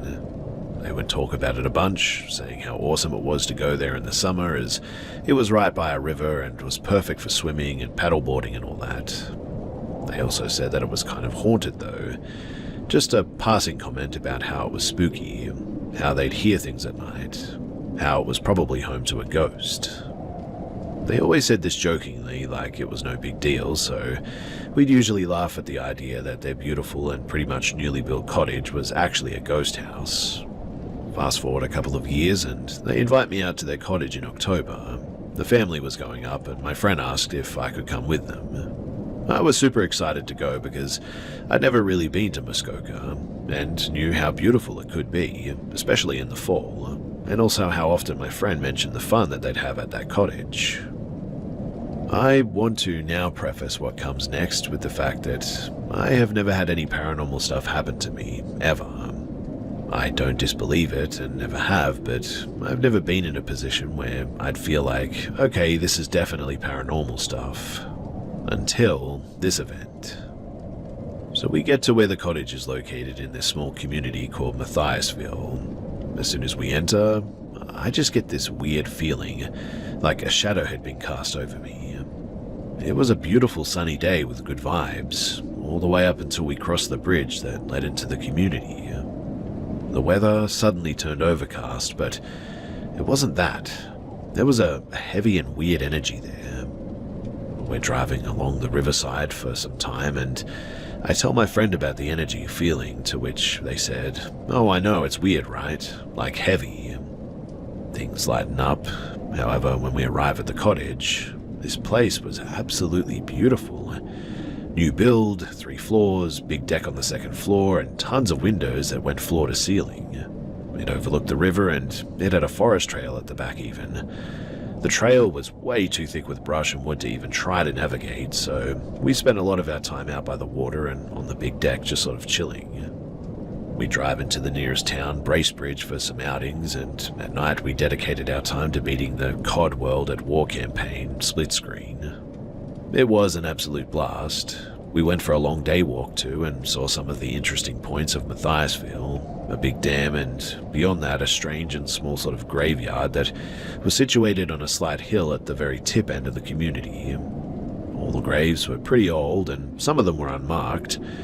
Others you couldn't even make out what the stones had written on them. It was eerie, but nothing out of the ordinary happened for the first 2 nights that we spent there, so I just thought that it was all a nothing burger. Now, on the third and last night, the dad had to head home early for some work stuff, so it was just my friend, their mum, and myself hanging out for the night. The mum was sleeping in the loft way up on the 3rd floor, and we made the basement floor our home for the weekend. We decided to watch a movie and eat some snacks, but when that was finished, I suggested that we go out for a night walk since it was a clear night with a big moon out, and I loved going for night strolls. Plus, we hadn't really been out and about after dark, and the place was pretty beautiful at night too. My friend, though, was really against this. They said that the place was spooky enough during the day, let alone at night, but I managed to convince them, and so out we went. We were walking along the road that went along the river, towards the dam and the end of the community where the graveyard was. We made it about a quarter of the way when my friend stopped dead in their tracks. I looked back to see what was up, and they were just sort of standing there, and they looked defensive. I asked what was up, and they said, "We need to go back, like now. This feels weird and I don't like it at all." I asked if they were scared, like if they heard an animal or something. And as soon as I asked that, we heard what I can only describe as a deep and loud crackling and snapping of wood in the dense forest above us, on a rocky ridge that was beside the road, opposite side of the river. I looked up to where we heard it, and it suddenly felt like everything just hushed. Crickets and all other nighttime sounds seemed to have just completely stopped. My friend quietly said my name. I looked back at them, and then suddenly, the bushes and the shrubs underneath the ridge on the other side of the road just exploded, as if something huge jumped in them and thrashed around. This made us bolt, and I remember just saying run as I followed behind my friend. We ran non-stop straight to the basement door of the cottage. We got there in minutes, but it felt like seconds. We ran straight into the basement bedroom, and we both hopped into the bed. I remember saying that it was likely a coyote or a raccoon or something, but as soon as I said those words, a creaking started forming up above us in the living area of the 1st floor. The creaking soon turned into slow, heavy footsteps, back and forth, and loud as if someone was wearing work boots or something. I remember my friend through tears saying, "Does that sound like a coyote to you?" I cannot even describe the absolute feeling of dread that just suddenly washed over me, like there was something up there taunting us. We lay in complete silence for what felt like hours. We got into the bed at around 3 a.m. after our walk, which turned into a run, and the footsteps didn't stop for an hour or so at least. Eventually, I remember finally falling asleep at about 6 in the morning. When we woke up, the first thing that we did, of course, was ask the mum if she had been awake last night at around 3 a.m., and she assured us that she wasn't. She hadn't even gotten up once to use the bathroom, she said. Even if she did, we should have been able to have heard her door open and then the footsteps down the loft stairs. I mean, everything was open concept on the 1st floor, so it was easy to hear things going on there. After that, though, we packed up and left, and my friend's parents sold the cottage a couple of years later, and I don't think any of them went back once after that weekend. I was curious about the area afterward, though, so I eventually did some Googling and learned that there was once a sawmill or something like that, and a tragic accident happened there. I believe the owner's son drowned or had a bad accident in the mill or something tragic like that.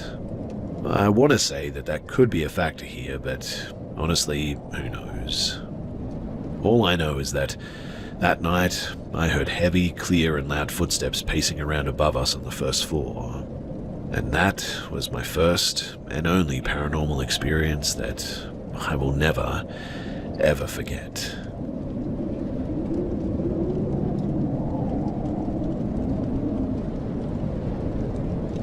I never really discussed this because, well, it creeped me out, but I remember it from time to time.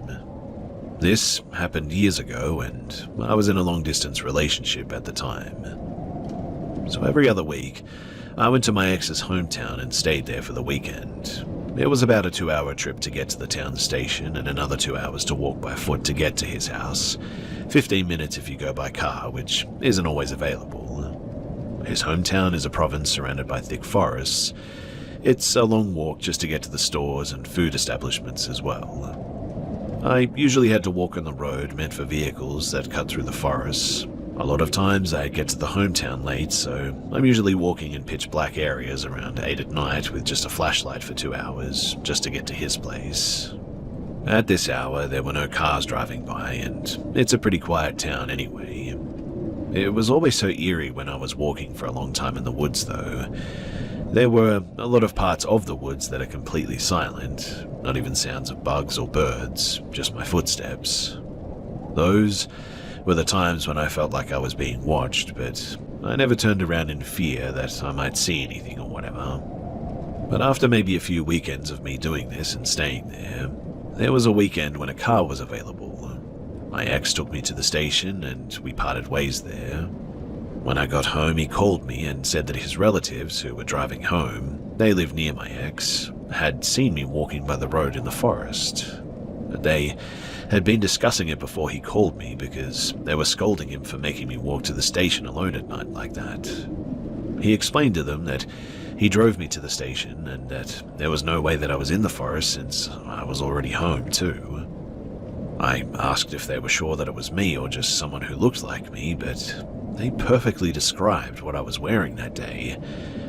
But they haven't seen me at all during that weekend, so there's no way that they could have known what I was even wearing. To add to this as well, his relatives are not the type to joke about stuff like this. They also said that they got a good look at this person and that it was definitely me. Until now, I don't know how to explain it.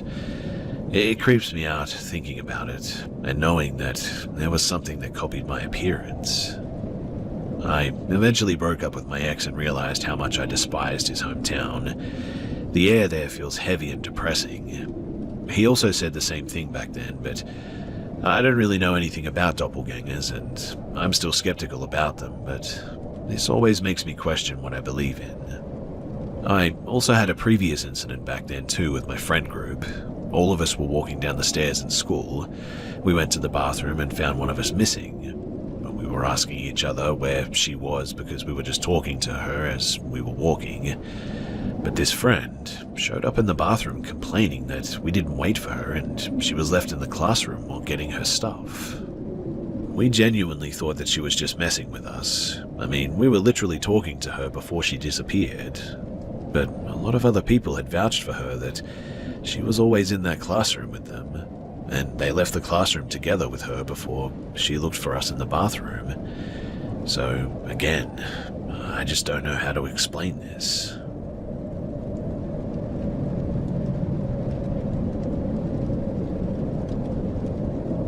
So I'd like to preface this with the fact that I have no idea exactly who or what it is that I saw, but it's pretty spooky regardless of whether or not it has an earthly explanation. And that's the part that continues to haunt me 10 plus years later. So I grew up in Sleepy Hollow, New York, home of the Headless Horseman, and allegedly a number of other hauntings. I was 16 at the time and riding shotgun in my then boyfriend's car, headed home on Old Sleepy Hollow Road at 3 in the morning. This was before my parents enforced a curfew because I was taking advantage of it.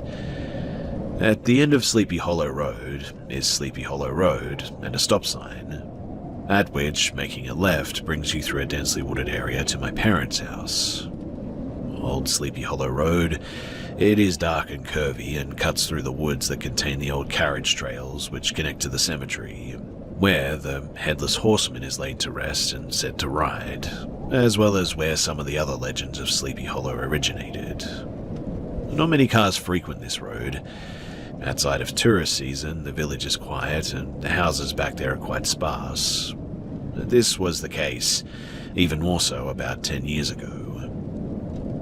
There weren't and still aren't many lights on in these back roads, but there is one right next to the stop sign, almost like a spotlight. When we pulled up to that stop sign, I got such a fright because a young woman wearing nothing but a long white gown or otherwise thin white dress was very suddenly standing on the road right next to the stop sign. At first I was scared that we were about to hit her, but when we drove away, the reality of the situation really started to sink in, and that's when I felt extremely unsettled. What was she doing there at 3 in the morning? It gave me a heavy pit in my stomach. This was around November in New York. It was quite frigid, and she had no jacket or any shoes on. There are houses back there, but really not that many. She didn't look directly at us at all, despite us almost hitting her, and it almost seemed like she was just staring straight through us or beyond us. She was unblinking and unmoving, in fact, very pale with the cliché long dark hair to match it. I remember asking my boyfriend if he just saw what I just saw, and he just nodded. We never really spoke about it again until many years later when I confirmed with him that it really happened. It wasn't just a figment or a dream or something. My parents live up against those woods with my room on the bottom floor. I don't think I slept in my room for months after that incident. And to be honest, I still think of it when I visit. I have since read a lot about this figure and different accounts of it. There are stories of ladies in white across many cultures, but one thing that many of the tales have in common is the betrayal of a lover. This boyfriend was my first love, and unbeknownst to me at the time, he was secretly sleeping with my best friend behind my back. To this day, it remains one of the worst betrayals of my life. Eventually, he became very violent towards me as well, and I can't help but wonder if she was a warning of some sort.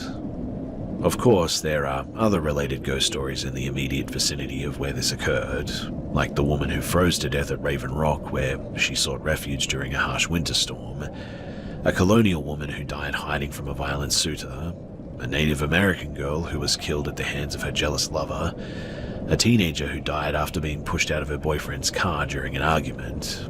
Hulda of Bohemia's homestead was in those woods, a quick 15-minute walk from my parents' house, in fact.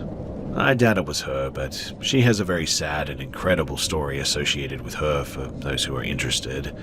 My favorite Sleepy Hollow figure, in fact. Truthfully, the list of many supposed apparitions of the area could go on for far longer. The happy ending, I guess, is that I dumped that loser and I grew up to work in the morgue. I definitely don't scare easily, and while I've had a few other unusual experiences throughout my life, this one is truly a mystery to me. I think of it every time I drive past that stop sign, and I sometimes still have dreams about it, as was the case last night. So I've resolved to get it all out here in an attempt to unload it to some internet strangers. Feel free to share your opinion or theories or similar stories, skeptic or not, because it's nice to be able to talk about this, and it's nice to be able to get it off my chest.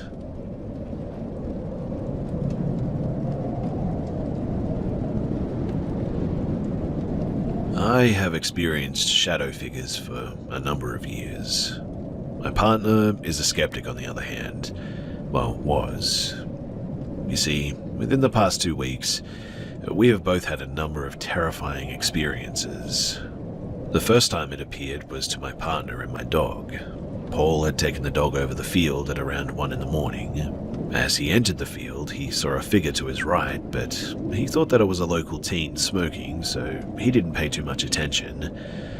As he got along the tree line and bent down to get the dog's mess, he heard the trees rustling and sort of looked up.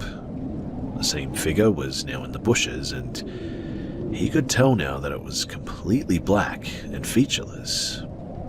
It was a prominent figure, but a black and greyish prominent figure that looked like it could charge through you, his description. He was terrified, and both he and the dog ran. The thing charged through the undergrowth, keeping level with Paul.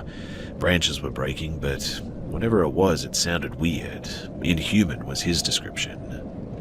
The dog ended up dragging Paul, and they ran until they got home. He's a skeptic, but he cannot explain it.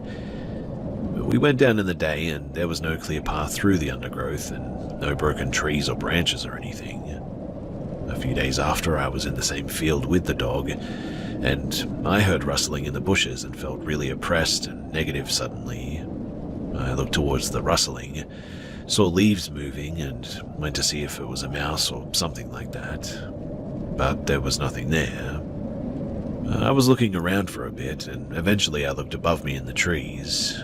And there, up in the tree, was what I can only describe as a shadow creature. I told it to go home and that it was lost. I eventually turned and walked away. I walked home, but nothing chased me. We both walked the dog the following night and felt evil energy and knew that we were both being watched all of a sudden. We both knew exactly where we were being watched from as well, and both felt it at the same time. There was nothing visible there, mind you, but it was uncanny how we both pointed to the location where we both felt it coming from. The last incident happened at 4 a.m. this morning. I was walking down the road that I live on, and a black figure moving fast caught my attention, but I thought that it was the local addict, definitely a person. I came level with the alleyway that the figure had entered, and that was when I saw a black humanoid mass that I can only describe as radiating evil, staring at me from what should have been its face, but it had no features. It was directly under the lamppost, which was working, and I could see it, absolutely everything. And whatever it was, it felt really malevolent. The best description that I've heard of it is that it's a bull of a thing. The feeling it gives off is worse than seeing it, to be honest. I'm not usually fazed by shadow people, but this thing is dark, and it has me worried. If anyone has any insights on how to deal with all of this, then I would greatly appreciate it.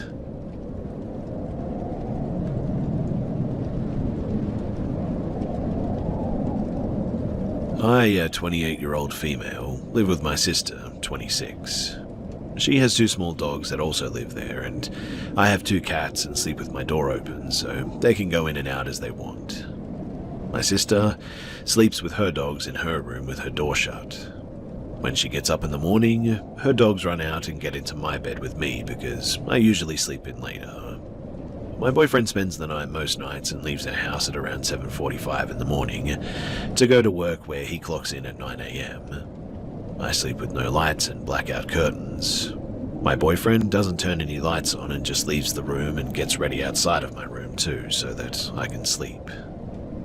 Now, this morning my mum was here while I slept because her and my sister were going to go shopping together. My sister's alarm went off at around 10 in the morning and she got up to go to the bathroom. She said that she noticed that my door was shut, which is unusual, and she went to the bathroom, right next to my room. When my sister came out of the bathroom, she could see my door was now open and her dog was just sitting in my room and staring. This would be the first time in almost 3 years that they haven't just immediately hopped into my bed. She told her dog to lay down or to come out with her, but her dog just didn't move. She came into my room to get her dog and was startled to see my boyfriend sitting up in bed next to me because he's usually gone for work before she gets up. The room was pitch black, except she said that there was a light on him like he had his phone on or something. She left quickly because she was obviously embarrassed to have come in while my boyfriend was still in bed with me. She said that I was in bed sleeping on my side. She asked my mum if she had opened my door, but my mum said no. Later though, I wake up at around 12 p.m. and my mum and sister ask me why my boyfriend went to work later than normal. Me, never waking up when he leaves, said, I don't know, but maybe he overslept. I called my boyfriend and asked what time he left, and he said in a really confused voice that he left at 7:45, like normal. My sister didn't believe that, so I asked him to send a picture of his clock in a slip, and it showed that he clocked in at 9 a.m. He would have been at work before my sister even woke up at that, and there was just no light on in my room. I mean, I don't have any lamps next to my bed, and my phone was under my pillow when I woke up, so even if it was a pillow or something in the dark, neither me or my sister can come up with an explanation for the light, let alone why she saw a person in bed with me when I was alone or how my door opened by itself like that. So my question for all of you is, was this a ghost? A time slip? A glitch in the Matrix? Does anyone have any idea as to what could possibly explain any of this?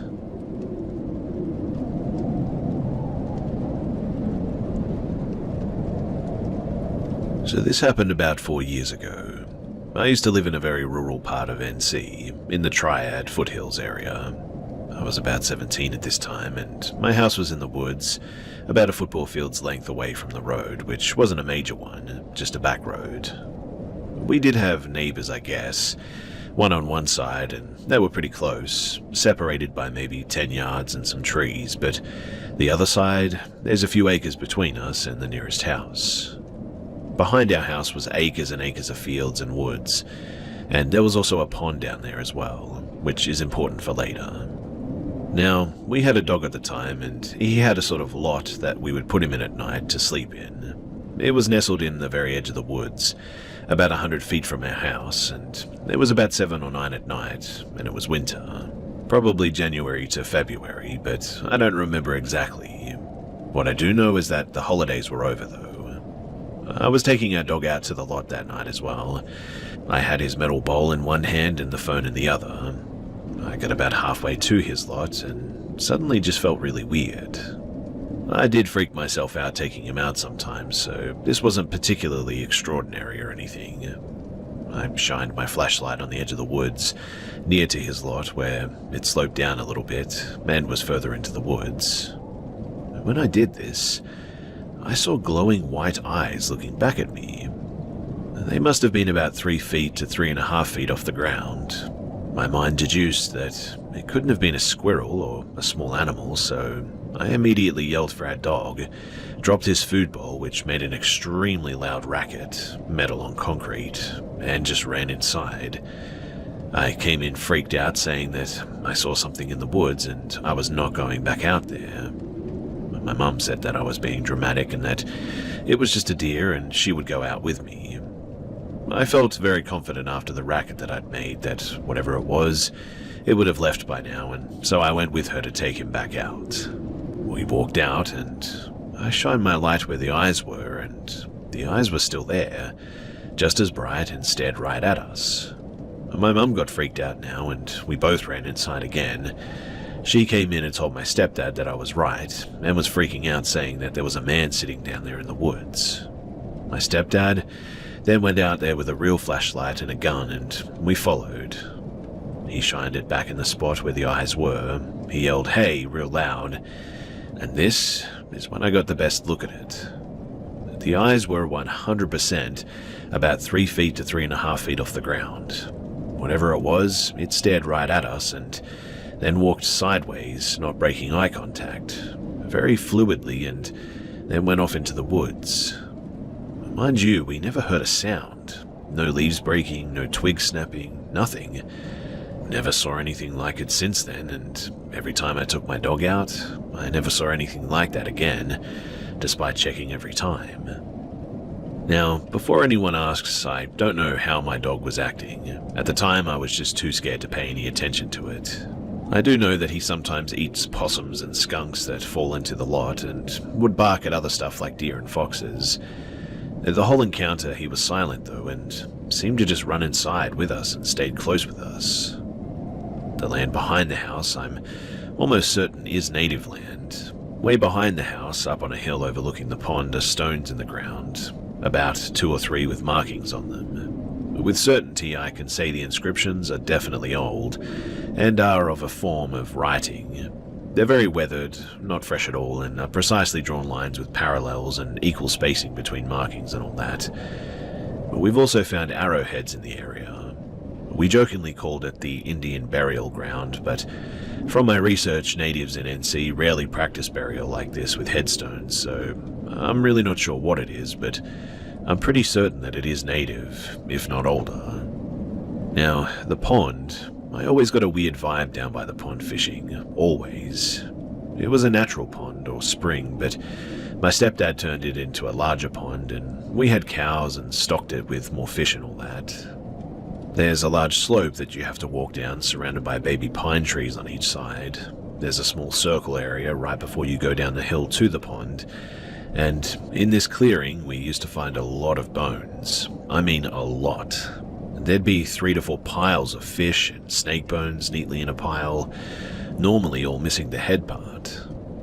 This pond is not close to where I had the encounter by any means. It's closer to the other side of the property if anything, but still on our property, so yeah. But back in this area where I get the weird vibes, my stepdad has old fence posts separating his land and the neighbors. It's an overgrown field or pasture on one side, and straight woods on the other. The neighbors did come back here sometimes, but normally just to ride ATVs. Anyway, one day in the summer I went back there with friends, and in the very back line of the property was a crow's head stuck on the fence post. It was really freaky, and because of that we dipped.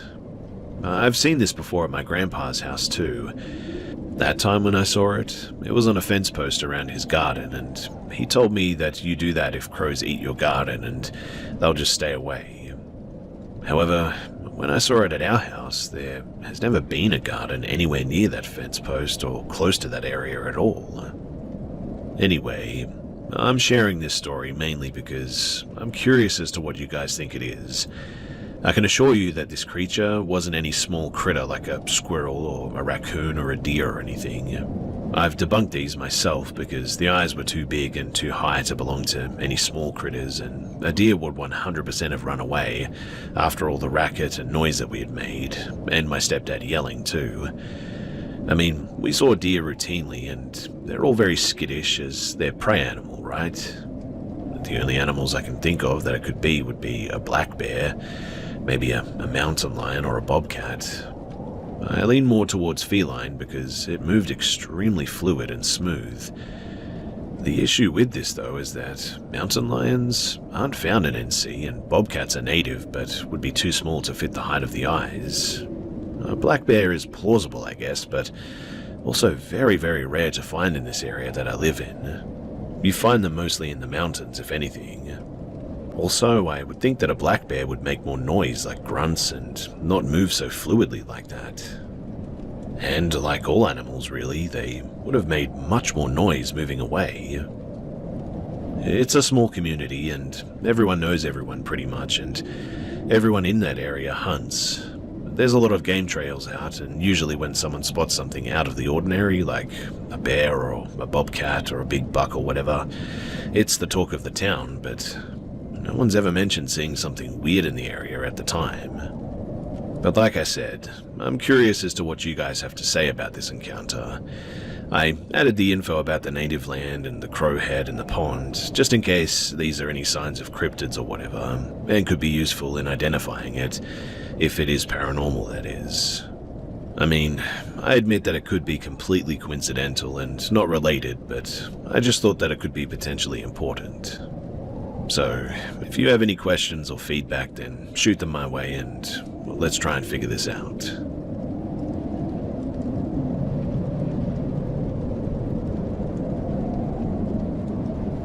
I live at home with my mother and sister, in a house constructed at least before halfway through the 20th century, but we can't be entirely sure of the true date. Not many details exist of the home. Yet, with the little details that we have, many photos of the house exist, and I found a few of them hung up in the doctor's surgery and dentist nearby, which is weird, right? Anyway, a little bit of background knowledge is that this house was home to an elderly, practically bedbound man who lived solely upstairs in my sister's room. The closet in the room was turned into a bathroom, but was converted back into a closet after he passed, and my parents purchased the house soon after that as well. He apparently died in that room and seemingly can't pass over or whatever. Ever since I was young, a lot of weird and unexplainable stuff had happened in the house. Like, the first thing that I remember from my own memory is that I was playing in my living room with a plastic TIE fighter and sat on the ground when suddenly it just flew out of my hand and slammed to the other side of the room. I immediately ran out of the room to be consoled by my mother, yet it still never made the idea that something could just fly out of my grasp without anyone else in the room any easier to comprehend or accept. But the worst thing by far is what actually happened to my mum. So my mum works from home downstairs in the kitchen, and to reach the upstairs she would have to get up, walk for maybe 5 seconds, then walk up the stairs for about 10, turn to the right and enter my sister's door to her room. One day though, my mum was working from home like normal and just got off call with a client when she was called by my sister. Mum, come upstairs and see." To which my mum replied, "I'm working, you have to come and see me." She kept calling my mother and she kept replying to just come down. This went on for about 30 or so seconds. And that was when my mother realized that my sister was at school that day and that she was actually home alone. The calling stopped once she stopped replying, and she continued to work, pretty creeped out after that. There are many other weird stories from this house, but for whatever reason, that one always just gets under my skin.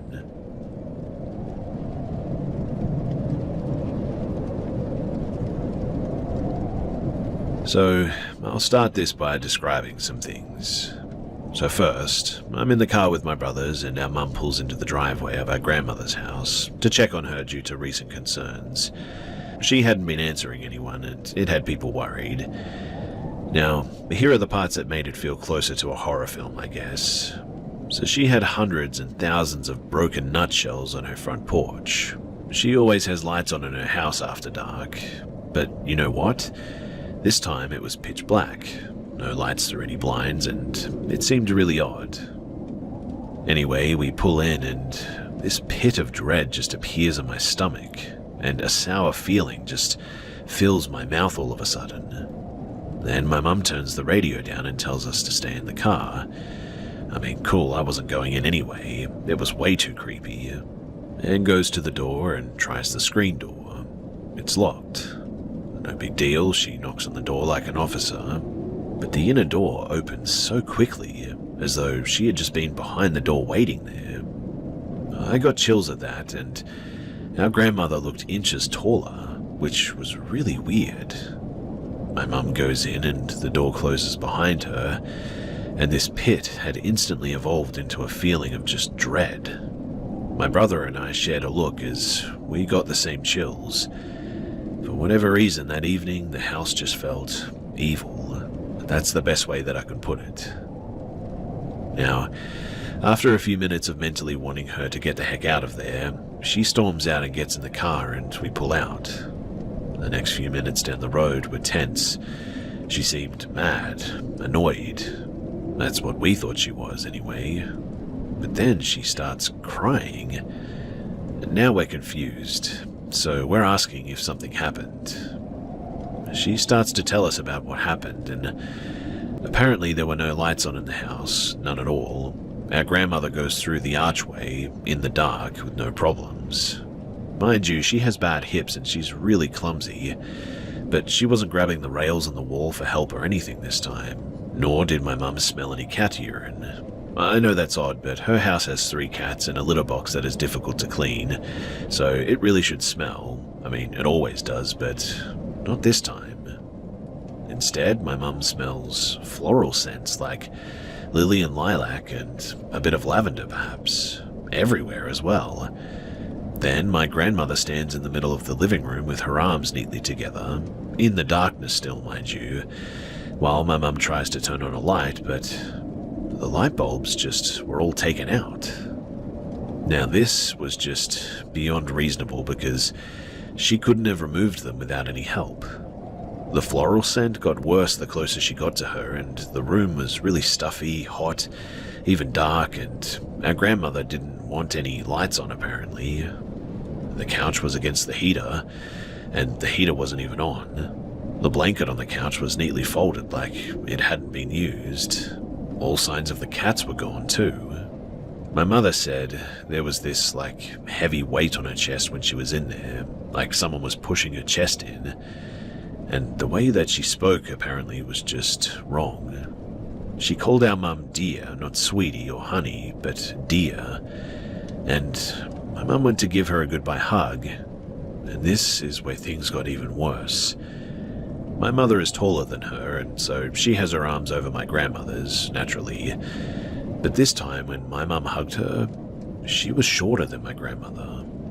And she said that she looked younger, like there were fewer wrinkles in age, and that it felt like she was hugging a stranger.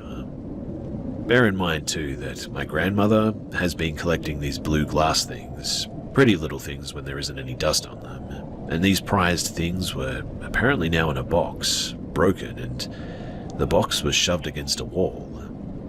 The next thing was that she always only had a single tooth, but when she talked, my mum said that there was now a full set of teeth. Mind you, she doesn't have any money to get any fake teeth or anything. When my mum practically fled the house, my grandmother just watched us leave in the darkness, still acting really weird. Now, I knew that she had been getting worse with her dementia lately, but I mean, what the heck, right? I mean, that stuff makes you forget everything over time, but not gain height or teeth, pull every light bulb out, and look 30 years younger. Honestly, I would love for someone to make this make any sense at all. We have no idea what is going on with her, and we could really use some help.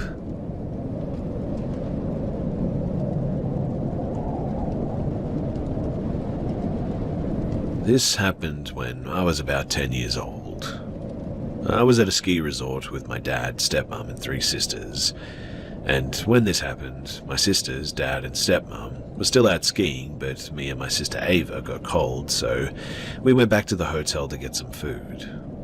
We sat at the restaurant in the hotel until my stepmom came down. We asked her if she could hold the table so that we could go up to the room quickly so that we could drop off our ski jackets. We take the elevator, and once we get off, we start to walk to our room. That's when I hear someone behind me go, "Hey." Keep in mind that we're both still about 10 and 11 at this time. I didn't think that he was talking to us, so I just ignored it. We walked into our room, but before we can close the door, the man steps into the doorway.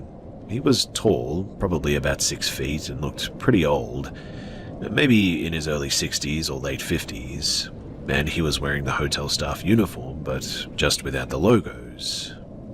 The thing that raised a big red flag for me, though, was that he was wearing black surgical gloves. He says, "Hey, I was just talking to you." We spin around, caught off guard. Ava says, "Oh, us?" He goes, "Yeah, you. I was wondering if you could grab a picture for me and come into my room to pour some water for me."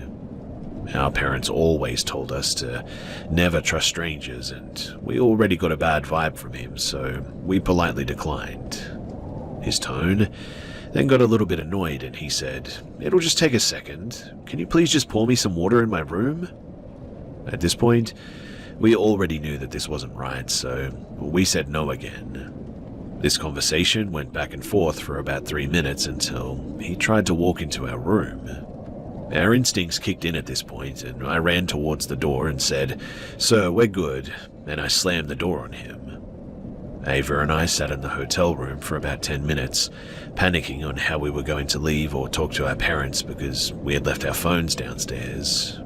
We looked out of the peephole and he was gone, so we eventually bolted down the hallway and ran back down the stairs to the restaurant. Once we told our stepmom, she was obviously mortified and went to the office security. They interviewed us and asked us for the description because they didn't have any cameras in the hallway apparently. We gave them the description, and they told us that nobody with that description worked there, and that most of them were young, broke college students. At this point, it really set in that if I had accepted and just helped him, that may have just been the end of me. So, everyone out there, please do teach your kids stranger danger because it may save their lives just like it did mine.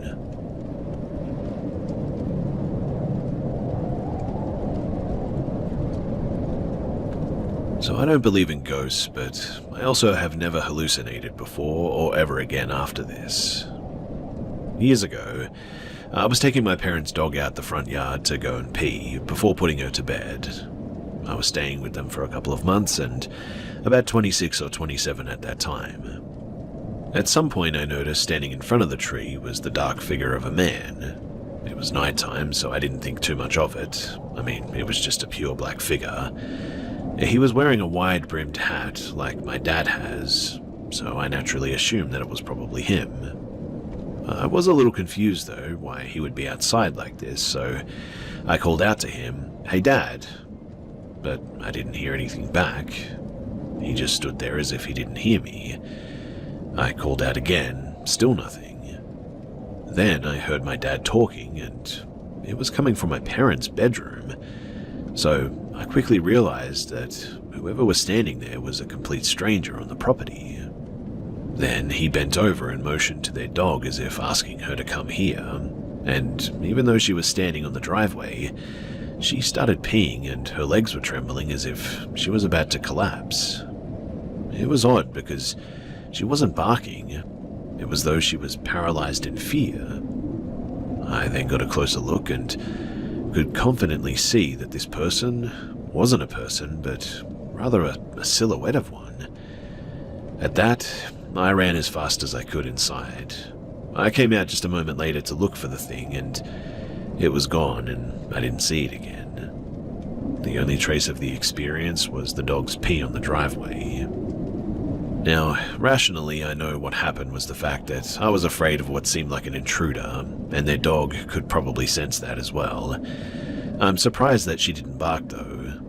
I mean, she's never really reacted this way to being scared.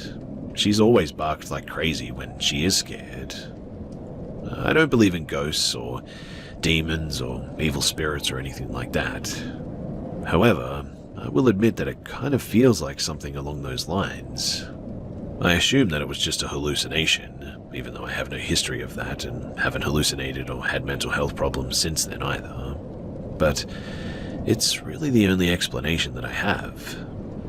Frankly, I just brushed it off for years, and then I was watching a video compilation of scary stories one year on Halloween, and heard of the Hat Man and how people all over the world have seen pretty much exactly what I did. I'm still pretty secular when it comes to ghosts and stuff like that, but man, after hearing that, what other people had seen, and realizing that it was the exact same thing, if that wasn't the creepiest thing that I'd ever heard, then I don't know what is. It felt like something that a character would come across in a horror movie, not real life. Anyway, the whole thing's a bit embarrassing for me to share with other people, but like I said, I just can't get over the fact that there was something more to this, especially because, well, the dog saw it too, and the dog reacted so strangely.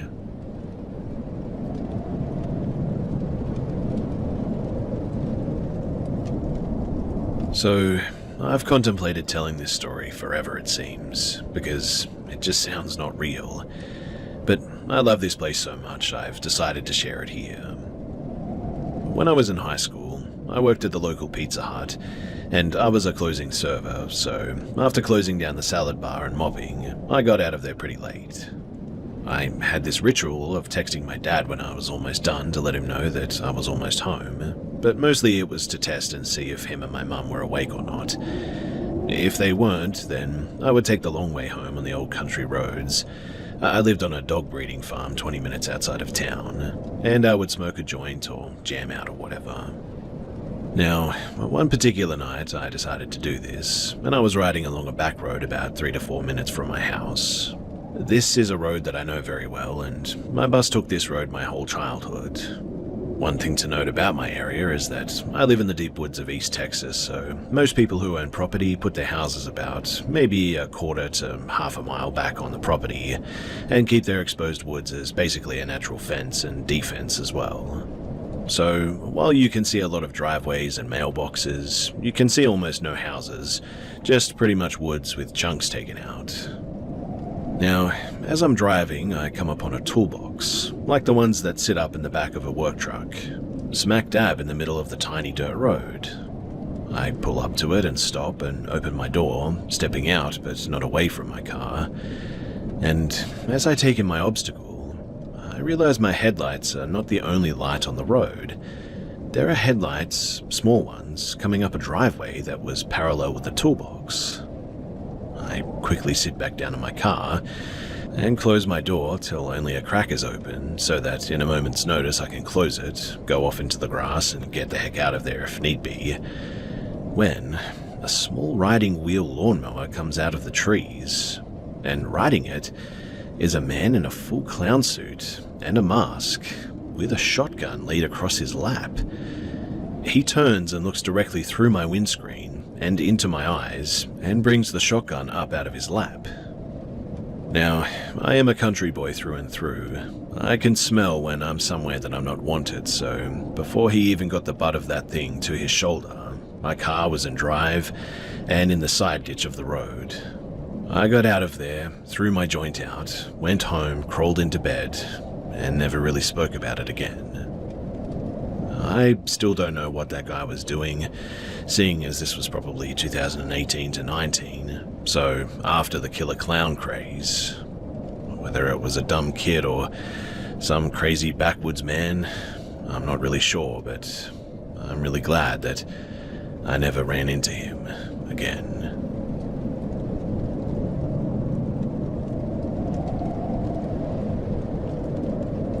So, I haven't shared this with anyone because, well, I don't want to seem crazy.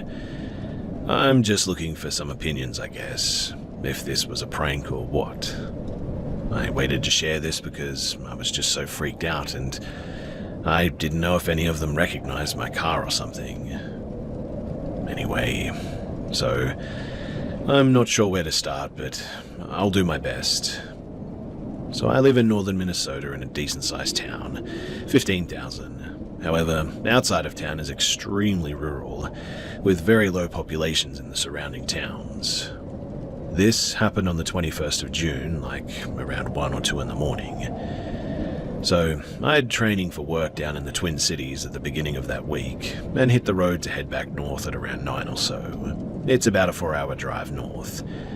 The first half of the drive is mostly highway, and then the second half is more of a rural 2-lane road, but still a common road traveled.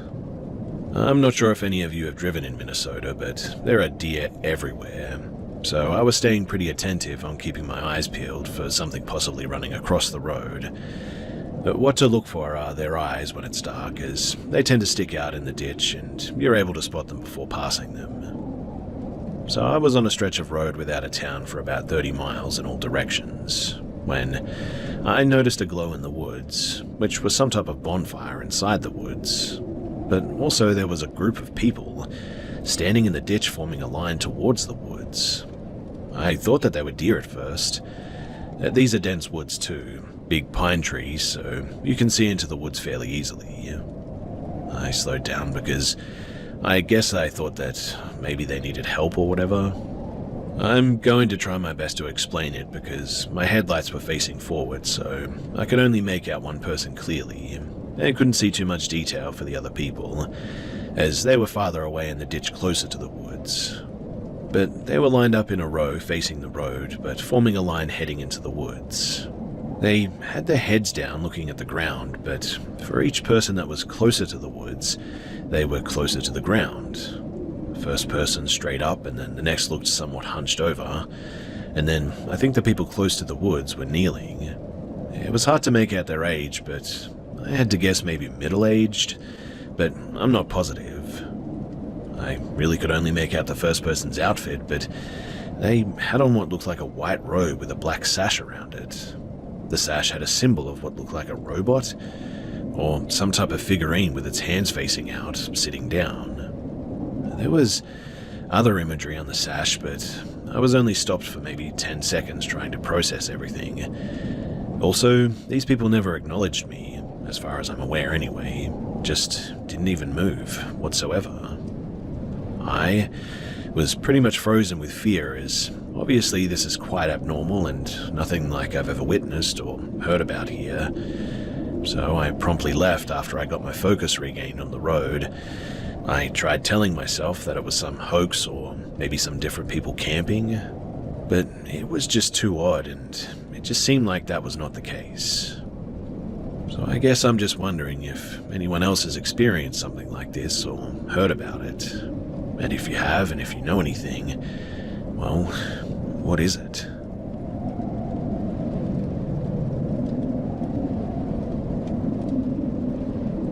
I've lived in many haunted houses all my life, each with their own experiences and stories, but for the most part human in nature. This, though, was the first time that I experienced something that I would call inhuman. My dad was in the army at the time, and had been stationed to a base in South Carolina. He found a house for rent and showed us pictures of it. It was a single story at the end of a roundabout, in the middle of the woods. You can see the other house off in the distance through the trees. I looked at the pictures, and whenever I looked at the pictures of the outside, a voice in my head would start screaming at me, "It's in the woods, it's in the woods." Nothing on the inside, just the outside. When we got there, as we were unpacking, a cop pulled up too. I never got out of the car, but talked to my mum through the window about how he knew the previous owners, and just wanted to check on things. We never saw the cop again after that, but it was weird.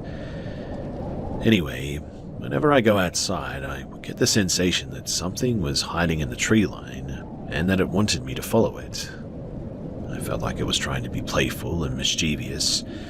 I would also see figures walking by the windows and heard scratching from outside even. One night, I woke up hearing something moving around outside. I went to look outside, peeking through the blinds, and I saw something crouching in front of the window. If it was standing, it would have been on two legs and at least 7 feet tall. Given I could see the silhouette of shoulders and knees, I could also see that whatever it was covered in fur. Obviously, I was pretty freaked out. Days later, my parents had taken my brother to the airport as well, and I was home alone. I was doing laundry, and I saw that my room was brighter than normal for some reason. I figured that I must have left my bedside lamp on, so I went to go and turn it off. I stood in my doorway and saw that my lamp was off. Looking up, my ceiling light, which had never worked since we moved in, was on. I texted my mum asking if she had the light fixed, and she said no. That was really weird because we checked that later as well, and that line was broken. Eventually, I left for army basic training, but my mum kept up to date on what was going on there. And she said that she was hearing the scratches and the noises now that I used to hear. One night, she was talking to my dad by the door and said that they both heard someone run up on the porch and rattle the door handle. My dad whipped open the door, but when he did, there was nothing there. We never got any answers to what was in the woods or the house, but it was my first experience with something that honestly felt inhuman.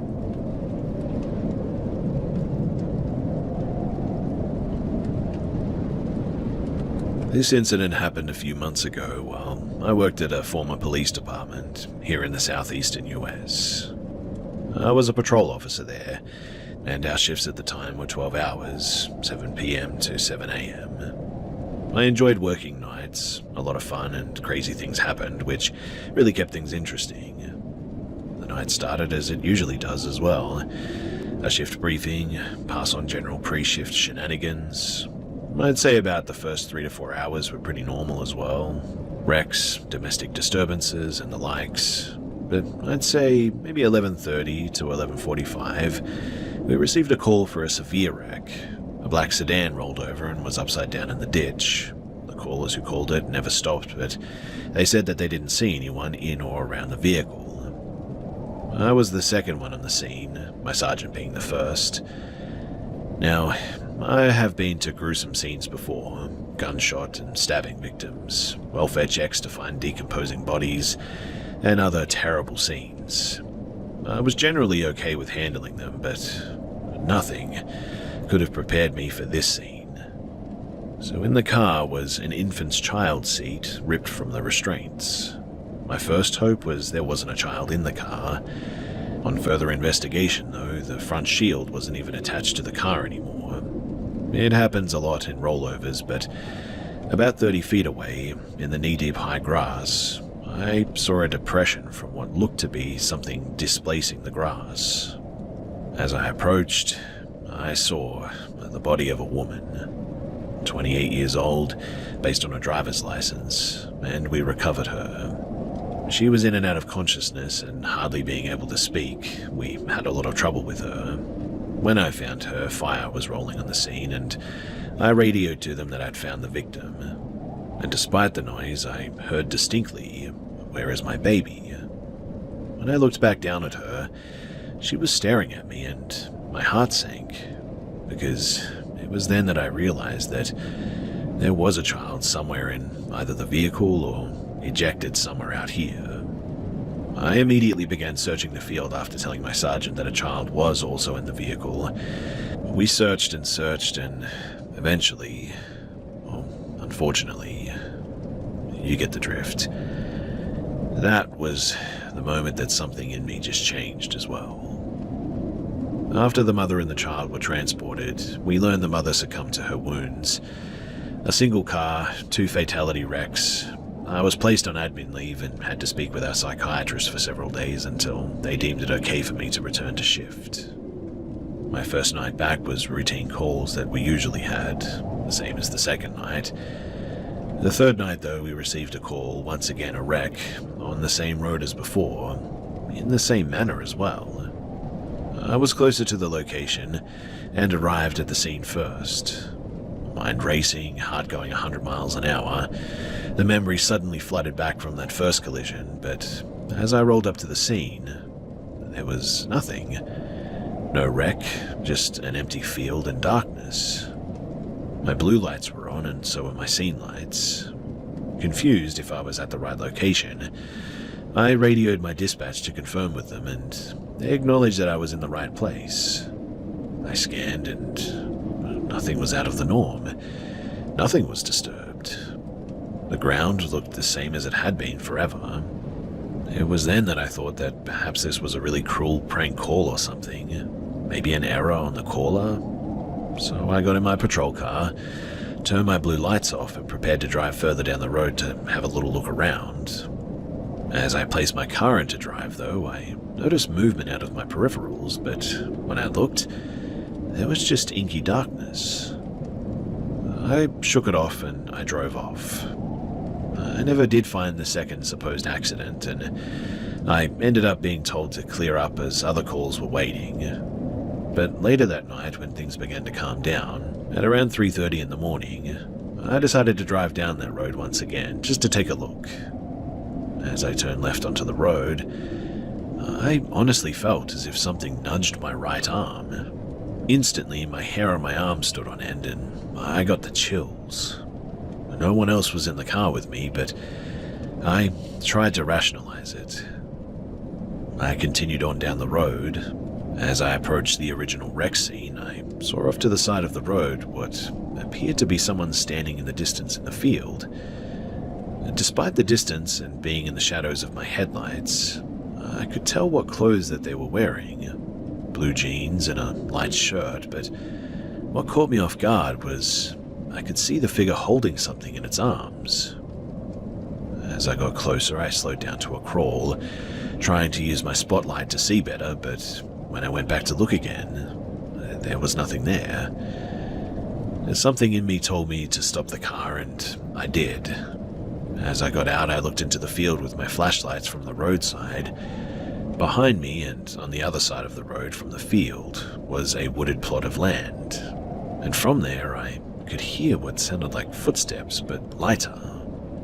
This was late autumn, and there were a lot of leaves on the ground, so there should have been more noise if someone was walking around on freshly fallen leaves like that. I informed my dispatch that I was stepping out of my vehicle and where. As I ventured out into the field, I found the original spot where the mother laid. Gauze, gloves, and various other medical bandages still laid there intertwined in the long grass. Despite being late autumn, the temperature was sitting around 55 degrees. But as I approached, I could feel the temperature suddenly drop. I got the chills again, goosebumps, and a feeling as if I was suddenly being watched. I scanned again and still nothing. As I left the spot and began walking back to my car, looking down as to not trip as I went, I looked up and my heart sank. Standing on the driver's side of my car, illuminated ever so faintly but not enough to see a face, was a woman, holding, clearly, a child in her arms. It was clear too, the same clothes as before but just obscured in the face. I called out to her and continued my way to her, trying to shine my flashlight at her, but as I did, I saw her step back into the shadows, my flashlight seemingly not able to pierce that darkness. As I got to my car, I called out again, searched with my flashlight, even going as far as turning my scene lights on, but nothing. Paranoid, I searched my vehicle, searched the wood line, and the feeling of dread became just too strong. And eventually, I got in my car and I just left. Shaken up by the experience, I called my sergeant and told him what happened. PTSD is what he said, and I was told to take the next several days off and to speak with the counselor. It really messed me up. After everything was said and done, though, I did return to work a week later. I just never went back down that road by myself while employed there. Several other people witnessed the same experience after I left, even people who were never even on the scene during the wreck. All described the same woman holding a child in the field, in that tree line.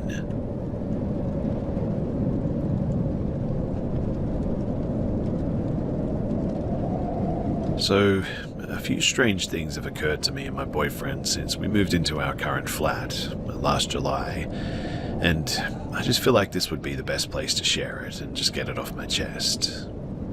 It might be a little bit long too, so I apologize in advance, but I was just looking for maybe some answers or some sort of advice. Now, before I describe these events, I'll say that I began experiencing sleep paralysis around 4 years ago and have had a range of unpleasant experiences with it in the past. However, these experiences have never been physical, only visual. That is, until moving into this new flat. I'll also say that my boyfriend has never had any past experiences regarding anything that he would consider paranormal, though the events that have occurred in the flat have left us both a bit confused and definitely a little bit spooked out too. Since my boyfriend and I moved into our flat, we've experienced minor things such as noises sounding like something has fallen onto the floor and begun to roll across it, only to find nothing that could have made the noise. Other times we have heard noises as if someone large or something large is being dragged across the wall in the hallway, but when we've opened our door to check what was making all that noise, there's nothing there, and the motion sensor light is off too. If it's activated, it stays lit for around 5 minutes. One more common thing too we experience is the chain on the bedroom blinds rocks from side to side sometimes. This doesn't happen as a gentle swaying though. There have been a number of occasions where we have gone into the bedroom to investigate a loud clattering noise. We've heard it over the volume of our TV and music even, to find it swinging violently from left to right, rather than forwards and backwards. We've tried to explain this away as just a draft, but this would continue to happen even when there was no possible airflow from the windows, vents, fans, or the radiator. And even if this were to be caused by any of these things, the chain would swing forwards and backwards, not left and right, and it definitely would not make such a noise to begin with. It sounds as if it's being lifted up and released, causing it to hit the wall and then begin to sway. Anyway, upon initially moving in, I was having some trouble sleeping, or staying asleep I should say, to the point where I had to seek some medical advice. I was sleeping during the day as I work part-time night shift while I'm at university and finishing work at 7:30 in the morning, but have since just started going to bed earlier in the evening. When I was actually managing to sleep, I would have very graphic, intense nightmares. Some were so bad that I would wake up and just burst into tears even. On a few occasions, I would have sleep paralysis too, but there was one time that this happened that ended up really shaking me up. Across from my bed, there's a wardrobe where both doors are fully mirrored. The right side wall, as you see it from the bed, also has a mirror above a small desk. During this particular sleep paralysis, I watched my boyfriend, who was not home but at work, walk past the wardrobe mirrors from left to right, but this appeared only as his reflection inside the mirror. He then wasn't visible for a moment, as he seemed to have walked out of frame of the mirror, until I saw the reflection walk past the other mirror on the right. After this, there was nothing for a few seconds, but I was still in paralysis, until I felt something yank the bottom of my duvet covers away from me. A cliche, I know, but this had never happened to me before. It spooked me out of my sleep paralysis, and I shot up and grabbed my covers towards me, because they had actually moved. I still don't know how to explain this away, as my sleep paralysis experiences have never been physical like this before, so I don't really know what to make of it. But another similar instance happened one night that my boyfriend was driving home from work and got stuck in a bad traffic jam on the motorway, delaying him a good few hours due to the distance from the site that he had been working at. And because I was working early, I went to bed before he arrived home. And at some point in the evening, I remember him getting home and me having a sleepy conversation with him right before he got into bed, and I fell back asleep. I'm not sure how long after this, but I was woken up again, but I was woken up by my boyfriend, who was standing at the side of the bed and had brought us some food. I was instantly confused, asking where he had got the food from and when he had left to go and get it, to be met with the same confusion, because apparently he had only just gotten home. I'm still so confused by this, as this is not something that has ever happened to me and really creeped us both out, and I just don't know what to make of it. But the final straw for me was one evening I was talking to my boyfriend as I was just walking around tidying up, only to turn to him at one point and see what I can only describe as a solid silhouette of a child crouched down directly behind him. At this point, I started straight up freaking out, running into the bedroom and refusing to leave for the rest of the night. The first day that I contacted my stepmom, who is very spiritual and has had all sorts of encounters and experiences with the unseen world, including running her own business where she does Reiki and tarot cards or something, amongst other things. My dad and my stepmom came to visit the following weekend, where she cleansed the flat and recommended that I buy black tourmaline for protection, which I have. But since then, this kind of activity has decreased, but not stopped entirely, resigning itself to just the random, unexplained noises, I guess. But one thing that I noted when my stepmom came to cleanse the flat was that she had asked whose side of the bed it was that my boyfriend slept on, but didn't elaborate why she asked that, and honestly, I didn't ask why at that time, but I'm going to, as the events keep playing on in my mind, and I feel like I have no answers to anything. I really don't know what to make of any of this, to be honest. The only connections that I can make are all leading back to my boyfriend, with the silhouette crouched behind him, the physical sleep paralysis, him getting home twice in the same night, and my stepmom asking about his side of the bed. But this is the second place that we've lived together, and the occurrences only started upon moving here. I did scour the depths of the internet and found that supposedly we live right by a ley line, but I've found no solid evidence to support this, though it is apparently discussed in a book about the city that was published in 1987, which talks about legends, folklore, and mysteries. This particular book, however, seems pretty hard to come across, with it either being unavailable or unaffordable. But in any case, does anyone have any suggestions or ideas that I can investigate into a little bit? Because, as for now, I'm just completely clueless, and any help would be really appreciated.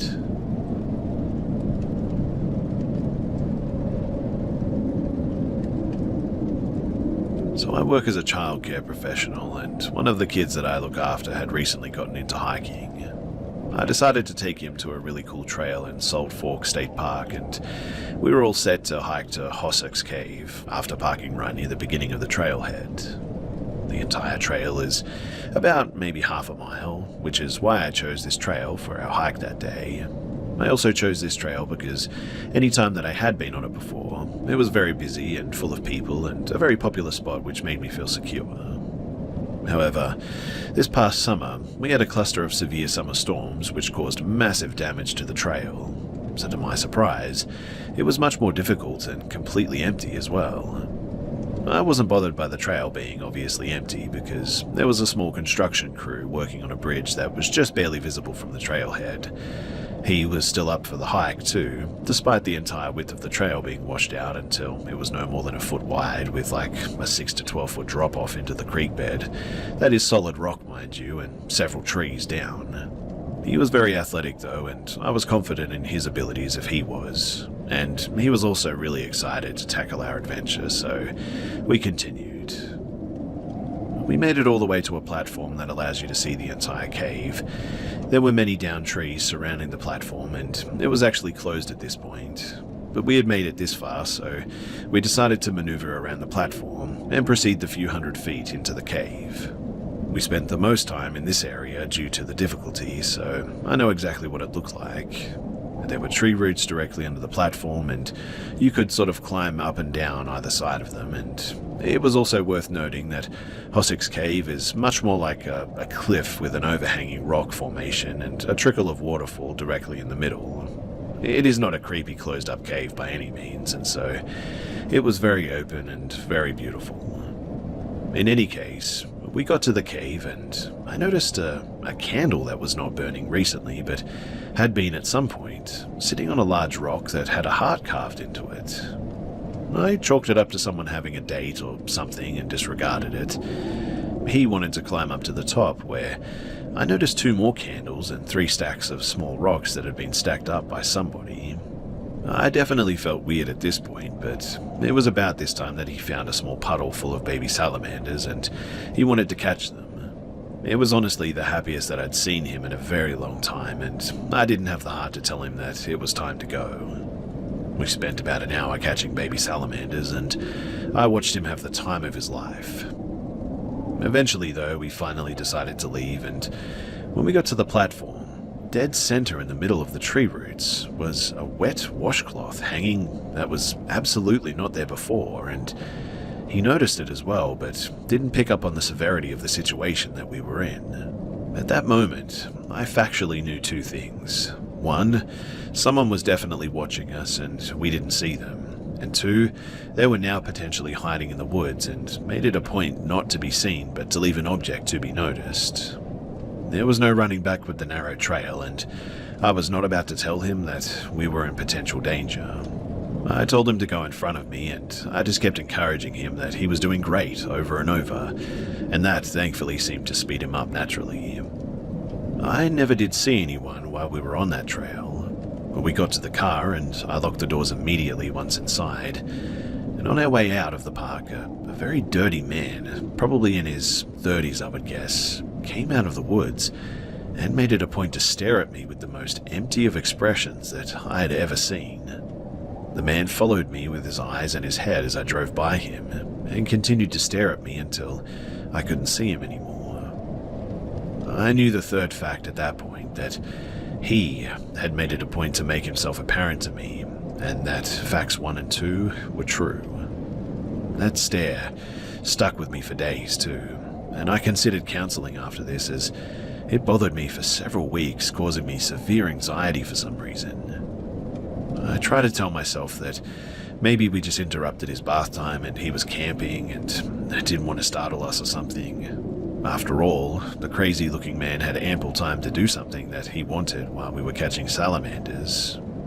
I just cannot in any way rationalize why he stared into my eyes the way that he did if he wanted to go unnoticed, though. Deep down, I know that it is much more likely that it was a deliberate action intended to scare me. He never had any idea how panicked I was, and to this day, it was the most fun that I'd ever seen him have. He brings it up regularly, and it was a very positive experience for him. But it was one of the worst experiences ever for me, and it made me feel really sick and really disturbed.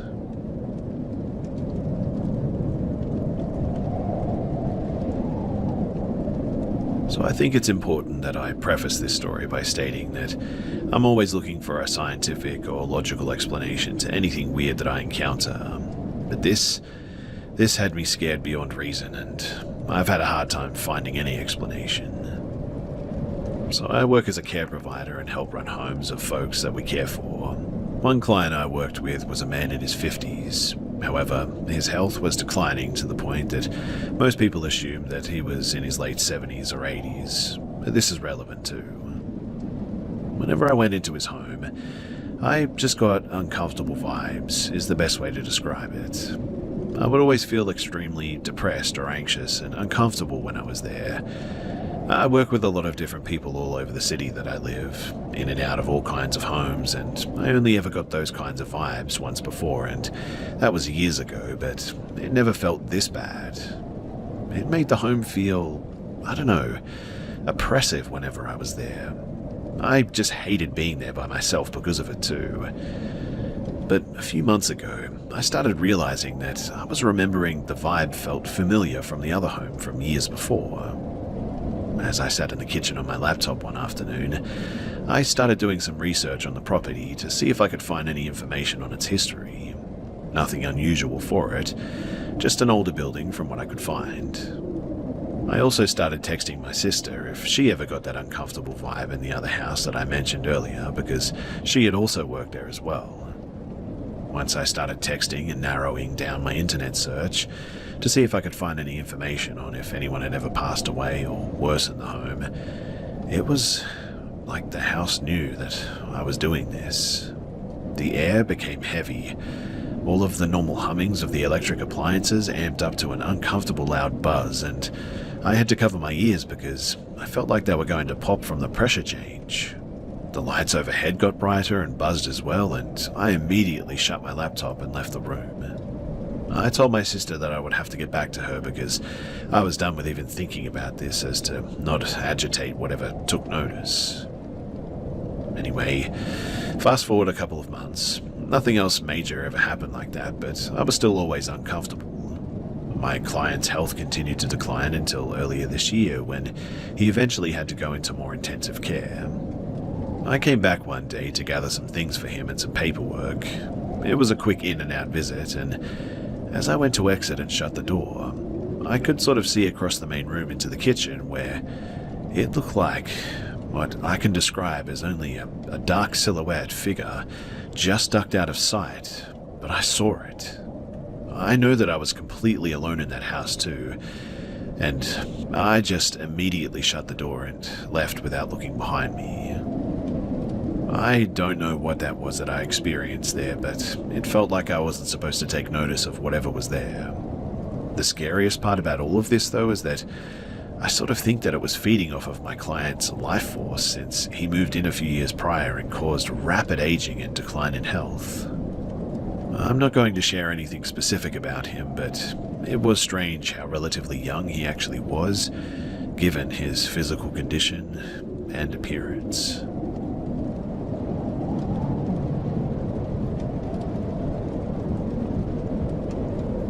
This happened 3 nights ago, and I'm going crazy trying to figure it out. I just moved into a new apartment 1 month ago, and I'm still unpacking and settling in. I've been using my parents' address as my mailing address, who live a few towns over, 20 minutes away, all my life. 3 nights ago, my parents called me at 2 in the morning, freaked out, and proceed to tell me this story. Apparently, at 1 in the morning, someone starts banging on their front door and repeatedly ringing their doorbell. My stepdad walks downstairs and opens the door, leaving the front glass door closed and locked. There was a man standing outside, who looked to be in his 30s, with a black hoodie on with the hood pulled up around his face. He didn't have any distinguishing facial features, facial hair, or tattoos. The only thing my stepdad said was that he looked to be Hispanic, perhaps. Neither my stepdad or my mother, who was watching the whole thing out of a window, recognized the man. But the man then says, "Oh, I'm sorry to bother you, but I'm looking for," and gives my full name. My stepdad plays dumb and says, "Who?" The man proceeds to state my full name again, and says that my boyfriend is worried because I didn't come home that night. He claims to be a friend of my boyfriend and tells my stepdad that they're both out looking for me, worried because I didn't show up at home. Mind you, I don't have a boyfriend. I live by myself with my 3 dogs and haven't been in a relationship in the past 5 to 6 months. But here's the weird part.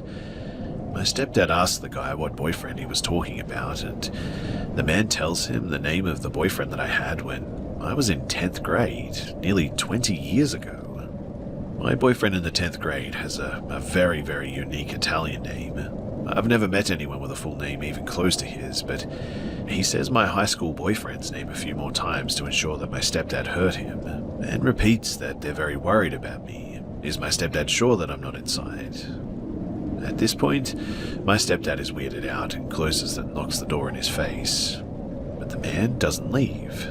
He lingers in front of my parents' house for the next 10 minutes, smoking cigarettes and talking on the phone. Finally, my parents call the cops, and about 5 minutes before the cops arrive, the man walks down to the dead end on their block and drives away in a silver car.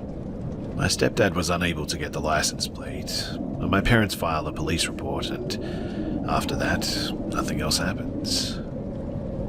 After I hear this story, though, I'm just going crazy over the weird details. I mean, how would someone know who I dated nearly 20 years ago? And what would the motive be of making up a story that included that weird detail about my past? I have not had contact with the 10th grade boyfriend in over a decade. Yesterday, I decided to message him on Facebook, though, to see if he has any insight. I tell him the whole story, and he's just as confused as I am and claims to have no part in it. At this point, I'm just at a loss, and I'm also really freaked out that some strange man is going through that much trouble at 1 in the morning to look for me. If you have any insights or ideas of what this could be, then do let me know, because I have a feeling that something fishy is going on.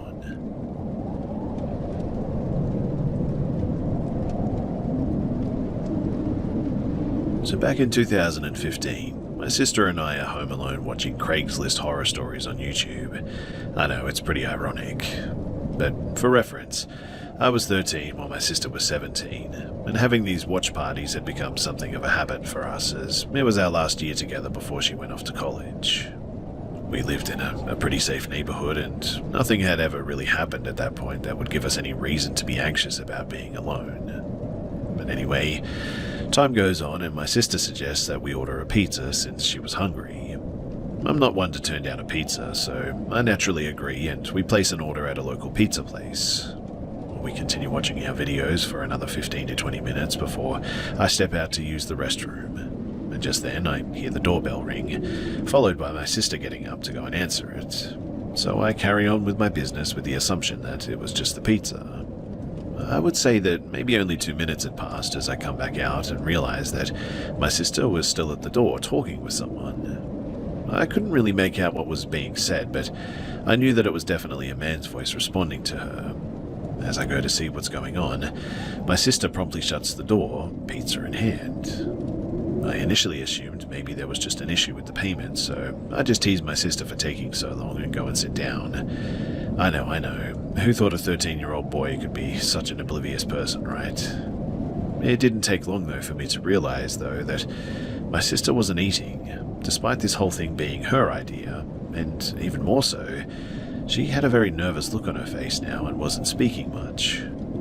I asked her what was up, and she proceeds to tell me that when she opened the door to greet the pizza guy, he looked at her as if he was checking her out, and followed up by giving her the most unsettling smile that she'd ever seen. She was trying to get the pizza and go as we'd already paid online, but the creep insisted on trying to make conversation with her. The man pretended to fumble around trying to get the pizza box out of his bag, all while asking very personal questions that he certainly had no business asking, like how old she was and if she was alone and stuff like this. Now, I admittedly thought that she was just messing with me at first. I mean, stuff like that can never actually happen to people that you know, right? Nevertheless, it still left me feeling a bit anxious. We tried to enjoy the food and move on, and I'd say about an hour or two later, we had finally calmed down about the whole thing. Right as we were getting ready to clean up and go back to our own rooms, there's a knock at the door, a very loud and aggressive one at that. We share the same nervous look and then hesitantly slip over to the window to see if we can get a look at whoever's knocking. Now, I hadn't seen the guy, but my sister immediately recognized him as the pizza guy from before. We were contemplating calling the police, but the guy had only knocked once or twice more before getting in his car and taking off way too fast down the road. Almost like he knew that if he continued, he was more than likely to go and end up in a lot of trouble. We made a round around the house though, making sure everything was locked up, and then waited for what felt like ages for our parents to finally get home. My sister told them about what happened, but our mum insisted that we were just being dramatic, that we had just made ourselves nervous because of the videos that we were watching. And while we both initially insisted on being serious, we eventually gave up and just tried to move on from the whole thing. We ordered from that place a few more times, but thankfully we never saw that same delivery man again. Nothing else ever really came out of that situation, but I can't help but think about what could have happened if that creep had just been a bit more persistent. What if he had kept trying to get into the house, or if we had accidentally left the door unlocked? I think that his intentions were pretty obvious, and I can only hope that his behavior has caught up with him, and that he's somewhere getting the help that he probably needs.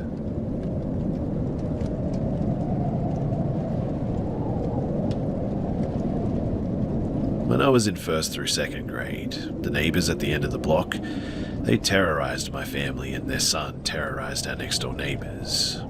The next-door neighbors, they were a family that we were close with, and I'll start with that first. So Junior, the teenage psychopath, was friends with their son, who was the same age. My brother and I were always there playing with their daughter, who was my age. Our mums were close, and the mum was Maria, and she was very pretty. One day her son told us that he was going to kill Junior. Maria told my mum that Junior had apparently been peeping in her window, so she decided to film him to get evidence because she kept finding something white on her windows. She found out that Junior was playing with himself to her undressing. He would then wipe everything on her windows, and this was before our family had problems with his family. One day, my dad, an avid cyclist, noticed his very expensive bike was missing. He saw Junior riding it around the neighborhood. He'd stolen it out of our garage, and my dad went to his father and told him to get his son to give his bike back. His father yelled at my dad and denied Junior stole anything. Luckily, he left the bike in their driveway, and my dad took it back and kept it in the basement after that. But a few days later, someone knocked on our back door, and my dad looked outside to see a plate of rice with a dead crow on it. He called the police, but since he didn't see who put it there, they didn't do anything. When we would go out, we would leave our bunny and guinea pig in their cage outside to get some fresh air, and my mum and brother and I were only out for a short period of time. My dad was in the basement. But when we got home, we went straight to our backyard that had a fence and big bushes in the back. Our kiddie pool had been out, and this is what we found. Our bunny had been drowned in the pool, and our guinea pig was thrown over the extremely high bushes into the valley. It was devastating for us at the time. Piglet, our guinea pig, was still alive, and my mum took her to the animal hospital. She had severe internal bleeding though, and her bones were broken, so she had to be put to sleep. But I just could not believe the cruelty, all over my dad confronting Junior's dad over the bike. So my mum went over to their house and confronted the father. He readily admitted doing it, saying that they were just animals. He apparently did it with a friend, and I can't remember how my parents figured that out, but I think Maria's mother saw them in our backyard or something. The police were called, but again, nothing happened. But that wasn't the end though. You see, one night, I woke up to my dog Wrinkles going crazy. She was sleeping on my bed. My bed was facing my windows. Then I heard knocking, and I also heard a male voice saying something about coming in. He also called me names, and I also heard some expletives, but I then saw Junior. I then ran into my parents' room crying hysterically, saying that somebody was trying to get into my room. My dad went outside and saw one of our patio chairs outside my very open window. He called the police. They searched outside my window and they saw shoe prints. The cops thought that there might be two people though because of how many shoe prints were on the ground. They went to the neighbor's house, but his mother said that Junior wasn't home. He was out with friends apparently. But I bet that they were in his house, but the police couldn't search it. I was traumatized afterwards, and my bed was moved so I couldn't see the windows. I was terrified to be at home though, especially at night.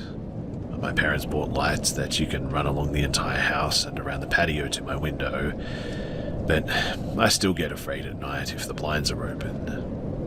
Nothing ever happened to Junior too because there was no evidence that it was him. Plus, someone in his family was a cop apparently, so there was that. It explains though why he wasn't sent to jail for what he did to Maria, who actually had caught it on camera. I also forgot to mention too that my mum was talking to his mum before any of this started, and his mum referred to her husband as the man. She hated him and joked about poisoning his food, and apparently he died of a heart attack shortly after Junior climbed in my window apparently, and we've always thought that maybe she finally did follow through with that threat.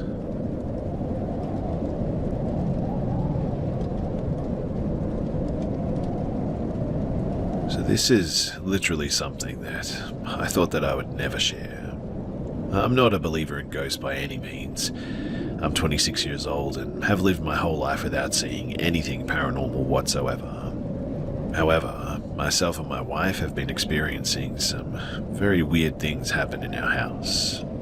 You see, 2 nights ago, my wife was asleep with our daughter in her room and I was in the master bedroom. I had gotten up at about 1:30 in the morning to get a late snack, and while I was in the kitchen, my wife came to the kitchen and asks me, "What, babe?" I was completely confused and said, "What do you mean?"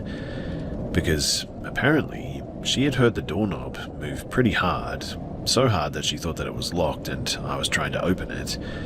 She was annoyed, but I told her that I didn't do it at all. I was pretty sure that she was dreaming and just heard me opening cookies, so it was just whatever at that moment. But just a couple of hours ago, however, she was here with my sister-in-law in my daughter's room. Again, I was in the living room and cleaning, and she came out to see what I was doing. Apparently, they thought that I was playing a prank on them because the door handle had moved 3 times, and they both saw it moving. It took me at least 30 minutes to convince them that I didn't do it. My wife saw it happen again while we were all searching the house, and there is definitely nobody in there. This is recent, but there were 2 separate times months ago where my daughter's room had toys making noise non-stop for at least an hour straight. I was too afraid to turn it off, too afraid to even move because it was 2 in the morning, and I was alone in the living room, so that made no sense. I had to wake my wife up to come with me and pull the batteries out in the end, but like I said, I'm not a believer, but now I'm just not so sure anymore. I mean, I've looked at every reasonable explanation for the doorknob, but there's just no way that it could move by itself like that. So, what could this possibly be?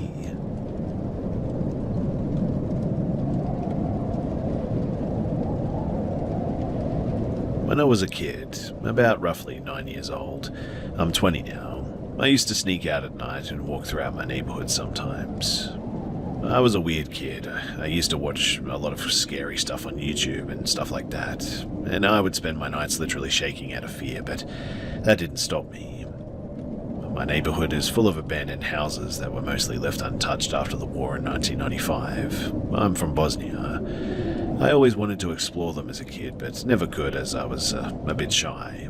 And that meant that somebody seeing me exploring and giving me a weird look would always make me run, and I don't know why I was like this, but that's not important now. But there was this huge house that was always surrounded by really large grass that was taller than me even, and I really wanted to explore it. I had asked my mum a bunch of times to go with me, but she obviously declined and banned me from going. But one night, I grabbed my dad's flashlight from the closet, climbed through the window of my room like I had before many times, and this time I went to the house. It was midnight. I arrived quickly as it was only a few houses from mine. Seeing no cars, I ran through the tall grass and ended up seeing a boarded-up window. There was a tight gap that I managed to crawl through, and I entered the house, and to my surprise, the room that I was in had nothing in it, like literally nothing, not even a beer bottle or a cigarette. The house had no real windows or doors, so I could hear a sort of hissing sound of the wind. I walked around for a bit, and I realized that there was nothing really special about it, and that I probably should have just stayed in bed. But while I was walking around, I would stop sometimes because I could have sworn that I heard somebody else walking in there, like the walking of heavy boots on stone or something. I froze, thinking that there was somebody in the house with me. I stood frozen for 5 minutes, and when I could no longer hear the sound, I continued to the second floor. The first room that I saw on the second floor was the bathroom. It had a toilet broken in half and a bathtub filled with dirty water. On the floor of it, I spotted something metal. I continue walking and I see an attic, like a hole in the roof of the house leading somewhere. There was a ladder nearby, and as I went to get it, I saw something small, like really small, like a sort of a lighter sprinting across the room. I stood there, and as a kid, of course, I started to cry a little bit. I can't really explain what I saw, but it didn't look like a bug or a rat, but more like a humanoid creature. As I started crying, I sprinted to the window as quickly as I could that I came through. Looking behind me, I could make out a silhouette as well, like a man holding something. I jumped for the gap, and while trying to get out, I heard a huge bang, like from a gunshot or something. I sprinted back to my house, and I went back in through the window, and I went to bed. I couldn't sleep for nights after that, and